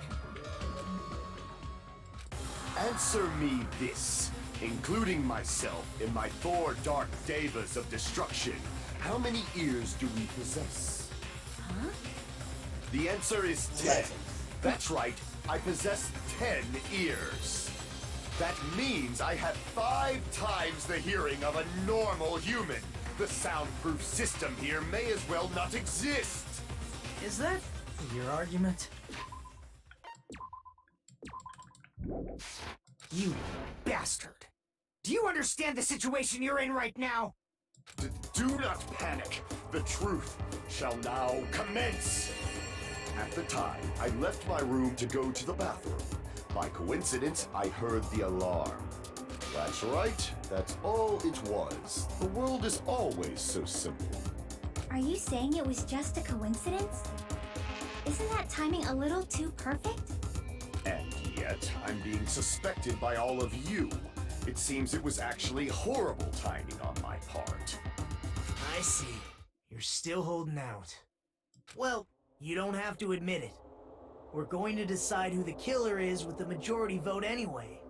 So, why don't we just go ahead and start voting? It's obvious that Gundam is the killer. Hold on a sec. You know, Hajime, this class trial, this killing, it's merely the opening act, you know. Hey! What do you mean the class trial is just the opening act? Perhaps I should say, it's just a farce. Just a boring farce. So boring, so stressful. I'm so painfully bored that I might develop stomach ulcers. Oh, I just noticed a little backward weirdo 2020 or 20220. They could be actually a friend. Seriously, let's just hurry up and finish this before I collapse from poor health. Nagito's done with this shit. Nagito, something definitely happened to you, didn't it? At some point during the investigation, your behavior became even weirder. What actually happened? Did you discover something? Well, let's just leave that fun for later. And finish this opening act already. Ah, you said opening act again! Please hold on! We have yet to hear Gundam's rebuttal!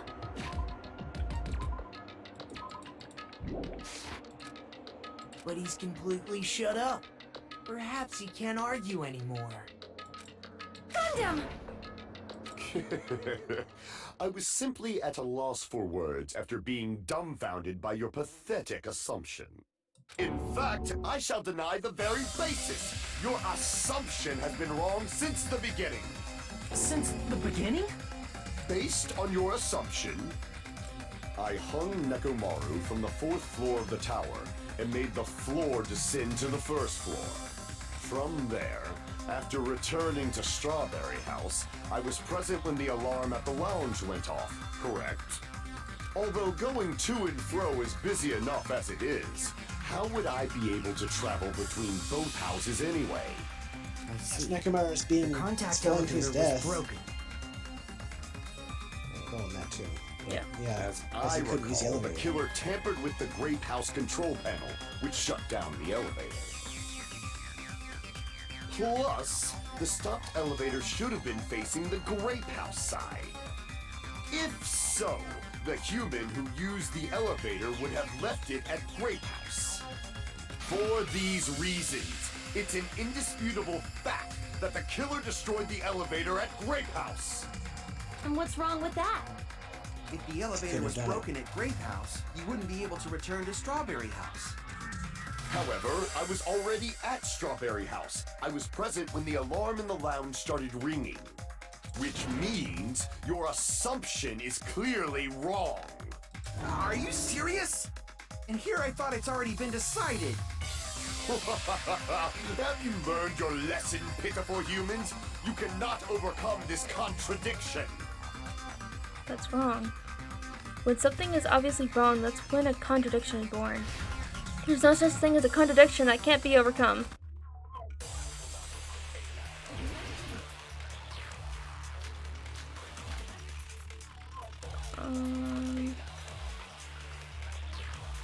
I think it's actually something else. I think I have to pick it up. That elevator was the only means of travel between the two houses.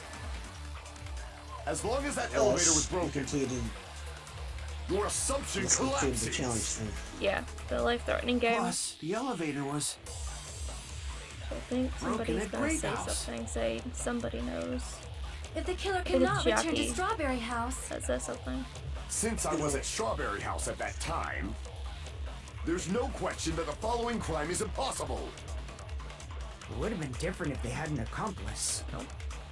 Or if there was a secret passageway. Oh, no, it probably says it. Okay. How much longer do you plan to lecture me? Why don't we stop this already? Besides being the ultimate lucky student, there is another really easy way to complete the final dead room without dying. It's being a robot. I guess. But if you're a robot, as long it's as they don't play it bulletproof. on the hardest difficulty, like Nagito, there is a only 1 in 6 chance of dying. That is true, but if you're a robot who's bulletproof, you got a 100% chance of living. Possibly. Powers is enough. I need to borrow someone else's power. Yep. Okay. That elevator was the only means of travel between... Nope. No, that's wrong!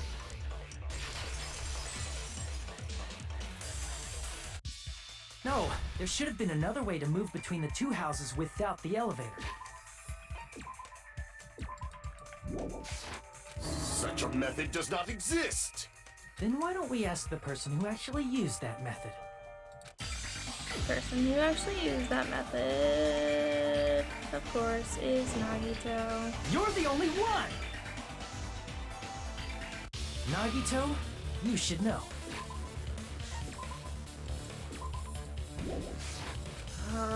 Here's a stupid question. What are you talking about? When Nagito went to the final dead room and did stuff, do we know the time frame that he did it in? It would have during the investigation. Okay, and that's for certain? Yeah. Okay. He didn't go before. Alright, just checking. Yep.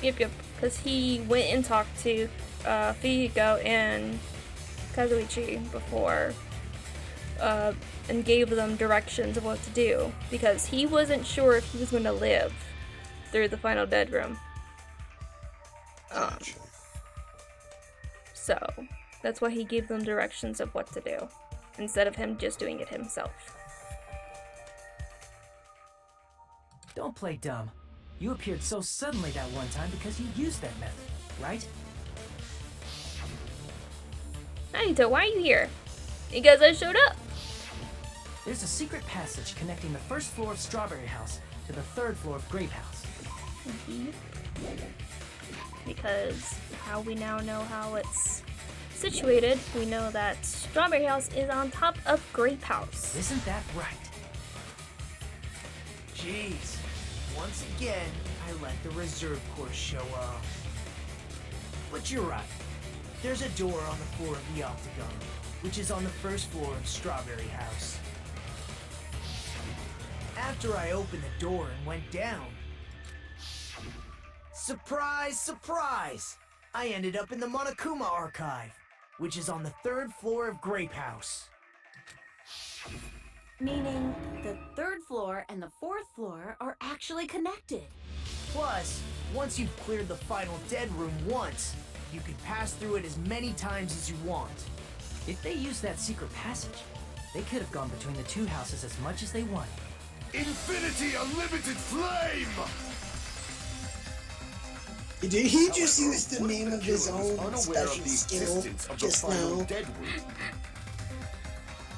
What? The Infinity Flame?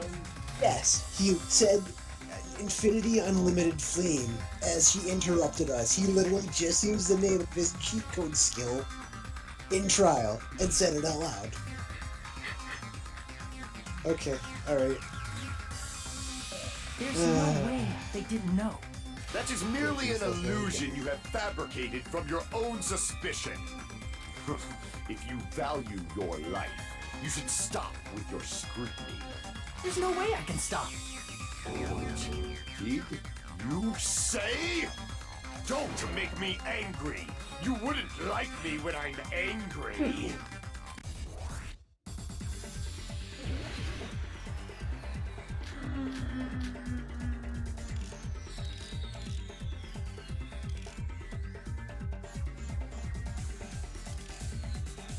Even if the turbid box doesn't exist, you could travel through multiple planes, provided you use a spacious wormhole. However, how frail I say! your decayed illusion. Shall I feed you to the progeny of vile deities? I can't back Really down! awkward to do. I already proved the secret passage exists. The secret passage was at the Octagon. Know the limits of your own reasoning. You say the killer went to the Octagon?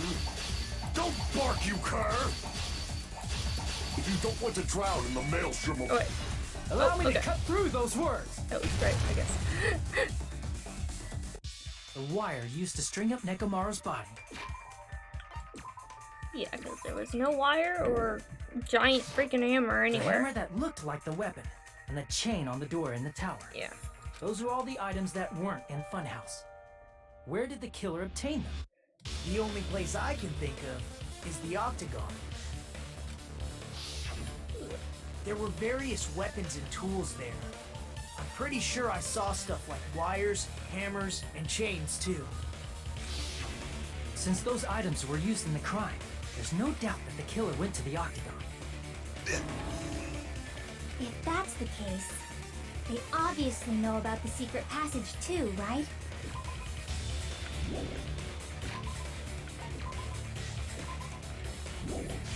It seems this is the end.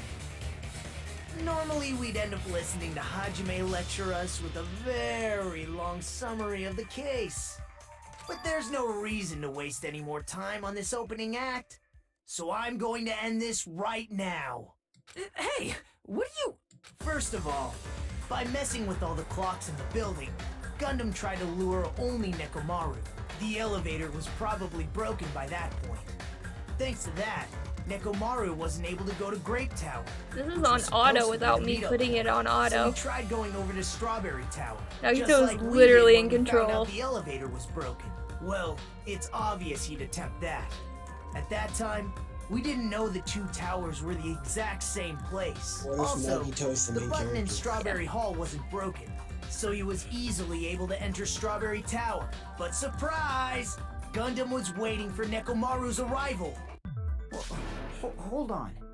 If Nekomaru didn't go to Strawberry Tower, what would the killer have done then? Yeah, that whole thing, that was like in auto without me having it set in auto. He literally just talked on his own. Without my control.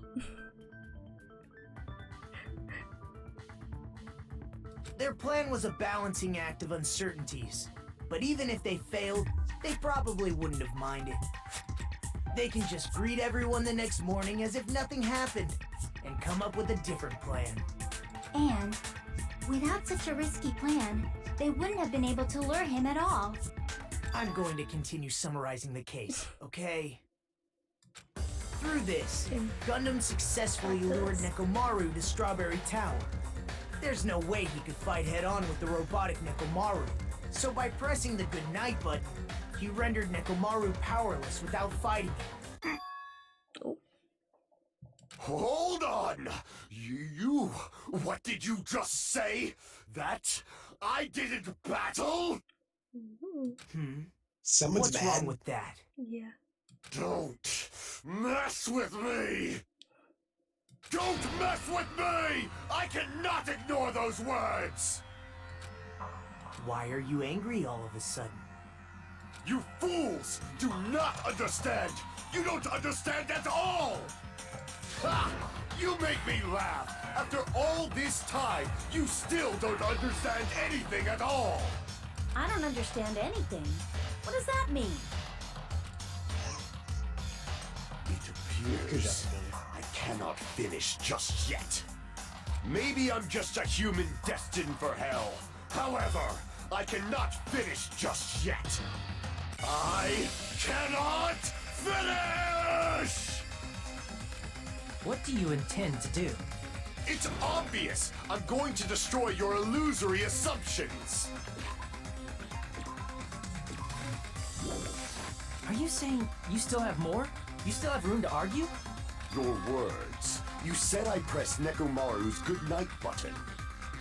However, that button was on the back of Nekomaru's neck.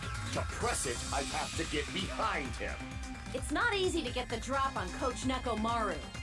It's even more difficult if it's a one-on-one situation. Just as I thought, truly frail. Succumbing so easily to this simple argument, it was just a mere illusion. If you want to set me up as the killer, at least surpass your own human limitations. That's wrong, Gundam. You're the one who's wrong.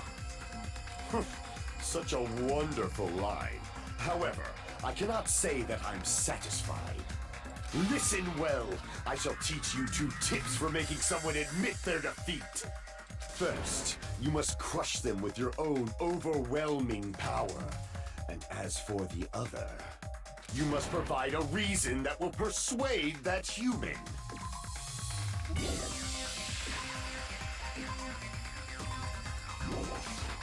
You have not fulfilled either of those yet. I guess you really don't want to admit it. Then, just as you requested, I will provide an argument that will leave you no choice but to be persuaded. Alright. I won't let you! For the Tanaka Empire! Wither! Crushed as David prophesied! I won't let you! For the Tanaka Empire! Wither! Crushed as David prophesied! Show me the cadaver! Show me the cadaver! I won't let you! For the Tanaka Empire! Wither! Crushed as David prophesied! I won't let you! For the Tanaka Empire! Wither! Crushed as David prophesied! For the Tanaka Empire! For the Tanaka Empire! I won't let you! It's Nekomaru's The back. 4 Do you really Dark think I can get behind him Devas. so This is the end.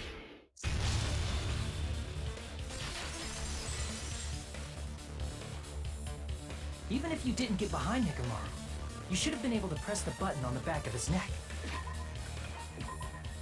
Because he showed us a little trick they can do. As long as you have the power of the hamsters you keep with you. Yeah, that's one can happen the button. Are you seriously saying he used his hamsters to press the button on the back of Nekomaru's neck?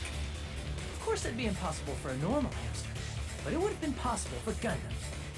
In fact, we saw that with our very own eyes, right? Gundam really did it. Emissary of evil, in accordance with our ancient contract, the time has come to lend me your aid. Pierce through Supernova Silver Fox and D. Choo choo. Click. I press the button. Truly, it is the skyline lamentation of art of the demon mouse. Soon the door of destiny shall open. Now that you mention it, after Ibuki was killed in the music venue, one of Gundam's hamsters retrieved the piece of wallpaper from the baton lighting, right? Hey, with your friends and their exceptionally smart brains, it must have been possible to secretly get one of them behind Nekomaru and press the button on the back of his neck. How about it, Gundam?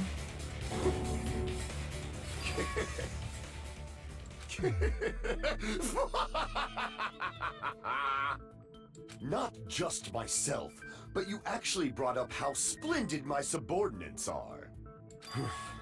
I have no recourse but to admit it. Admit it? Did you say you admit it? It appears I've obtained a one-way ticket to hell. Fine! Then you must trample me underfoot and advance. Victory can only be built upon a foundation of corpses. You cannot find peace without sacrifice anywhere. Now, trample this life. Trample it as though it were mere trash on the side of the road. Pull the curtain strings of this worthless performance with your own 2 hands. Closing argument.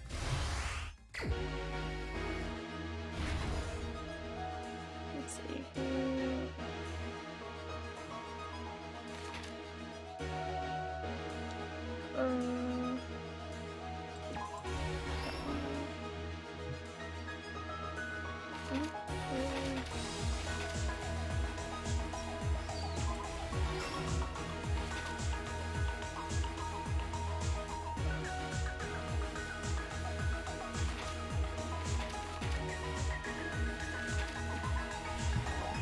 No.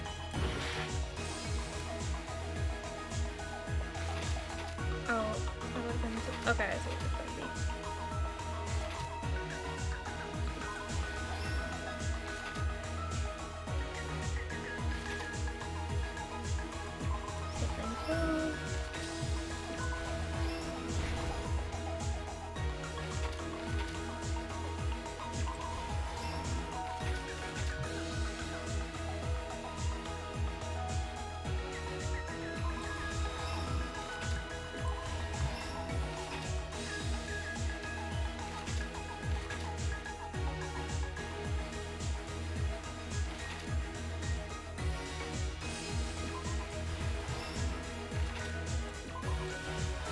Here's everything that happened in this case.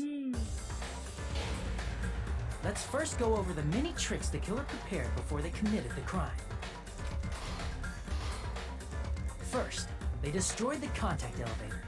This separated Nagito and the others in Strawberry House from our group in Grape House. Next, they lured Nekomaru out by himself by turning back all the clocks in the funhouse by 2 hours. Additionally, in order to secure an alibi, the killer went to the Strawberry House lounge and set the wall clock's alarm to 5:30 a.m. After finishing their preparations, the killer went to Strawberry Tower with the necessary tools in hand. They obtained these tools from the Octagon, which you can enter once you clear the final deck. This means the killer discovered the secret of the funhouse faster than anybody else. That secret being, Strawberry House and Grape House are actually the same building. On the morning of the incident, Nekomaru woke up and headed over to Great Tower for a specific reason.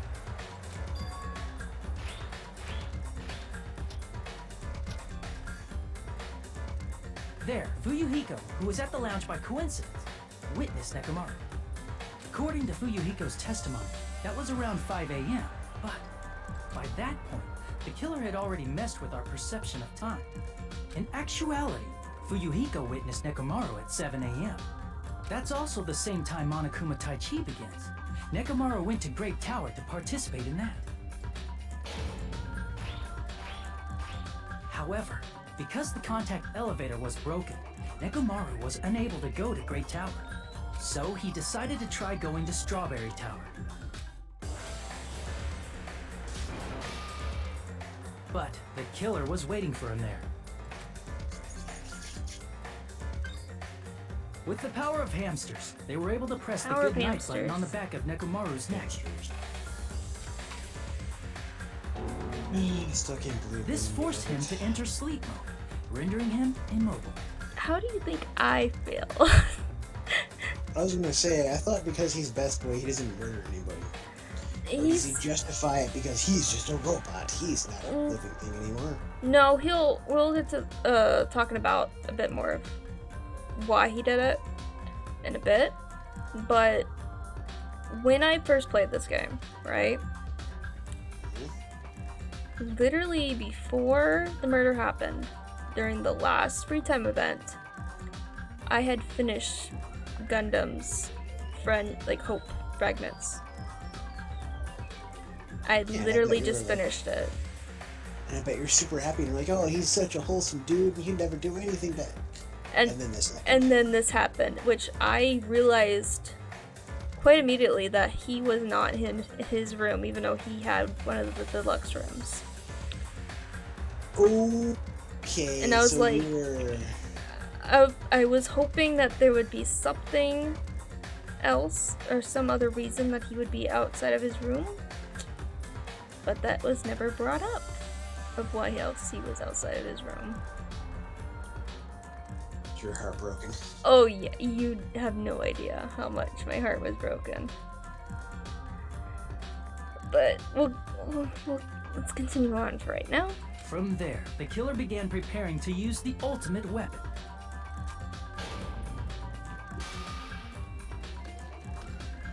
First, they set the alarm in Nekomaru's chest to 7:30 a.m. so he'd wake up. Then they tied him up with a metal wire, tied the tip of the wire into a loop, and hung it on the doorknob. After leaving Strawberry Tower, the killer then destroyed the door button to Strawberry Hall. They did this to keep us from entering Strawberry Tower, and to keep us from discovering the secret of the building structure that they used to kill Nekomaru.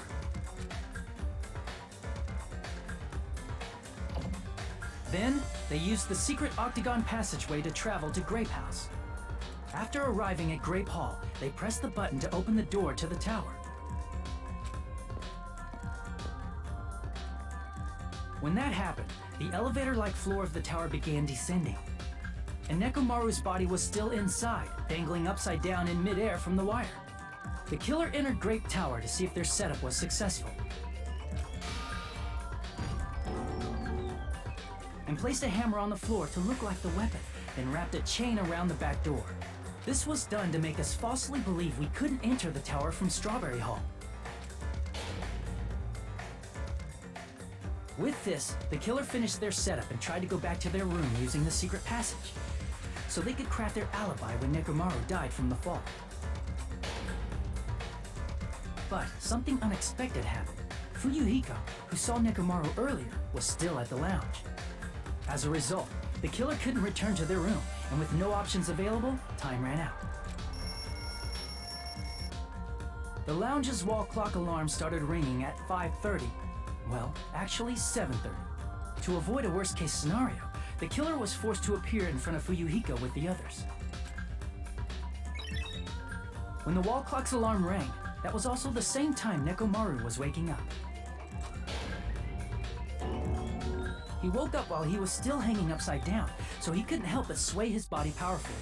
Originally, the loop of wire was only supposed to slip off the doorknob, but because there was a heavier load than expected, the doorknob ended up breaking. Nekomaru fell from the 4th floor all the way to the 1st floor. He crashed into the pillar, which decapitated him on impact, and died. The sound of Nekomaru's impact echoed throughout the funhouse. However, by this point, the killer's plan was about to fail, thanks to the broken doorknob and Fuyuhiko. Meaning, the killer is someone who wouldn't have heard the alarm if they were in the deluxe room. They also wouldn't have been able to return to their guest room, because Fuyuhiko was at the lounge. That someone is Gundam Tanaka. I can't think of anyone else but you. Sad, right? Yeah, it's very And sad. I also understand why you kept pushing me to finish some of the people's routes. Yep. Because somebody wanted to make sure that Gundam was done. Yep. So at least you'd have some taste of what I had when I first played this game. Oh. Yeah.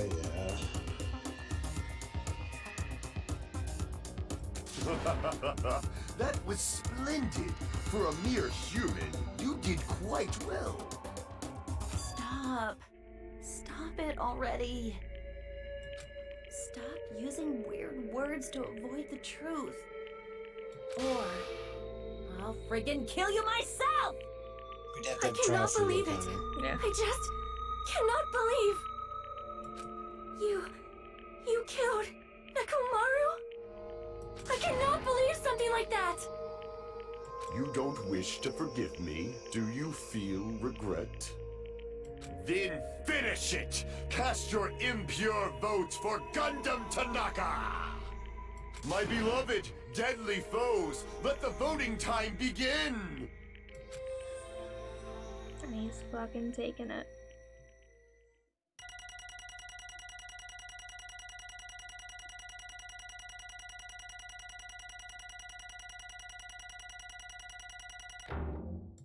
8 points off. Nah, Feels it's fine. bad, man. It's fine.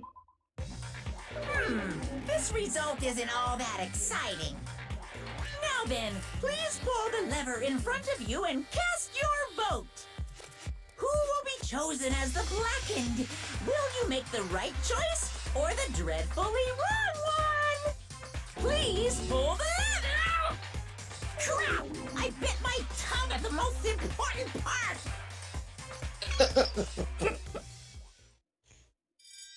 Who is found guilty? Monokuma vote. Like on the slots, how the people who are dead already, they're grayed out on the slots. It's a nice touch. Yep.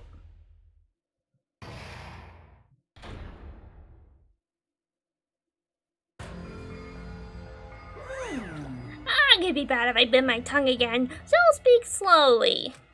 Judging from the results, you guys were correct once again. Getting 4 in a row without any mistakes is a splendid achievement.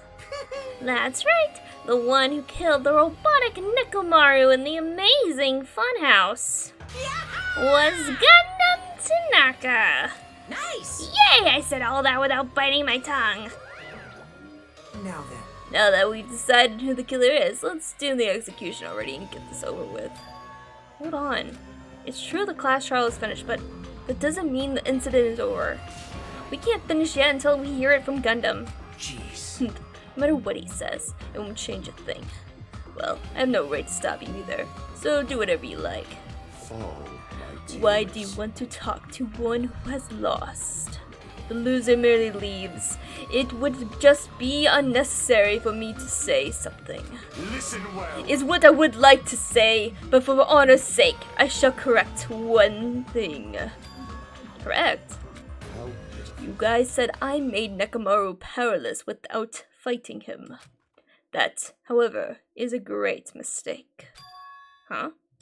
Fine. Nekomaru did fight. There is no mistake. And because he fought, he lost and died. Damn it! Lost and died? This too. If he was just trying to cling to life, there are many ways he could have done so. However, he did not allow that. You. What do you mean? Explain. Fine then. Then I shall reveal it all. Let's make history. Within the final dead room, I discovered the secret of the funhouse. And I devised a killing plan utilizing that secret. By tampering with all the clocks in the building, I succeeded in luring Nekomaru to the tower. And this is what happened.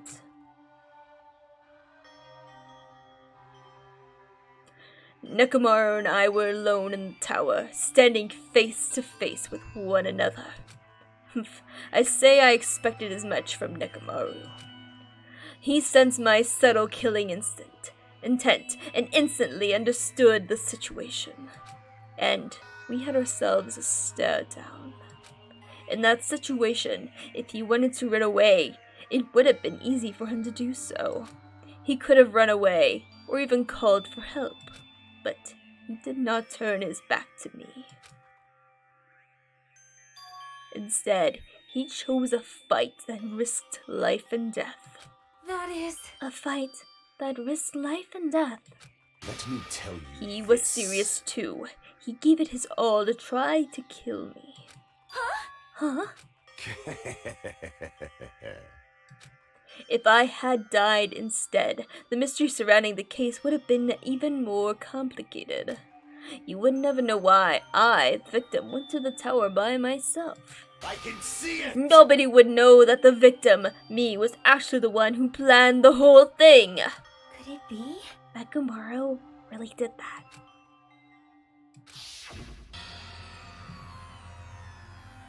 Sensing even my subtle killing intent, as expected of you, Nekomaru. The scorching, stinging, tense atmosphere. I've been a team manager for so long, I'd nearly forgotten this. This is great! What a comforting atmosphere! That's a great one. And what is your reason? Do you intend to resolve this situation by killing me? I am the Warlock, Gundam Tanaka. Heroes, Lords of Darkness, and even the gods themselves flee from me. I need not cling to any trivial reason. I'm simply going to kill you because your very existence is an annoyance. You'll drench your soul with evil until the bitter end, huh? Splendid! In response to your spirit, I shall kill you with all of my might. I won't go easy on you. Don't even think about holding back. Don't waste your breath on cowardly tactics. Give me everything you got. Nekomaru Nidai, your blood will drench the foundation of my empire! That is... Why? Why did you fight? We are all friends. Why couldn't you stop this? Why couldn't you stop it? Even if both sides agreed, it was still wrong. I will not argue. I have no intention of forcing my values upon you. However, I must say this. What's the point of living if you're just waiting until you finally die? You weakling! There's nothing courageous about that. That is abandonment, a mere feeling of resignation.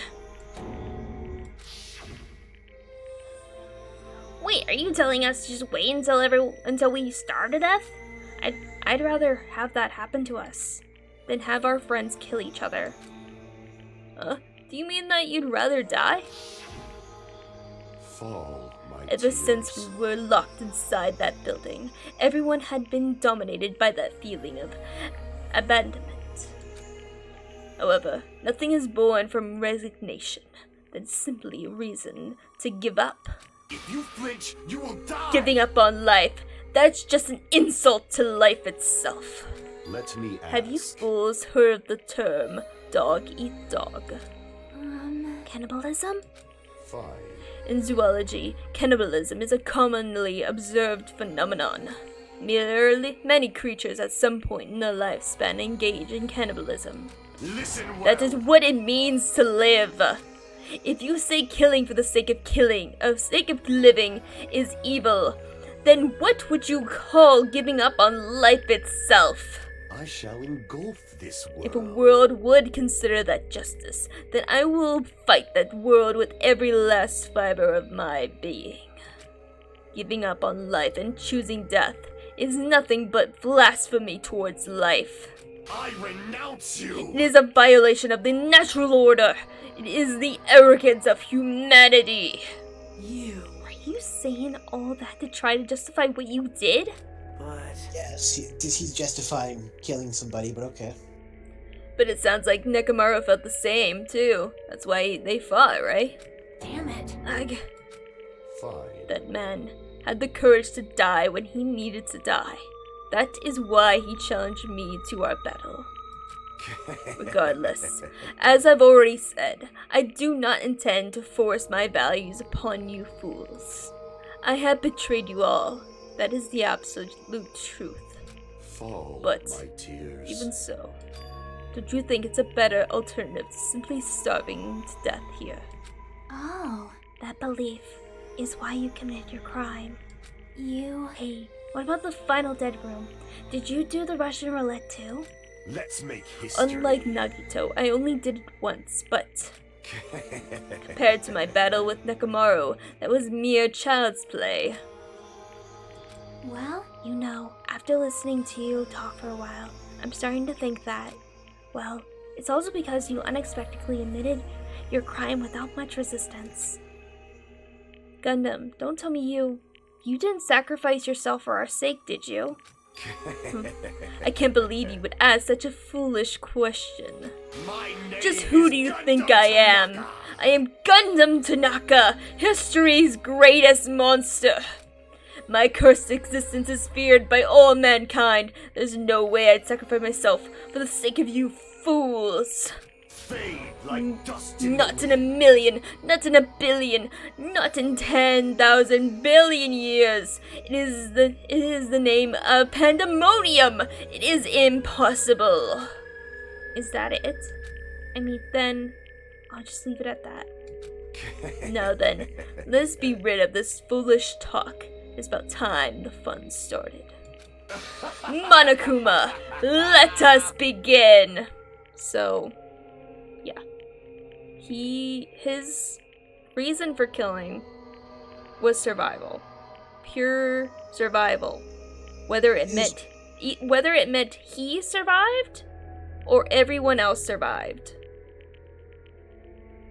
It was, whether it meant Nekomaru killed him or he killed Nekomaru or whatever. But at the same time, doesn't he choose to kill both him and Nekomaru regardless what the outcome is? Because one of them will die and the other of them will respond or be held accountable to it, right? Yeah. I mean, I guess, but but Nekomaru could have gone backwards. He could have went back and left. Yeah. Yeah, he could have chosen to not take part. Yeah, but he chose to continue. He chose to accept the fight, and because he knew Gundam was aiming to kill, he knew he had to also aim to kill. I'm still surprised that if it wasn't for that sleep switch in the back of Nekomaru's thing, that he would have definitely lost. I can't see him winning otherwise. Yeah, but that was the only reason Nekomaru was chosen to be killed too, was because of him being a robot. Because he would have known exactly when the Monokuma Taichi was. Gotcha.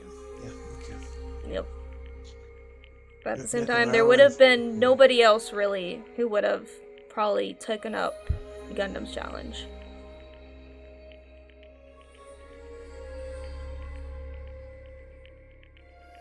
There would have been nobody else.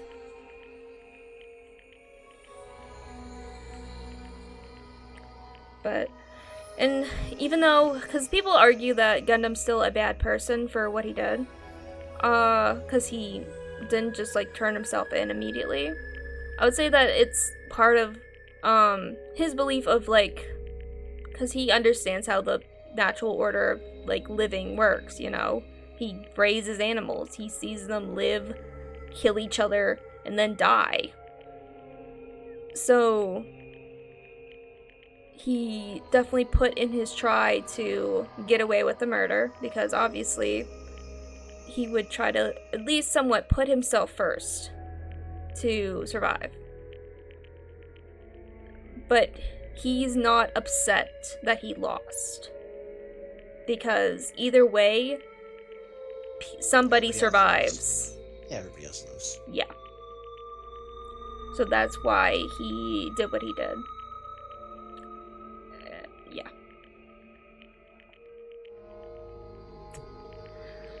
So, Monokuma, let us begin.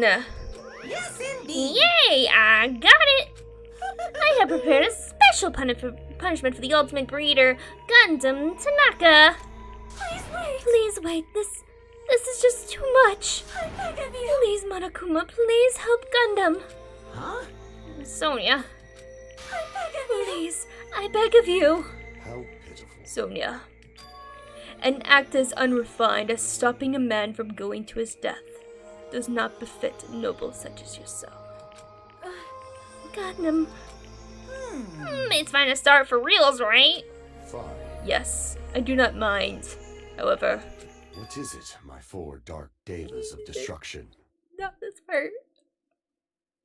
Are you worried about me? Oh, my feared 4 dark devas of destruction. That is not like you at all. However, there is no need to fear. In this world, I am only a temporary visitor. I was simply visiting for a moment, and now that my duty is complete, I must return to the darkness. That is why, until the very end, pride, conceit, courage, insolence, fearful of nothing, daunted by nothing. Let us laugh uproariously! The hamsters don't die too, do they? No. Okay, good. Does he like give them to Sonia or something? I don't think he necessarily says that, but yeah. Yeah. I think they do kind of say something, but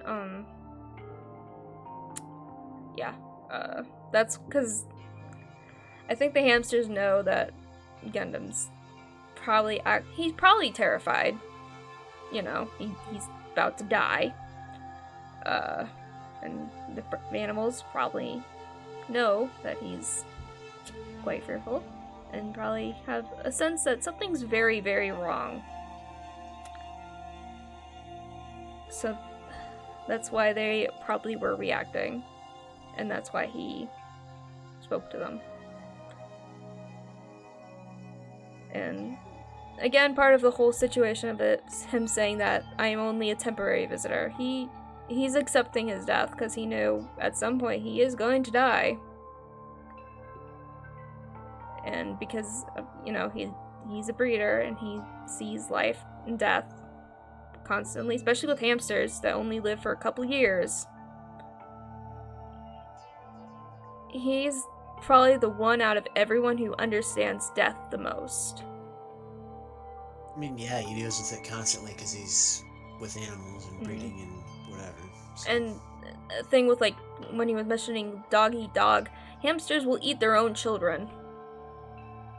If it's for survival, yeah. Yeah. And in this case, he had to do what he had to do to survive. Whether it meant him or everybody else.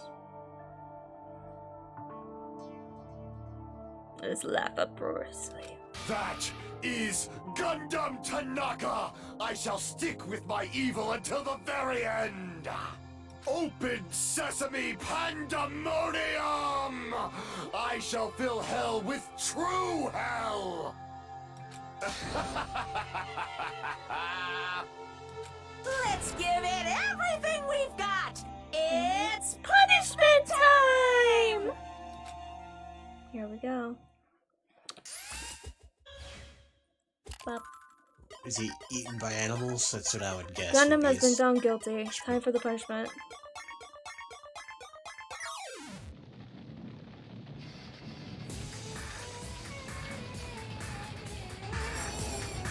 Gundam Tanaka Stampede.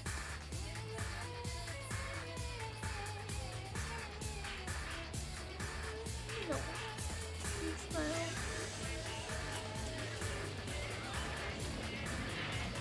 Goes right up to him. He has a sword, right? No, it's a stick. He's making a circle. Summoning circle. In the sand. But, of course, he can't do magic.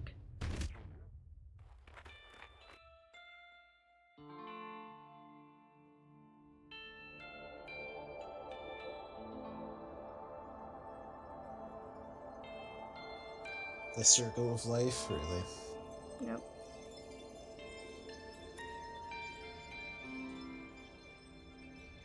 And he said he was going to hell, but it doesn't look like that's where he's going. This might be the most generous that any killer has ever been given in any game. He's treated very compassionately by the game, it looks like. Yeah. I mean, he still got freaking stampeded by animals, which is terrible. I've seen a lot worse fates. There is. A lot worse, and much, much worse fates, and we've never seen any character be lifted to heaven by animal spirits. Yeah. So, I'm gonna say that of all the killers, he's probably, like, the best treated one, at least by the narrative in this game. Yeah. Although, I would say the least painful one to experience would have actually been Junko's death, because that would have been instant. Her being squished. Her death would have been instant. Yeah, I guess that's true. Yeah. Didn't she have like 4 deaths or something? Kinda, yeah, but that was the final thing that put her in the coffin. And she enjoyed every second of it, which is yeah. Weird, but that's her thing, I guess. She was riding that high until the very end. But yeah. Definitely, maybe not, like, definitely not the most dramatic and definitely not the most, like, cruel, I guess, punishments. But, yeah, still died. Still a very painful way to go, to be stomped by animals. But they didn't really take the time to show him being extremely hurt. No, definitely not. It was pretty quick, it looked like. Yeah. It was actually a pretty quick punishment, like, scene, but I don't know. Anyway. Gundam! No. No! Even after Gundam is gone, the spirit of his parting words still lingered deep in our chests. Don't give up on life. Did I misunderstood what he meant? Then, what's the right thing to do? I don't know. No matter how much I think about it, I don't know if I'll ever be able to answer that. Damn it! Pissed off. I need to throw something. Damn it! We've all spent so much time worrying about each other, and thanks to that, things ended up like this. You're all full of shit. Every last one of you. But the biggest piece of shit is me. Damn it. Why am I so weak? Oh. It's such a downer. Clearly. But still, even though we feel this way, we still gotta do our very best. You are right. You are right. This time around, we must move forward. We must continue to live and believe in our friends. If not, you are right. Gundam will most likely crawl his way out of hell, and I presume he will be very cross with us. So Agreed. sad. You're right. You're right.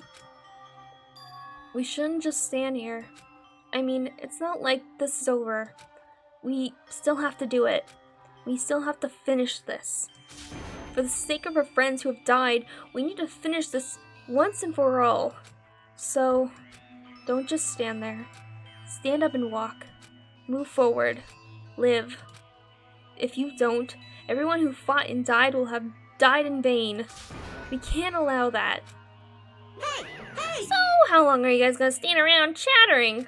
The class trial is over, so it's okay if you hurry back over to Jabberwock Island. However, the killing school trip will proceed as usual, so make sure you know that. Wait! Hold on! How much longer are you gonna keep doing this? Seriously, how long is he gonna keep doing this? How long is this going to continue? Now then. Alright, after feeling down for so long, I finally feel refreshed. Let's hurry back and eat some food. Hey! Hold on a second, that mood shift is too damn fast. It's not like that. Well, you know, it's like Gundam and Nekomaru said. That's what it means to live, right? Huh. She's certainly something else. But seriously, I'm starving. Hey. Then, let's go back for now and eat. And then, after we're full, let's sleep as much as we want. Right? And then, let's do our best again. Yeah, you're right. With this, the class trial has come to an end and once again returned to Jabberwock Island. The size of our group has definitely just diminished, but despite that, even if it was just the rest of us, we did our best to stay upbeat and have fun together.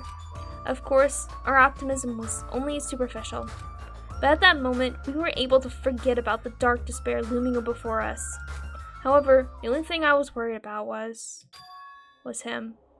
He wasn't there. He suddenly disappeared from our sight. Nagito? Yep. ... So this is, Hajime is not saying this. This is a scene that Hajime is not saying, but we are seeing. Yep. I'm definitely lucky. I never expected to obtain so many valuable items from a simple game of Russian roulette.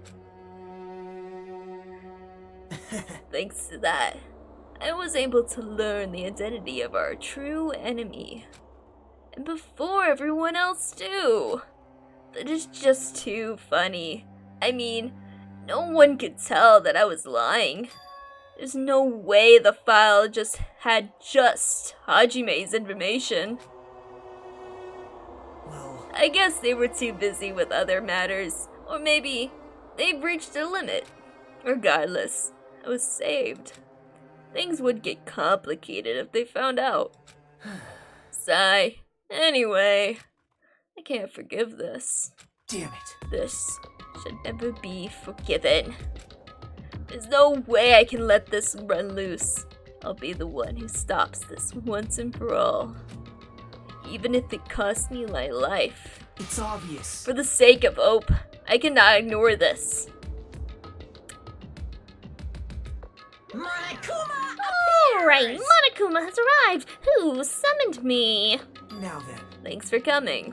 What's this? Why, it's the lonely little Nagito. Are you all alone tonight, too? What's the matter? So, what's up? Your face looks scary. I see. So you can tell. Perhaps you found out who the traitor is? You know me well. Whoa. Is what I'd like to say, but unfortunately, I haven't learned that yet. I see, so even you don't know, huh? Looks like the final showdown is gonna take a little more time. Hello. So, why'd you summon me anyway? Were you finally gonna confess your love? Hey. I summoned you because there's something I really need to ask you. It's about a special prize from the final dead room. Oh yeah, what about it?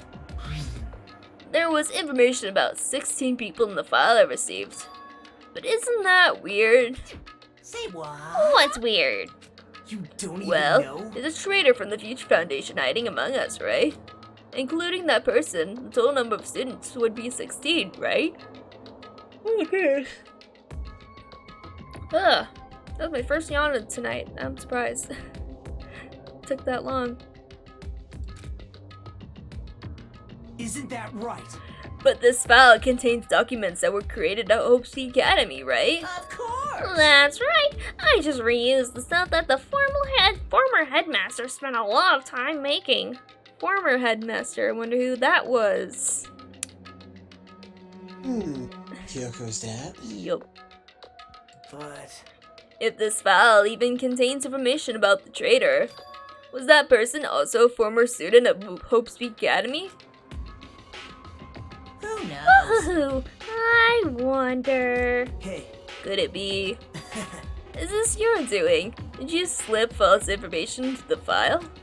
Were you trying to keep us from learning the traitor's identity by obtaining this information? What's wrong with that? If it's my job to heat things up, it's okay if I do something small like that, right? Well, That's not my point.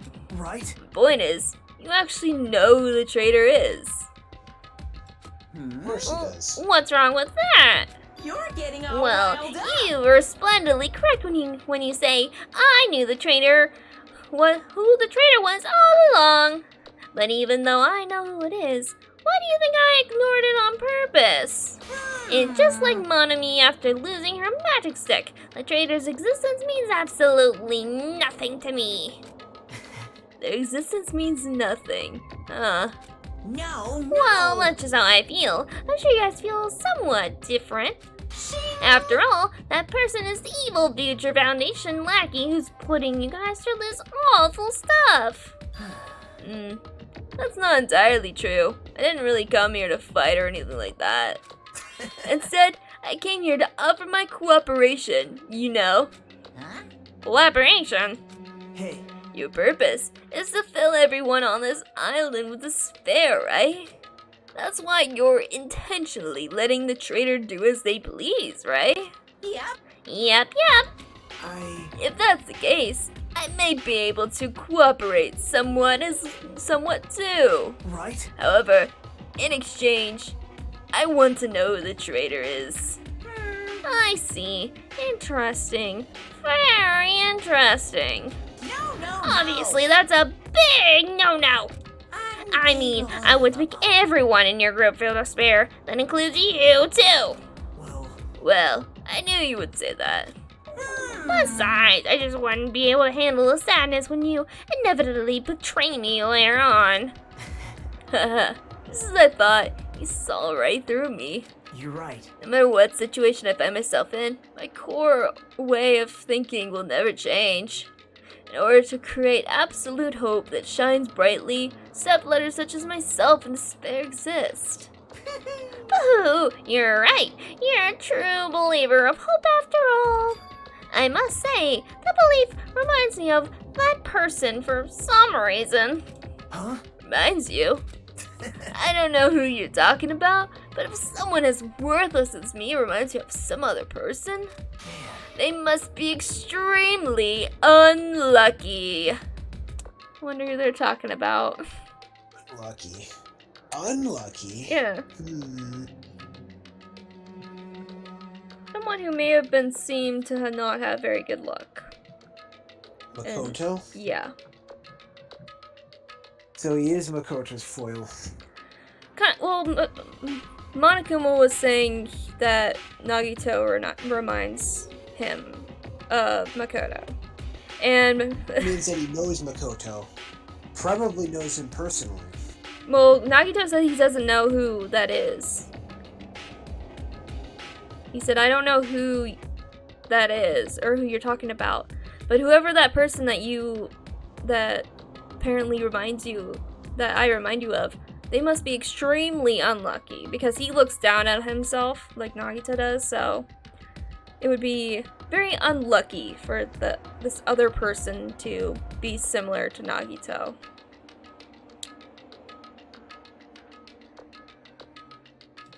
But you're just as unlucky, right? I mean, the fact that you're even involved in something like this. Wow. Am I? I actually think I'm very lucky. Say what? You don't know? Wouldn't you say that coming across this much despair is a rather rare opportunity?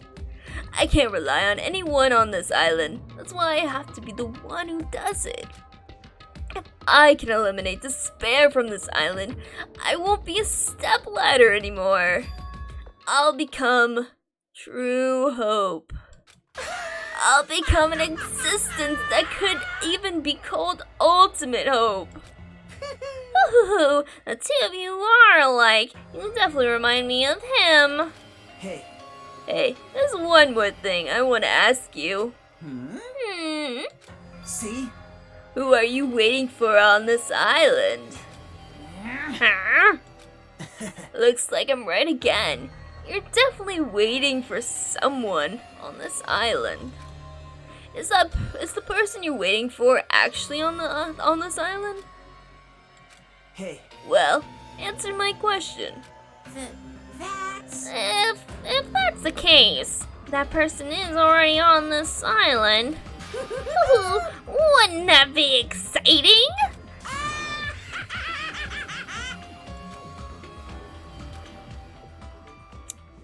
What a interesting conversation.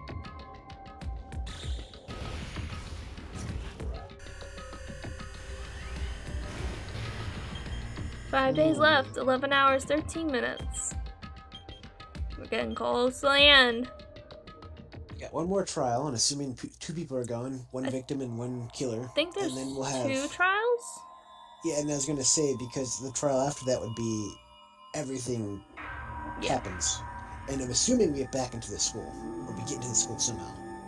The ruins, yeah. We did get into there, and also the castle thing we couldn't get into. There's also, oh, you got his earring. He obtained present Hellhound earring. Alright. Shall we begin with this chapter?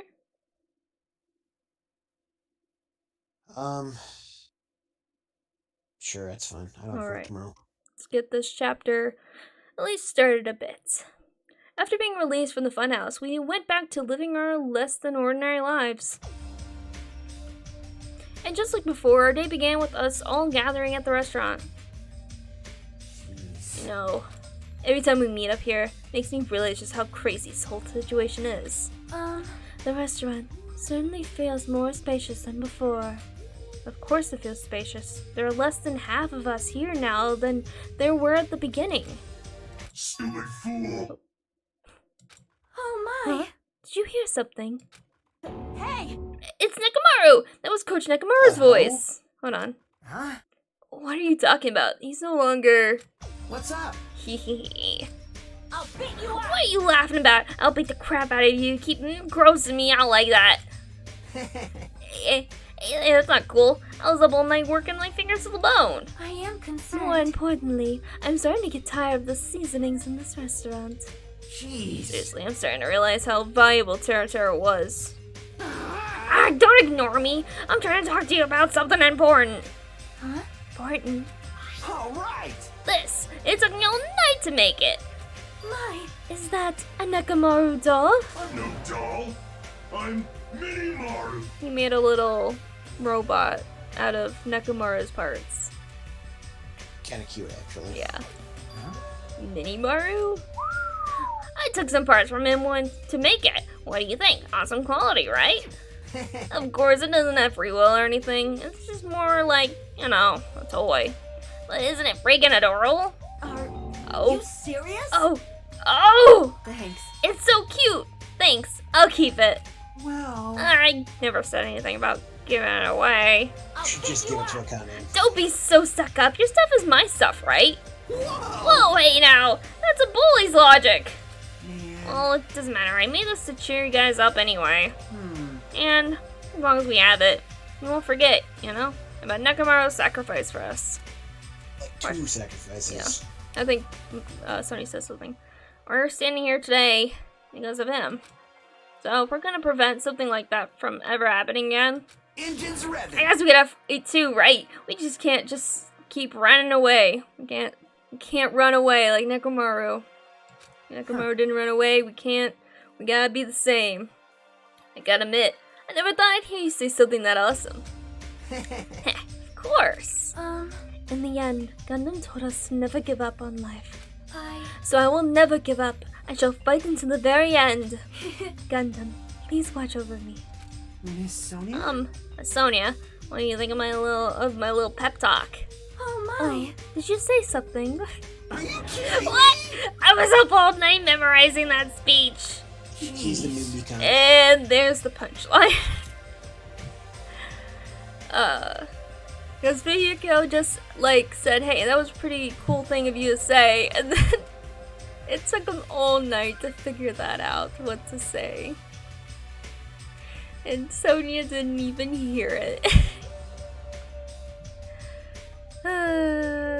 So funny.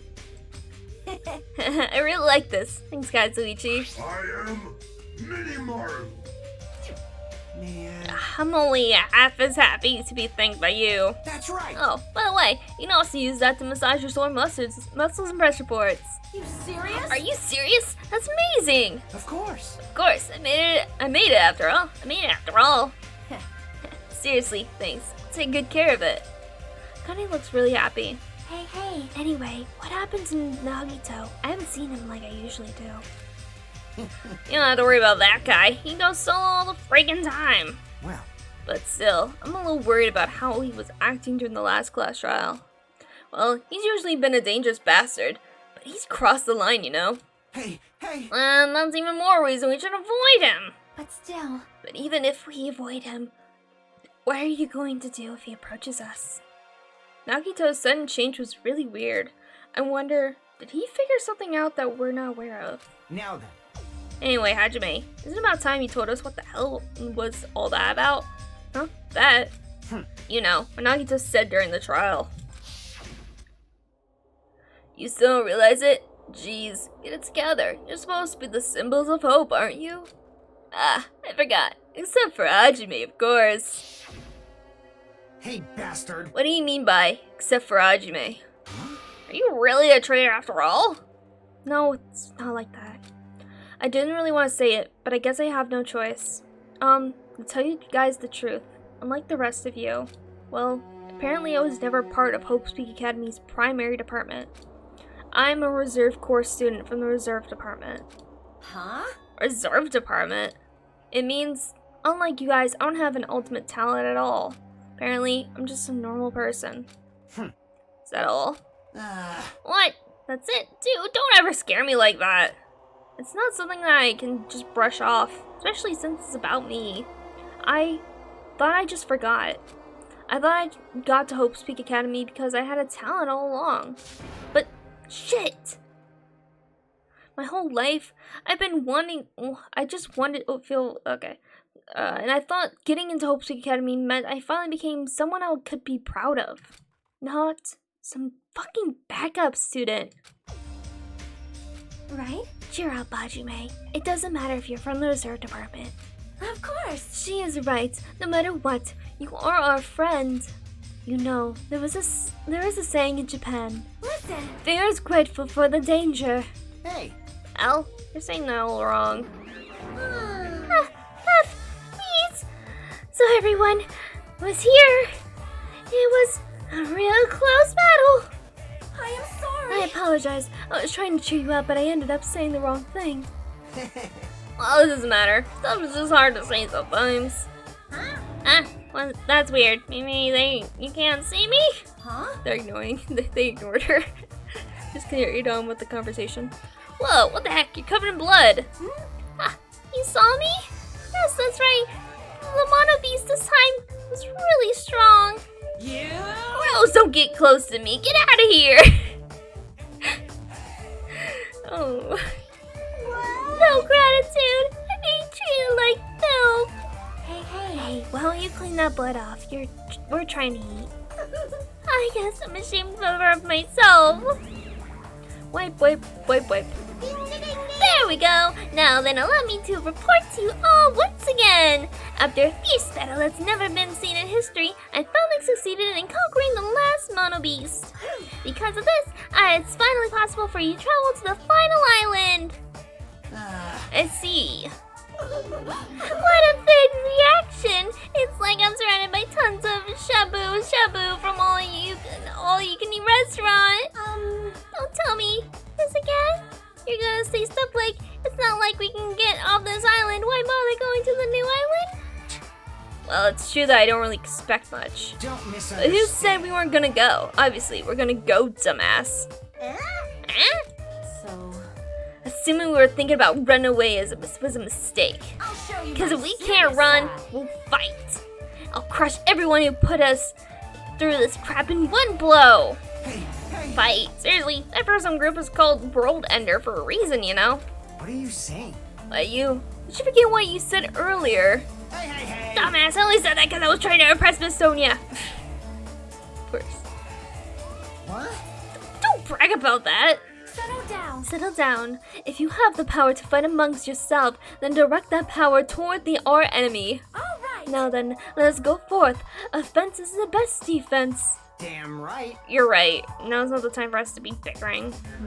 I don't really get it, but when Miss Sonia talks like that, my blood starts to boil. Alright, I'm getting pumped up. Let's change our way to that new island. Charge our way to a new island. Starting to get pumped up. Future Foundation, Monokuma, Monami, I'll crush them all at once. That's even me! You guys seem reliable. Hey, don't talk like you're not included. You're a friend too, you know. You're right. Leave it to me. Then I gotta do my best too. Alright. As we left the restaurant, the expressions on our faces were clearly different than they were before.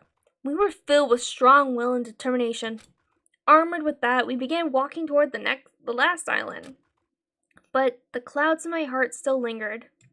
I couldn't stop thinking about the reserve department, and that filled me with a strange, uncomfortable feeling, like a small bone was lodged in my throat. But I tried not to think about it. I tried to stay focused on moving forward. Chapter 5. Smile at hope in the name of despair. Daily life. Well, with the mono beast gone, we crossed the 5th bridge and arrived at the final island. So this is the last island. Enormous buildings towered everywhere, as if the entire island were one gigantic city. It felt very sci-fi, as though the island was a snapshot of an urban metropolis from the near future. I guess it has an ambiance befitting of a final island.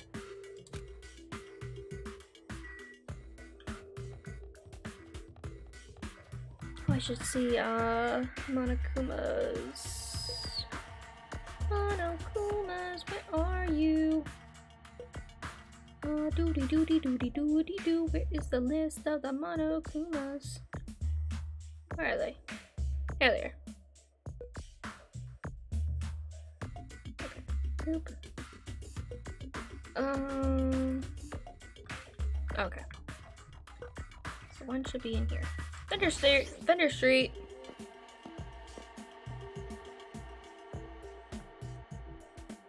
There he is. Eating some noodles. No.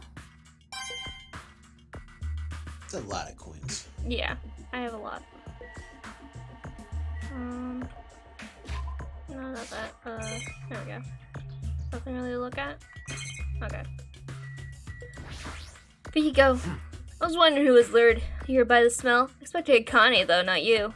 I wasn't lured by the smell or anything. Anyway. Looks like this street is full of food vendors, but as you can see, there's no customers or staff. At least only the food is here. Normally, a street like this would be bustling with activity, but there's no one here. It's actually pretty creepy to think about it. Yep, here. Let's see.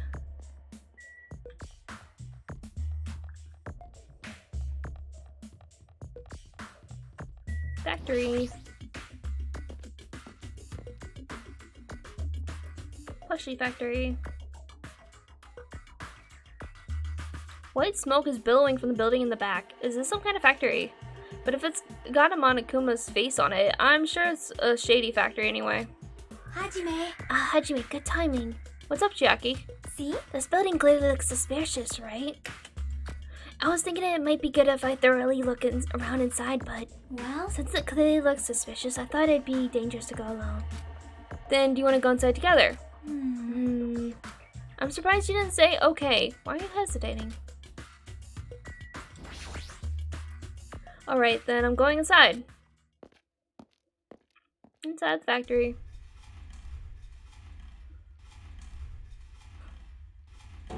What the heck is this? What was being manufactured one after the other was being carried away on a conveyor belt was... Monokuma?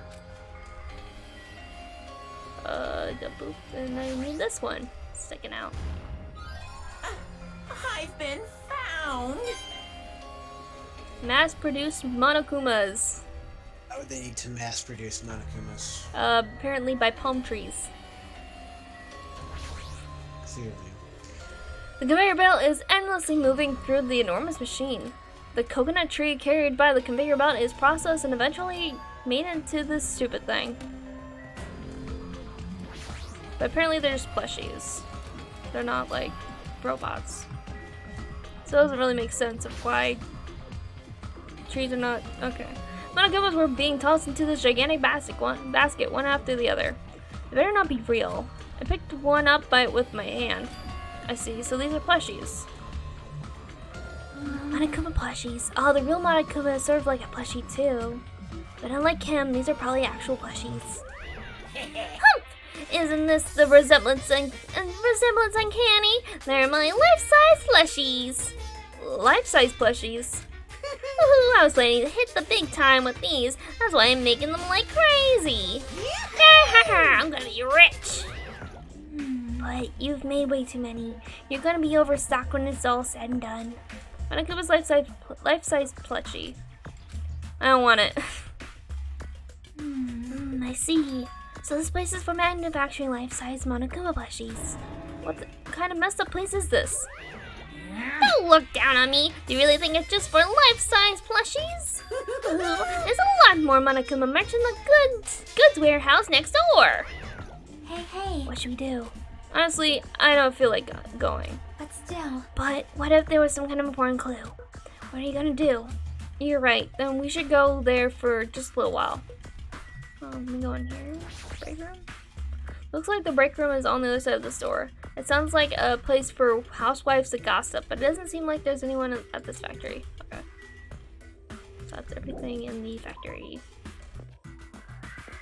But now we gotta go to the storage or the warehouse that's next door.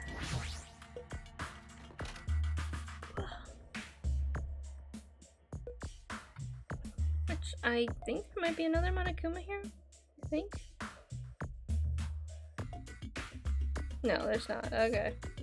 Somewhere else. Boop. After that, without thinking, I peeked into the piled up stacks of cardboard boxes. Rustle, rustle. There's a Monokuma calendar, a Monokuma sandbag, and even a Monokuma guitar?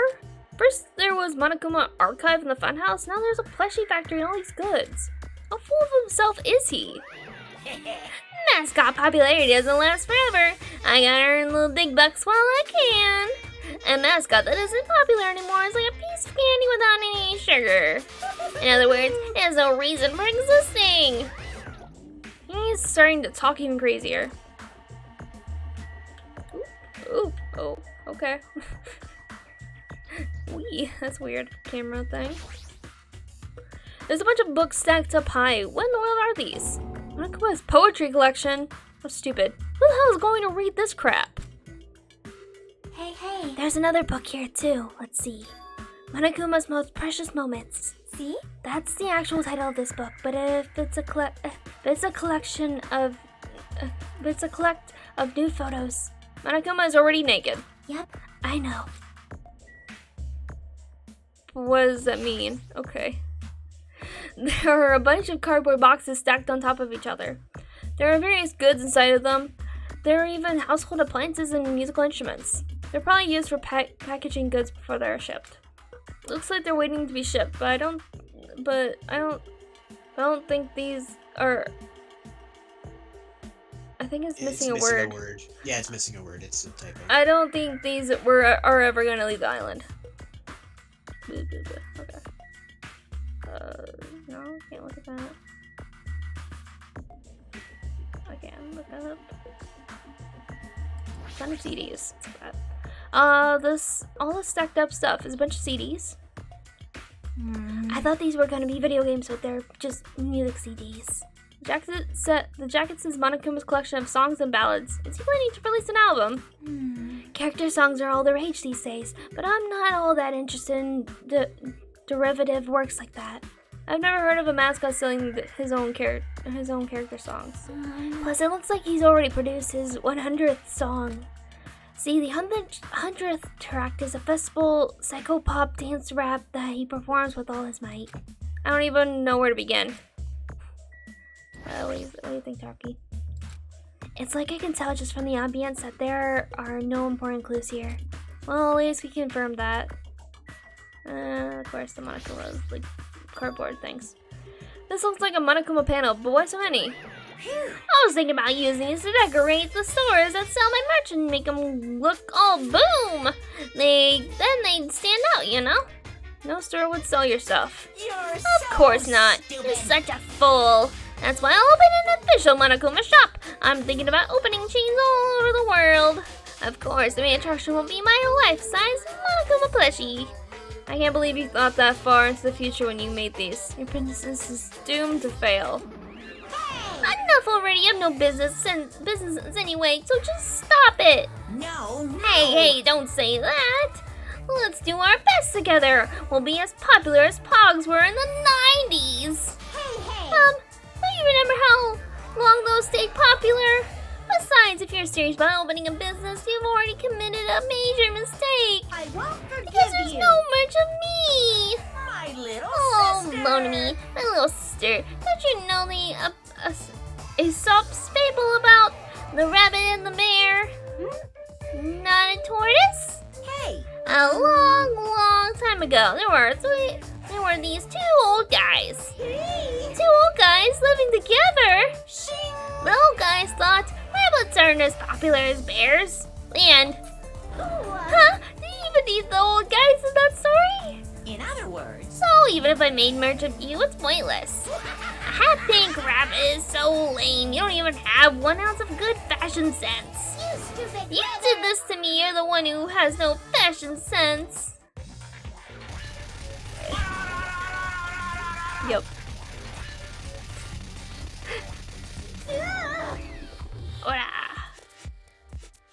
a hopeless way of snapping back.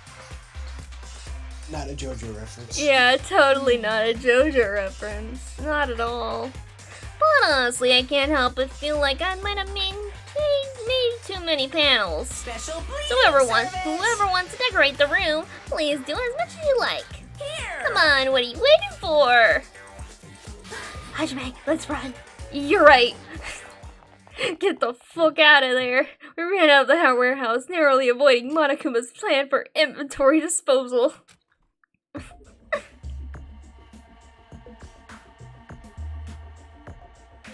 It's like you just got it looks like it's like you just got tired. Yeah, you're right. Okay, outside. Leave. I need to check my pet. Pet doing. Clean up my pet. Okay.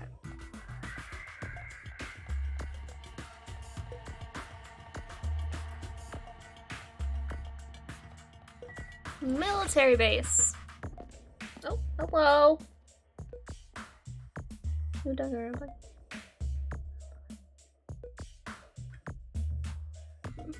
What is this?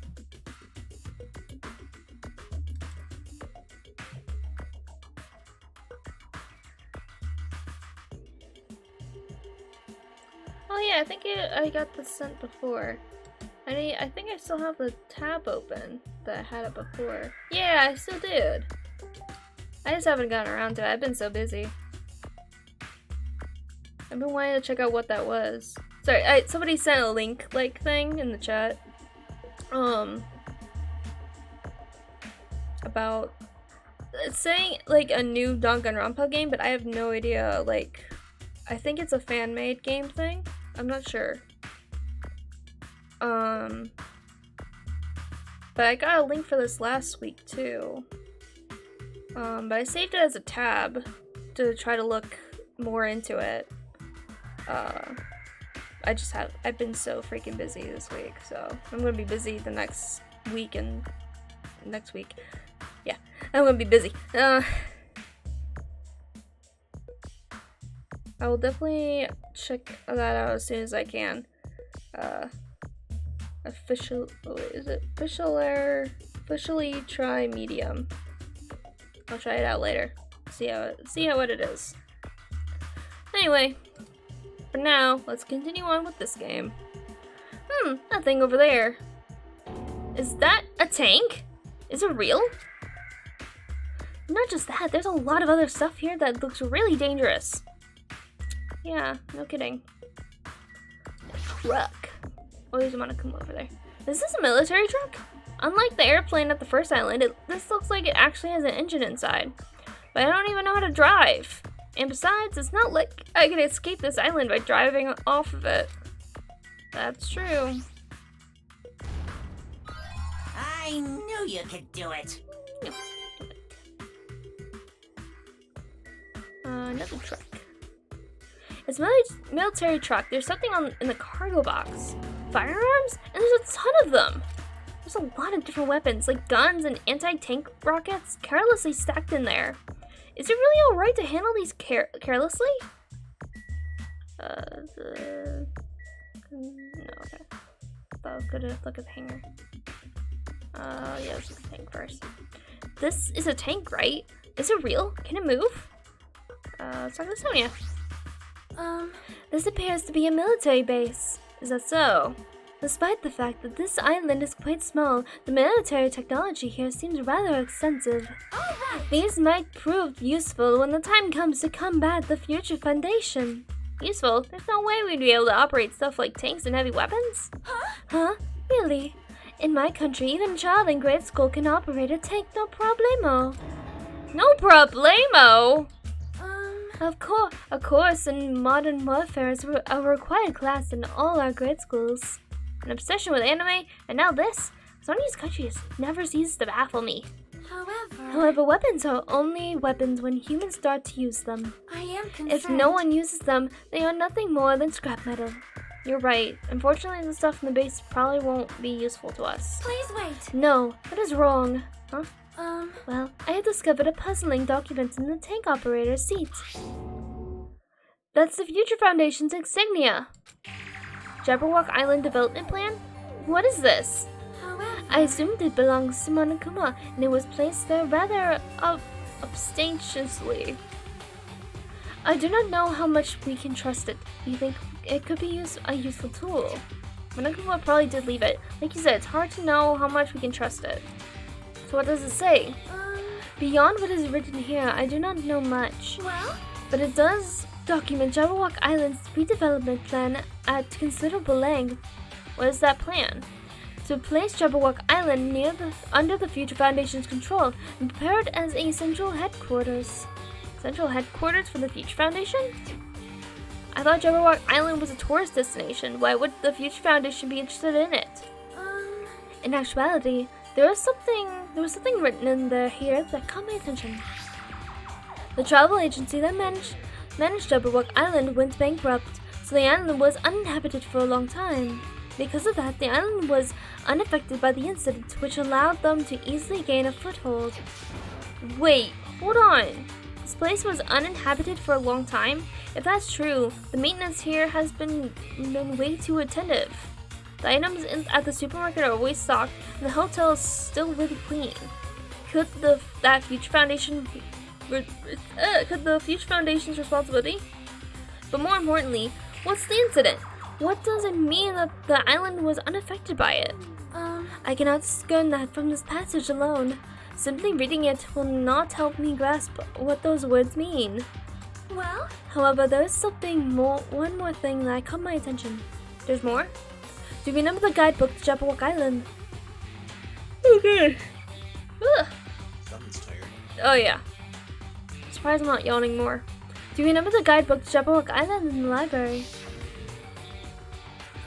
It was written here that the central island houses a large administrative building. However, we cannot find that building anywhere. We even commented on how strange that was, right? However, but according to this plan, the building that the Future Foundation is planning to use for their headquarters, could it be that same building? They are planning to rebuild it, use it as the Future Foundation's headquarters, or so it is written. What the heck? It's so inconsistent. How do you rebuild a building that doesn't even exist? Damn it, what the hell is going on? Perhaps. We were so distracted by all the horrible situations that kept happening, one after another. We might have overlooked a more pressing issue than that is the mystery of this island. And what's really going on? This mystery doesn't make any sense. No matter how much we think about it, there's no reason behind it. Alright, let's just monitor stuff. Helicopter, talk to Akane. Man, this place is boring. Boring? What are you talking about? There's a tank here. You. Huh? I don't like strong dudes. Weapons don't excite me at all. Obviously. Real man fights with his fists. That goes for women too. You want to battle a little? If you win, you can rest on my boob pillows. No thanks. Boob pillows? I'm more of a lap pillow kind of guy, so. This helicopter. Is this the helicopter Monokuma used to execute Teruteru? This helicopter. Don't screw with me. Bam. How? Hajime, what happened? It's nothing. I'm fine. I couldn't help punching it, but I just ended up hurting my fist. Good job. Damn it. I'm so weak. Good job, Hajime. You hurt yourself. For no reason.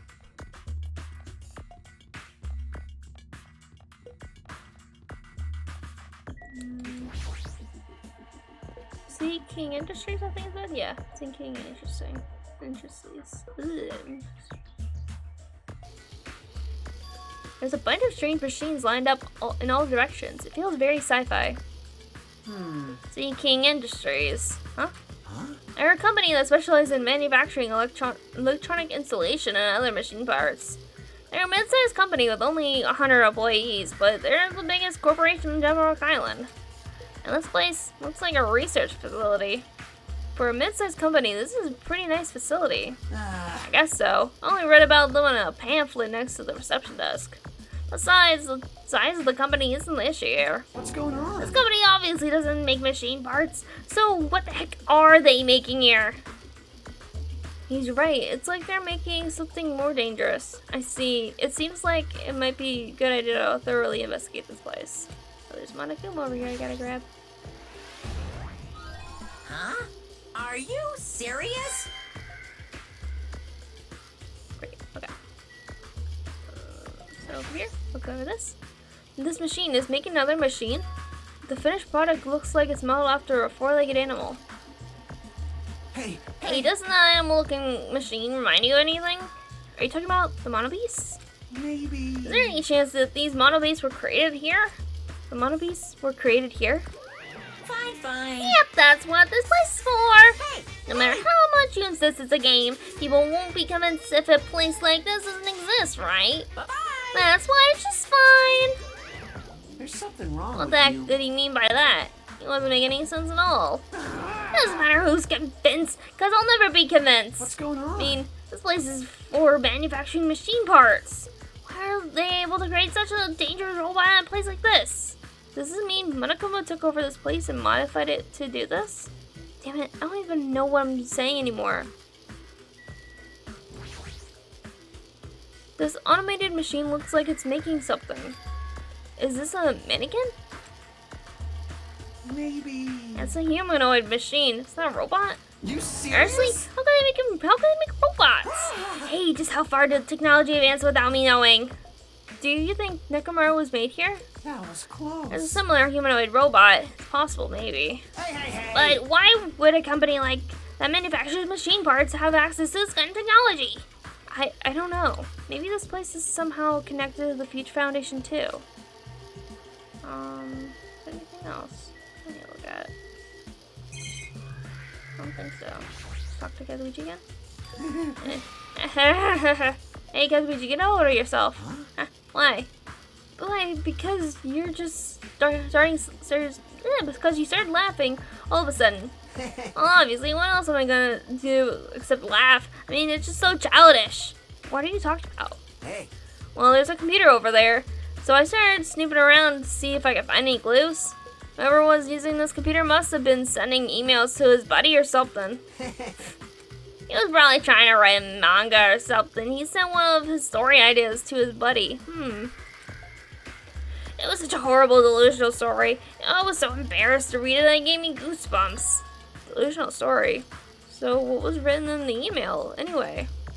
Well, I'll start with the idea for the story. Apparently, global riots are occurring in various regions around the world. And those riots were created by high school students. I mean, seriously? That's not realistic at all. Yeah. So these riots keep just growing as people grow more dissatisfied and frustrated with society. Until eventually it spreads like an infectious disease all over the world. Footage of the riots started getting circulated and strange incidents started occurring one after another. A hopeless anxiety instantly spreads throughout the world as the end of the world gets closer and closer. End of the world. I know, right? Sounds like something a lame high school band would think of as a song title. Hey. Whoever wrote this needs to come up with better story ideas, because this wasn't realistic at all. I mean, students causing a riot on that scale is totally impossible. I'd never believe it for a second. I learned a valuable lesson. I should always delete embarrassing emails right away. Hey, about that, are you sure it's okay to say that it's just a made-up story? Of course. I mean, unrealistic things may happen in real life from time to time, but there's no way this is real. It's more impossible than a notebook that kills people just by writing in it. You're right. It's just a lot of unimaginable things have kept happening to us, so maybe I'm getting a little confused. But the world ending? There's no way something so unbelievable could actually happen. Right. Well, at any rate, it's clear now, isn't it? What's clear? This used to be Stinking Industries, but it's not anymore. I see. After this island became uninhabited, Monokuma took over this place and modified it without permission. You know, it's just to shock us. That's the reason? That's right. It's not so weird. This whole time he's been doing similar stuff to us. But this? How does he know this? Him? He's just... Okay. Wait, what part do you... What does he know? How does he know that how does he know the history of the island after it became uninhabited and that Monokuma took it over to do whatever? Well, we're just assuming that because we didn't find anybody else on the island that it is uninhabited. Because technically, yeah, it would be, besides us. I feel like he knows more. He's telling us more than he should know. I don't know. I think he's just jumping to conclusions. Okay. Fair. But why? I mean, are the bunch of crazy rich dudes who are into this stuff? They're the ones who are making us kill each other. Let's just get off watching kids kill each other. Hey! Wait, hold on. I said it out loud. That's actually a terrible assumption. I mean, that's true. Our fates are in the hands of those rich, perverted bastards. That sounds like something that would happen in a work of fiction. But the thought of it actually happening in reality is definitely unsettling. Okay, I think that's everything in here. Was there any other buildings? Oh, no. Yo. Okay. Hey, Hajime, I was looking for you. What's up, Fuyuko? Well, I was thinking you're probably finished exploring this island by now. You're right. I think I've explored everywhere at least once, but for now. damn right. Then, do you want to meet up with everyone and discuss things? Yeah, I don't mind. Huh. Figured it would be annoying if we all went back to the hotel for this. But there's a street nearby lined with food vendors, so I told everyone to meet up there. Later. And over there right now. Hurry up and come over. After letting me know, Fuyuko left the area. You actually took the time to tell everyone about that, huh? Well, now's not really the time to be impressed by something like that. It'd be bad to make the others wait. I should hurry over to the street with the food stalls. Fuyuko's become so nice. He went around and tried to get everyone to go to the food stall. So we don't all have to walk all the way back to the hotel.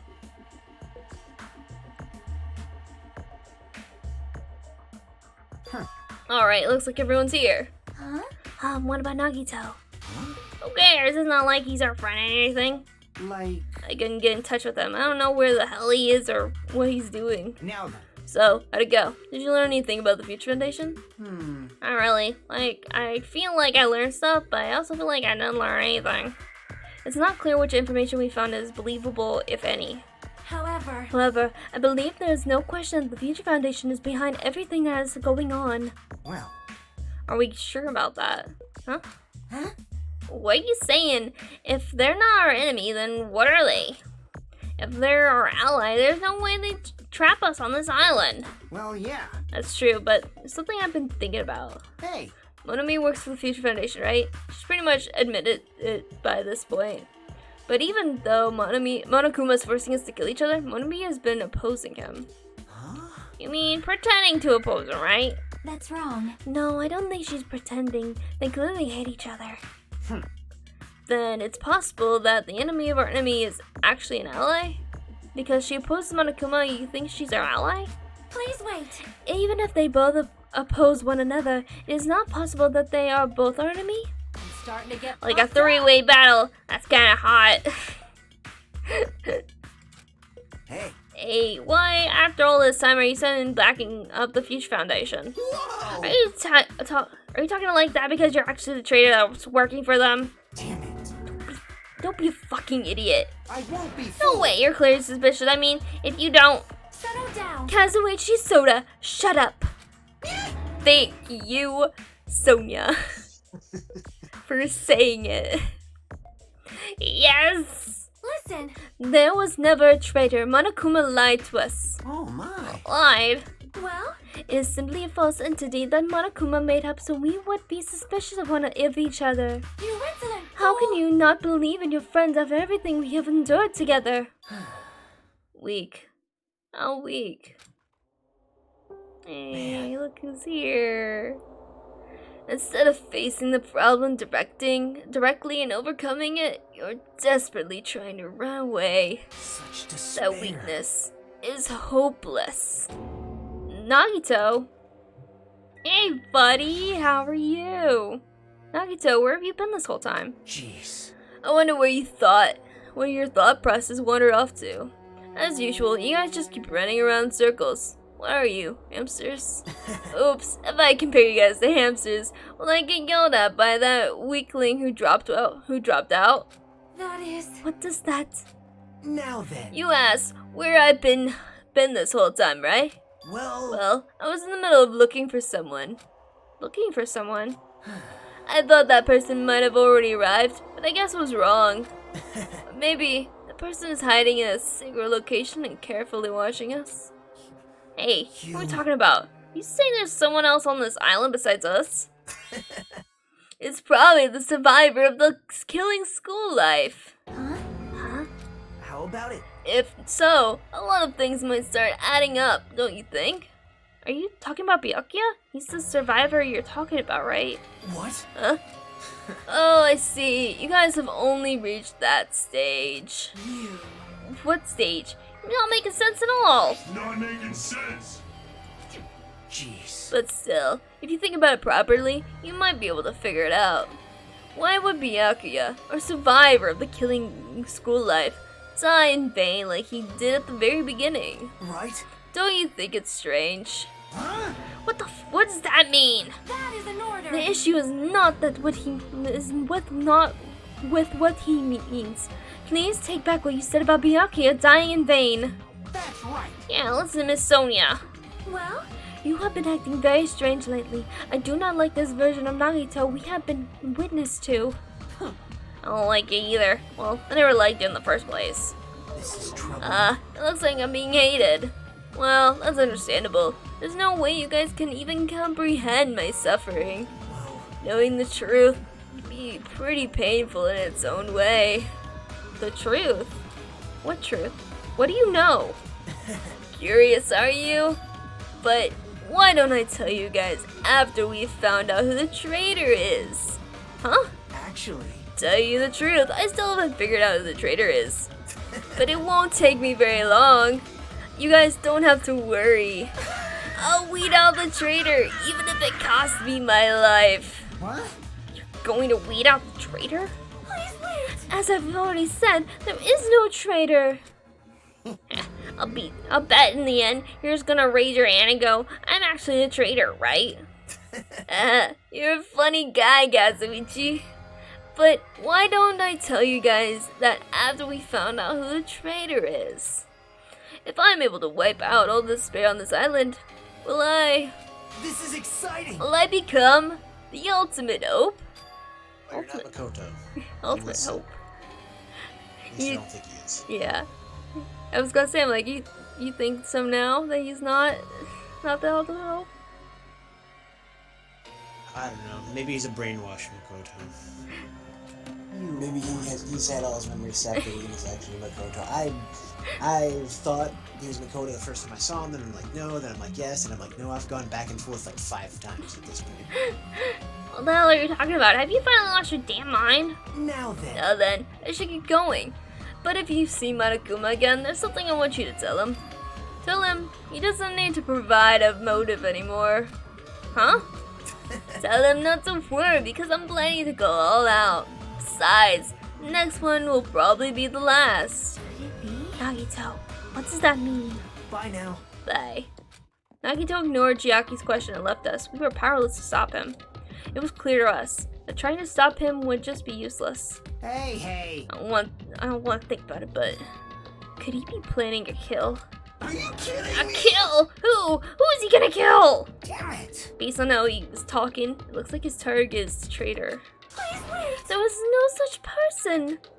I mean, the notion that one of us has been deceiving us all along. I will never ever believe that.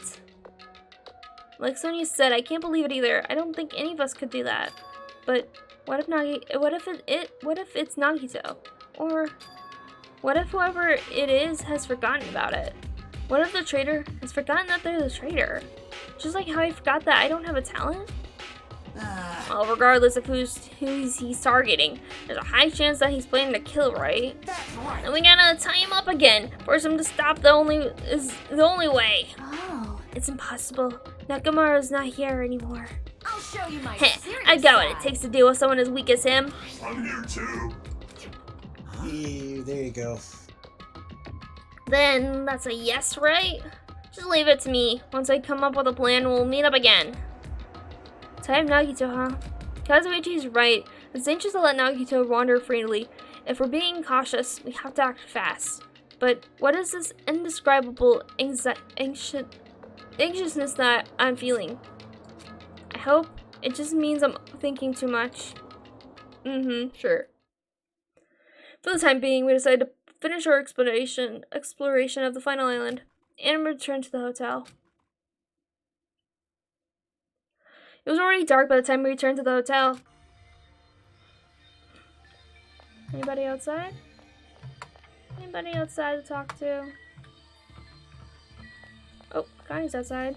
Figo's outside. Oh, everybody's like outside. I don't see Chiaki. Sonia, what do you guys say? I believe that there is no traitor. Do you have a No, minute? that is not the issue. After all, it is impossible. Well? Why does Nagito not understand that? And furthermore, he even made an insulting remark about Gundam. Gundam gave his life so he could teach us something important. Sonia, at the time, Gundam scolded me for attempting to stop his execution. But looking back on it, he would forgive me with a smile on his face, right? Yeah, definitely. Gundam stayed true to himself until the very end. I will never forget that. I'll do Nekomaru's share of the grunt work. Leave it to me. Pretty confident about my strength. As long as nobody grabs my tail, there won't be any problems. That's She's a tail? What? I think it's a Dragon Ball Z reference. Or Dragon Ball reference. Yeah, okay. But you have a tail? You. Obviously, I'm joking. Obviously. I see. Don't be thinking stuff like, you want to see a tail, I got one. If you grab it, it'll get more powerful. Ha ha ha ha. That's a terrible joke. It's even worse than a joke an old man would make. Alright. Jeez, even her ignorance is a limit. What are you talking about this time? Huh? It's Sonia. She had the nerve to say she wanted to check out my body. Huh? Your body. Bastard. Don't think about weird things, you bastard. It wasn't like that. I don't know where she heard it from, but she came up to me and said, "Really, kids are supposed to have tattoos, so show them to me." So that's what it was. Damn it! It's not funny for her to tell me to strip right in front of her. Who does she think she is? Besides, tattoos aren't supposed to be gawked at. That's fair.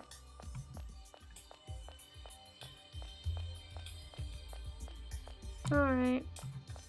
Off to the cottage, I guess. And we'll probably finish up when you go to sleepy time.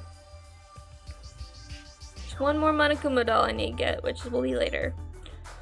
For some reason, I'm really tired today. Well, since I walked around all day today, I was able to obtain several clues. Although, I'm not really certain if you can even call these clues. Instead, I feel like we're just suffering from more mysteries that don't make sense. This isn't good. As soon as a nightmare hits, I can't stop thinking all these pessimistic thoughts. This might be a bad habit of mine. I should just get some sleep for today, rest my mind for a while. And then I'll give this some more thought tomorrow. To sleep. We will call it a night on Monokuma Theater, I think. Would be a good place to take a little stop. I think 6 hours is pretty good, pretty solid for today. Yeah. So what do you think about that last trial? As soon as I saw it for poking fun at Gundam, and not poking fun, but focusing on Gundam, I was like, no, please no, oh god, no. And I'm just thinking to myself, but Gundam is Best Boy. Yeah. How can Best Boy be guilty of killing somebody? This doesn't make sense. And then I realized, oh, that's why she wanted to finish Gundam's thing, Gundam's quest line. Yeah. You know what I mean. Yeah. Yeah, I still feel like the game went really easy on him, and even though I don't like the fact that he killed Nekomaru, if he was going to kill somebody, at least he did it to their face, so to speak. Instead of stabbing them in the back from the shadows, he faced him one-on-one, assuming Gundam's telling the truth in the final moments. Yeah, because even when, during the trial, he was getting upset at Nagito. Because Nagito did describe it as, like, saying that, Gundam like snuck up on him or something, and Gundam was like, hold on, like he was like, no, hold on, even at the point he was still trying to say he was innocent. It was just, he got really upset as soon as he said that, because it was incorrect and dishonorable to Nekomaru to say that there wasn't any sort of fight. Yeah. I guess his hamsters are deadly, as long as there's a sleep switch to press on your opponent. Yeah. The hamsters are If deadly. used correctly, they can be used as weapons. But And I'm really pissed that Nagito knows everything and is holding it over our heads. oh yeah, and he's not It's telling not. us anything and being super vague. Yep. But we'll learn soon enough about what Nagito has kept secret from us. But I'll be super pissed. Okay. what? I'll be super pissed if he's actually Makoto from the first game. If he's actually like the traitor and also he's Makoto from the first game, I'm going to be pissed. I'm also going to be pissed. Sony is very, very vocally extremely she's very vocal when she's denying there can't be a traitor among us, there can't be a traitor among us. I'm starting to think that she's probably the traitor, to be perfectly honest. Possibly. Because she's being very vocal about it. Also, I think our character's like not, he's very plain, I guess. At least the game's convinced me at this point that our character doesn't do anything, knows nothing. He's Jon Snow. You know nothing, Jon Snow. Yeah. He doesn't do anything, he's not special, he's, you know, a decent detective because the player character has to be, but other than that, he's he's the everyman, so to speak. Kind of like how Makoto was for the most part for the first game. But big difference like with Makoto and Hajime. Makoto was like very hopeful even like in the beginning. Even after Sayaka's death, he didn't have it hold him back. Cause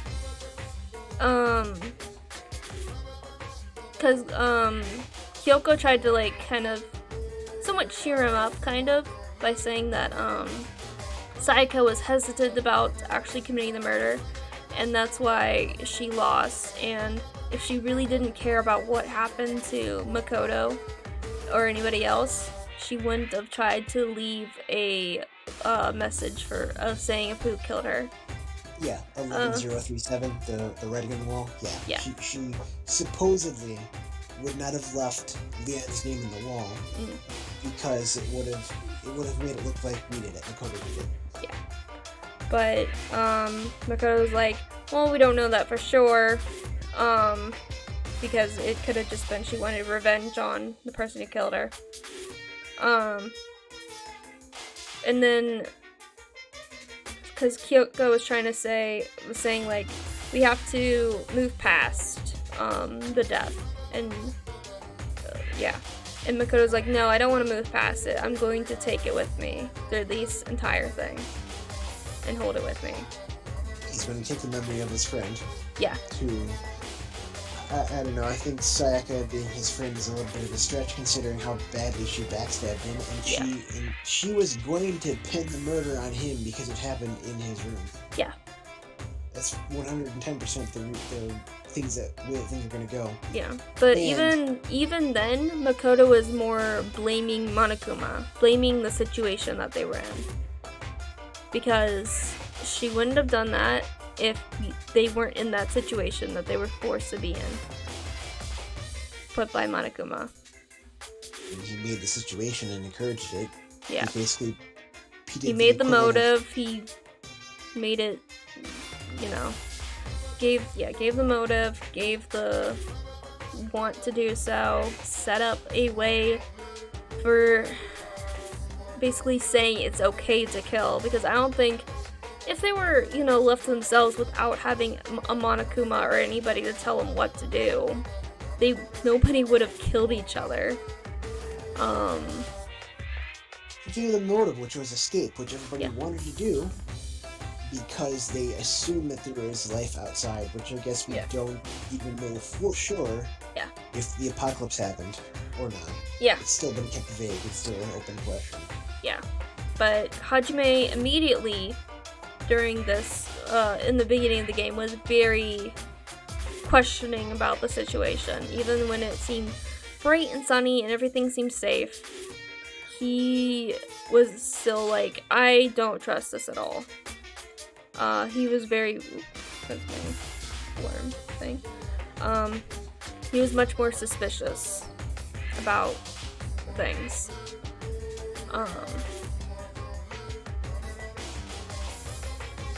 And definitely how Hajime handles death is very much different than Makoto's. Because Makoto is holding on to those people's deaths. He doesn't want to forget them. He doesn't want to put them behind him. He wants them to be always like, kind of like at the forefront, I guess, of his mind, really.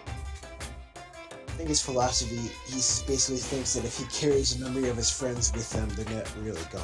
Yeah. They didn't die in vain, and the deaths had some kind of meaning to them. Yeah. Instead of just being gone. Yeah.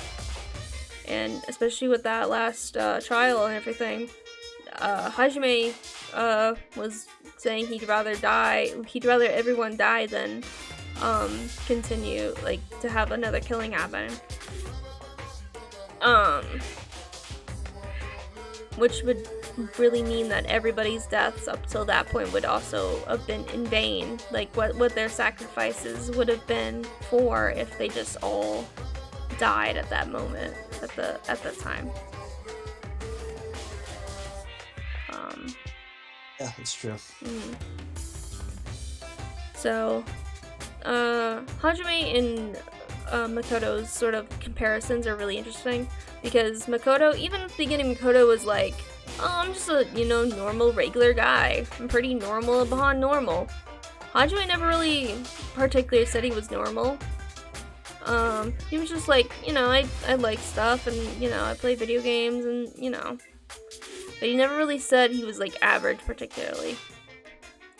And even though he didn't know what his talent was, he kept thinking that he did have a talent. He didn't think that there was the option that he doesn't have a talent.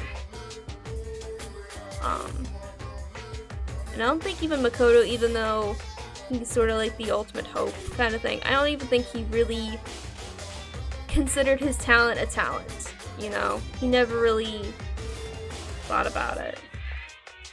Even if he had the title of the ultimate lucky student from the first, because each year in the Hope Speed Academy they select a lucky student.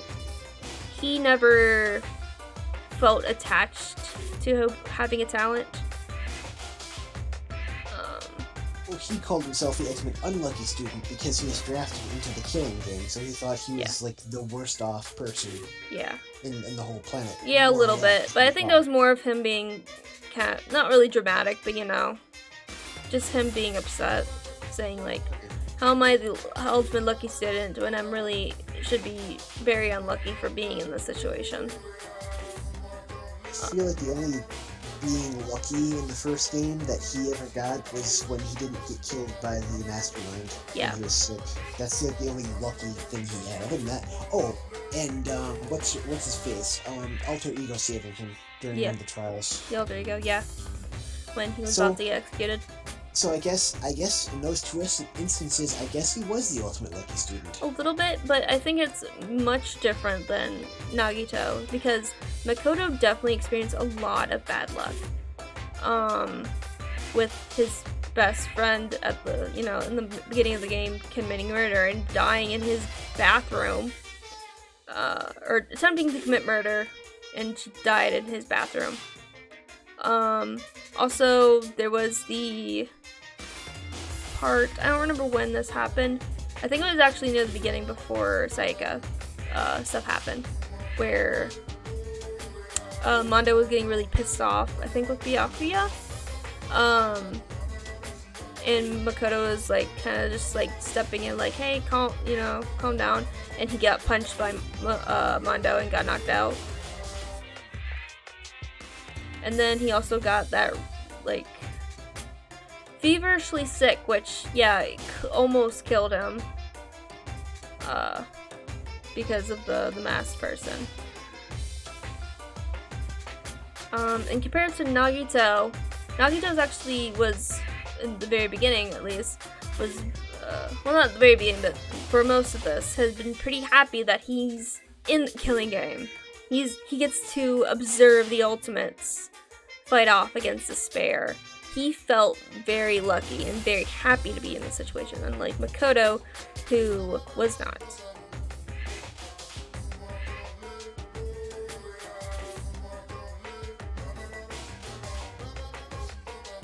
So that's kind of a thing of a comparison between Nagito and Hajime a bit, because Hajime always admired talents, having a talent, and that's why he wanted to go to Hope Sweet Academy. But obviously he doesn't have a talent, so he had to go to the reserve force. Now Nagito, he admires hope. However, he is not the ultimate hope. He is not.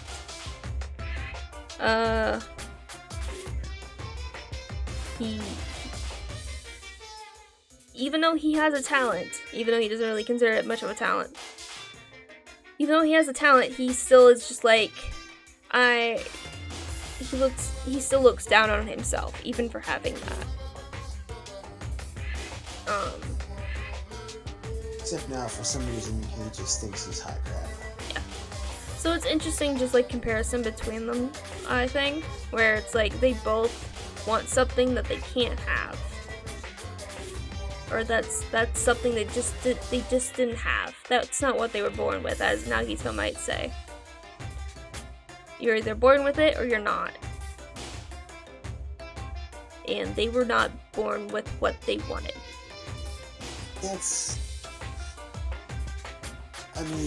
There's an argument you can make for somebody's potential and not being born with something. Yeah. But you can also make the argument that, to an extent, you can obtain talent through some kind of hard work and practice. Yeah. And I agree that if you aren't good at, you won't be good at everything. Like on an individual basis, you need to have some kind of affinity with something to be good at it. But that doesn't mean you can't go from above average to great with some practice. You know what I mean? Yeah. I think so too. It just like in this setting of a world, if you have what is considered an ultimate talent, it is to an extreme that you have this talent. You know, it's like, trying to think of a good example.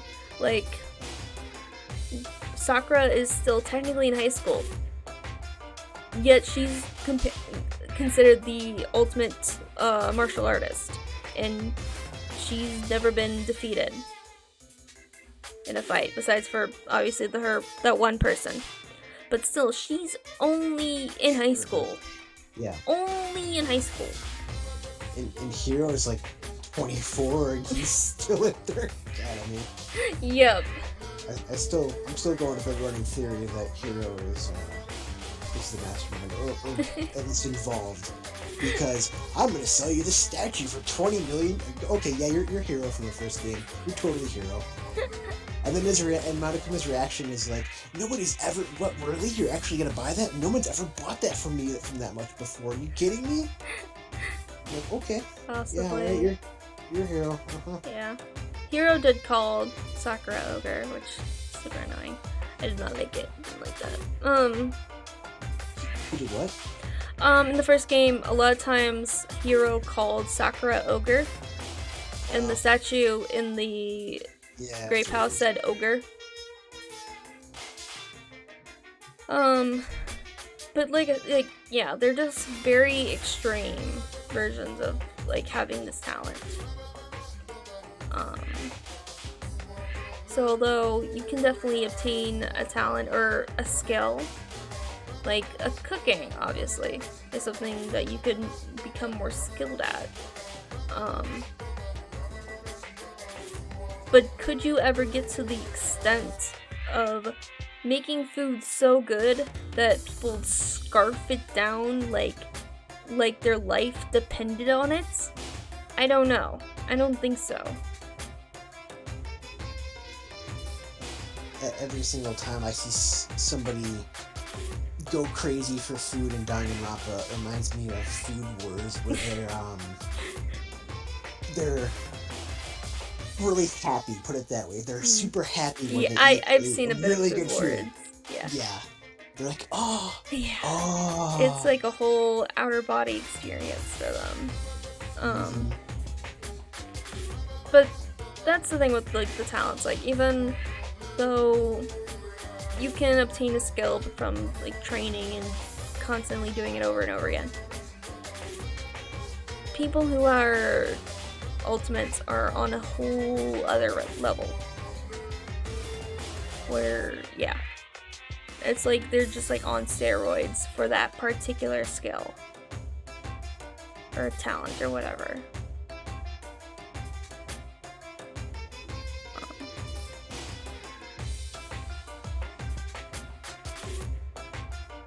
So yeah. And also it does bring up the question, why is Hajime here? If he is a reserve course student amongst all these ultimates, why is he here? He's gotta be a fake then. Maybe. Not a fake as in like he's a substitute. So if he's a substitute, my theory that he is a substitute for the other student that's supposed to be here, aka the mastermind. So he was put here because of the mastermind is supposed to be there, or something like that. I don't know. Maybe. Because Nagito is apparently looking for somebody. Because he guessed right that Monokuma is waiting for somebody. That's the timer, apparently. He's waiting for somebody, and Nagito's like, is the person already here? Is the person that you're waiting for the traitor, or is it somebody else? He's kind of still figuring that out. But, yeah. I feel like after the fourth trial, everything gets really crazy. Yeah. It's more crazy, I should say. It kicks into high gear. It's gonna get crazier. Yeah, next week it's gonna get pretty crazy. Unfortunately, the week after that, I will be out of town. So I will not be able to do this. So, next week or the week after? The week after, not next week. Week after. Which will probably be the finale of, like, everything. So you'll have to wait another week. Oh boy. Yay! Fun! But, yeah. Any questions for me? Yes, but they won't be answered for a week or two. I have like 15 questions I want to ask, but I'm not gonna get any answers, not for a few weeks anyways. Okay. I will say the, when we were just now searching around, the email that, Kazuichi found is absolutely has to do with the biggest, most awful, most tragic event in human history. The one that I guess probably has happened at this point and is more or less confirmed. Possibly, yes. At least that is more evidence to say so. Yeah.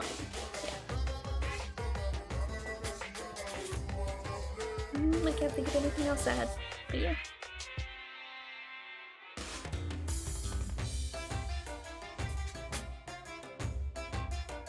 Okay. Alright. I think that's it then.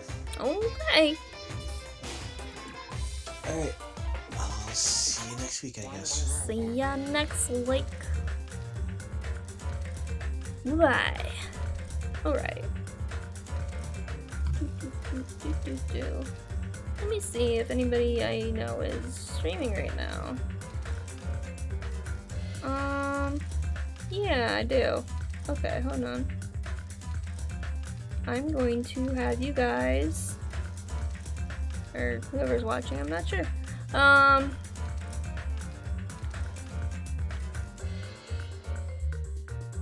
Okay. Send you over to my friend who is streaming at the moment. If I remember how to do it. So I go boop.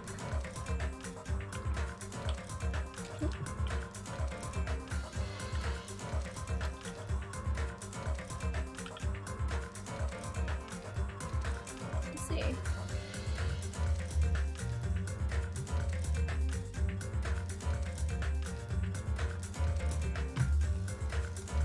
If I can spell it right. Oh.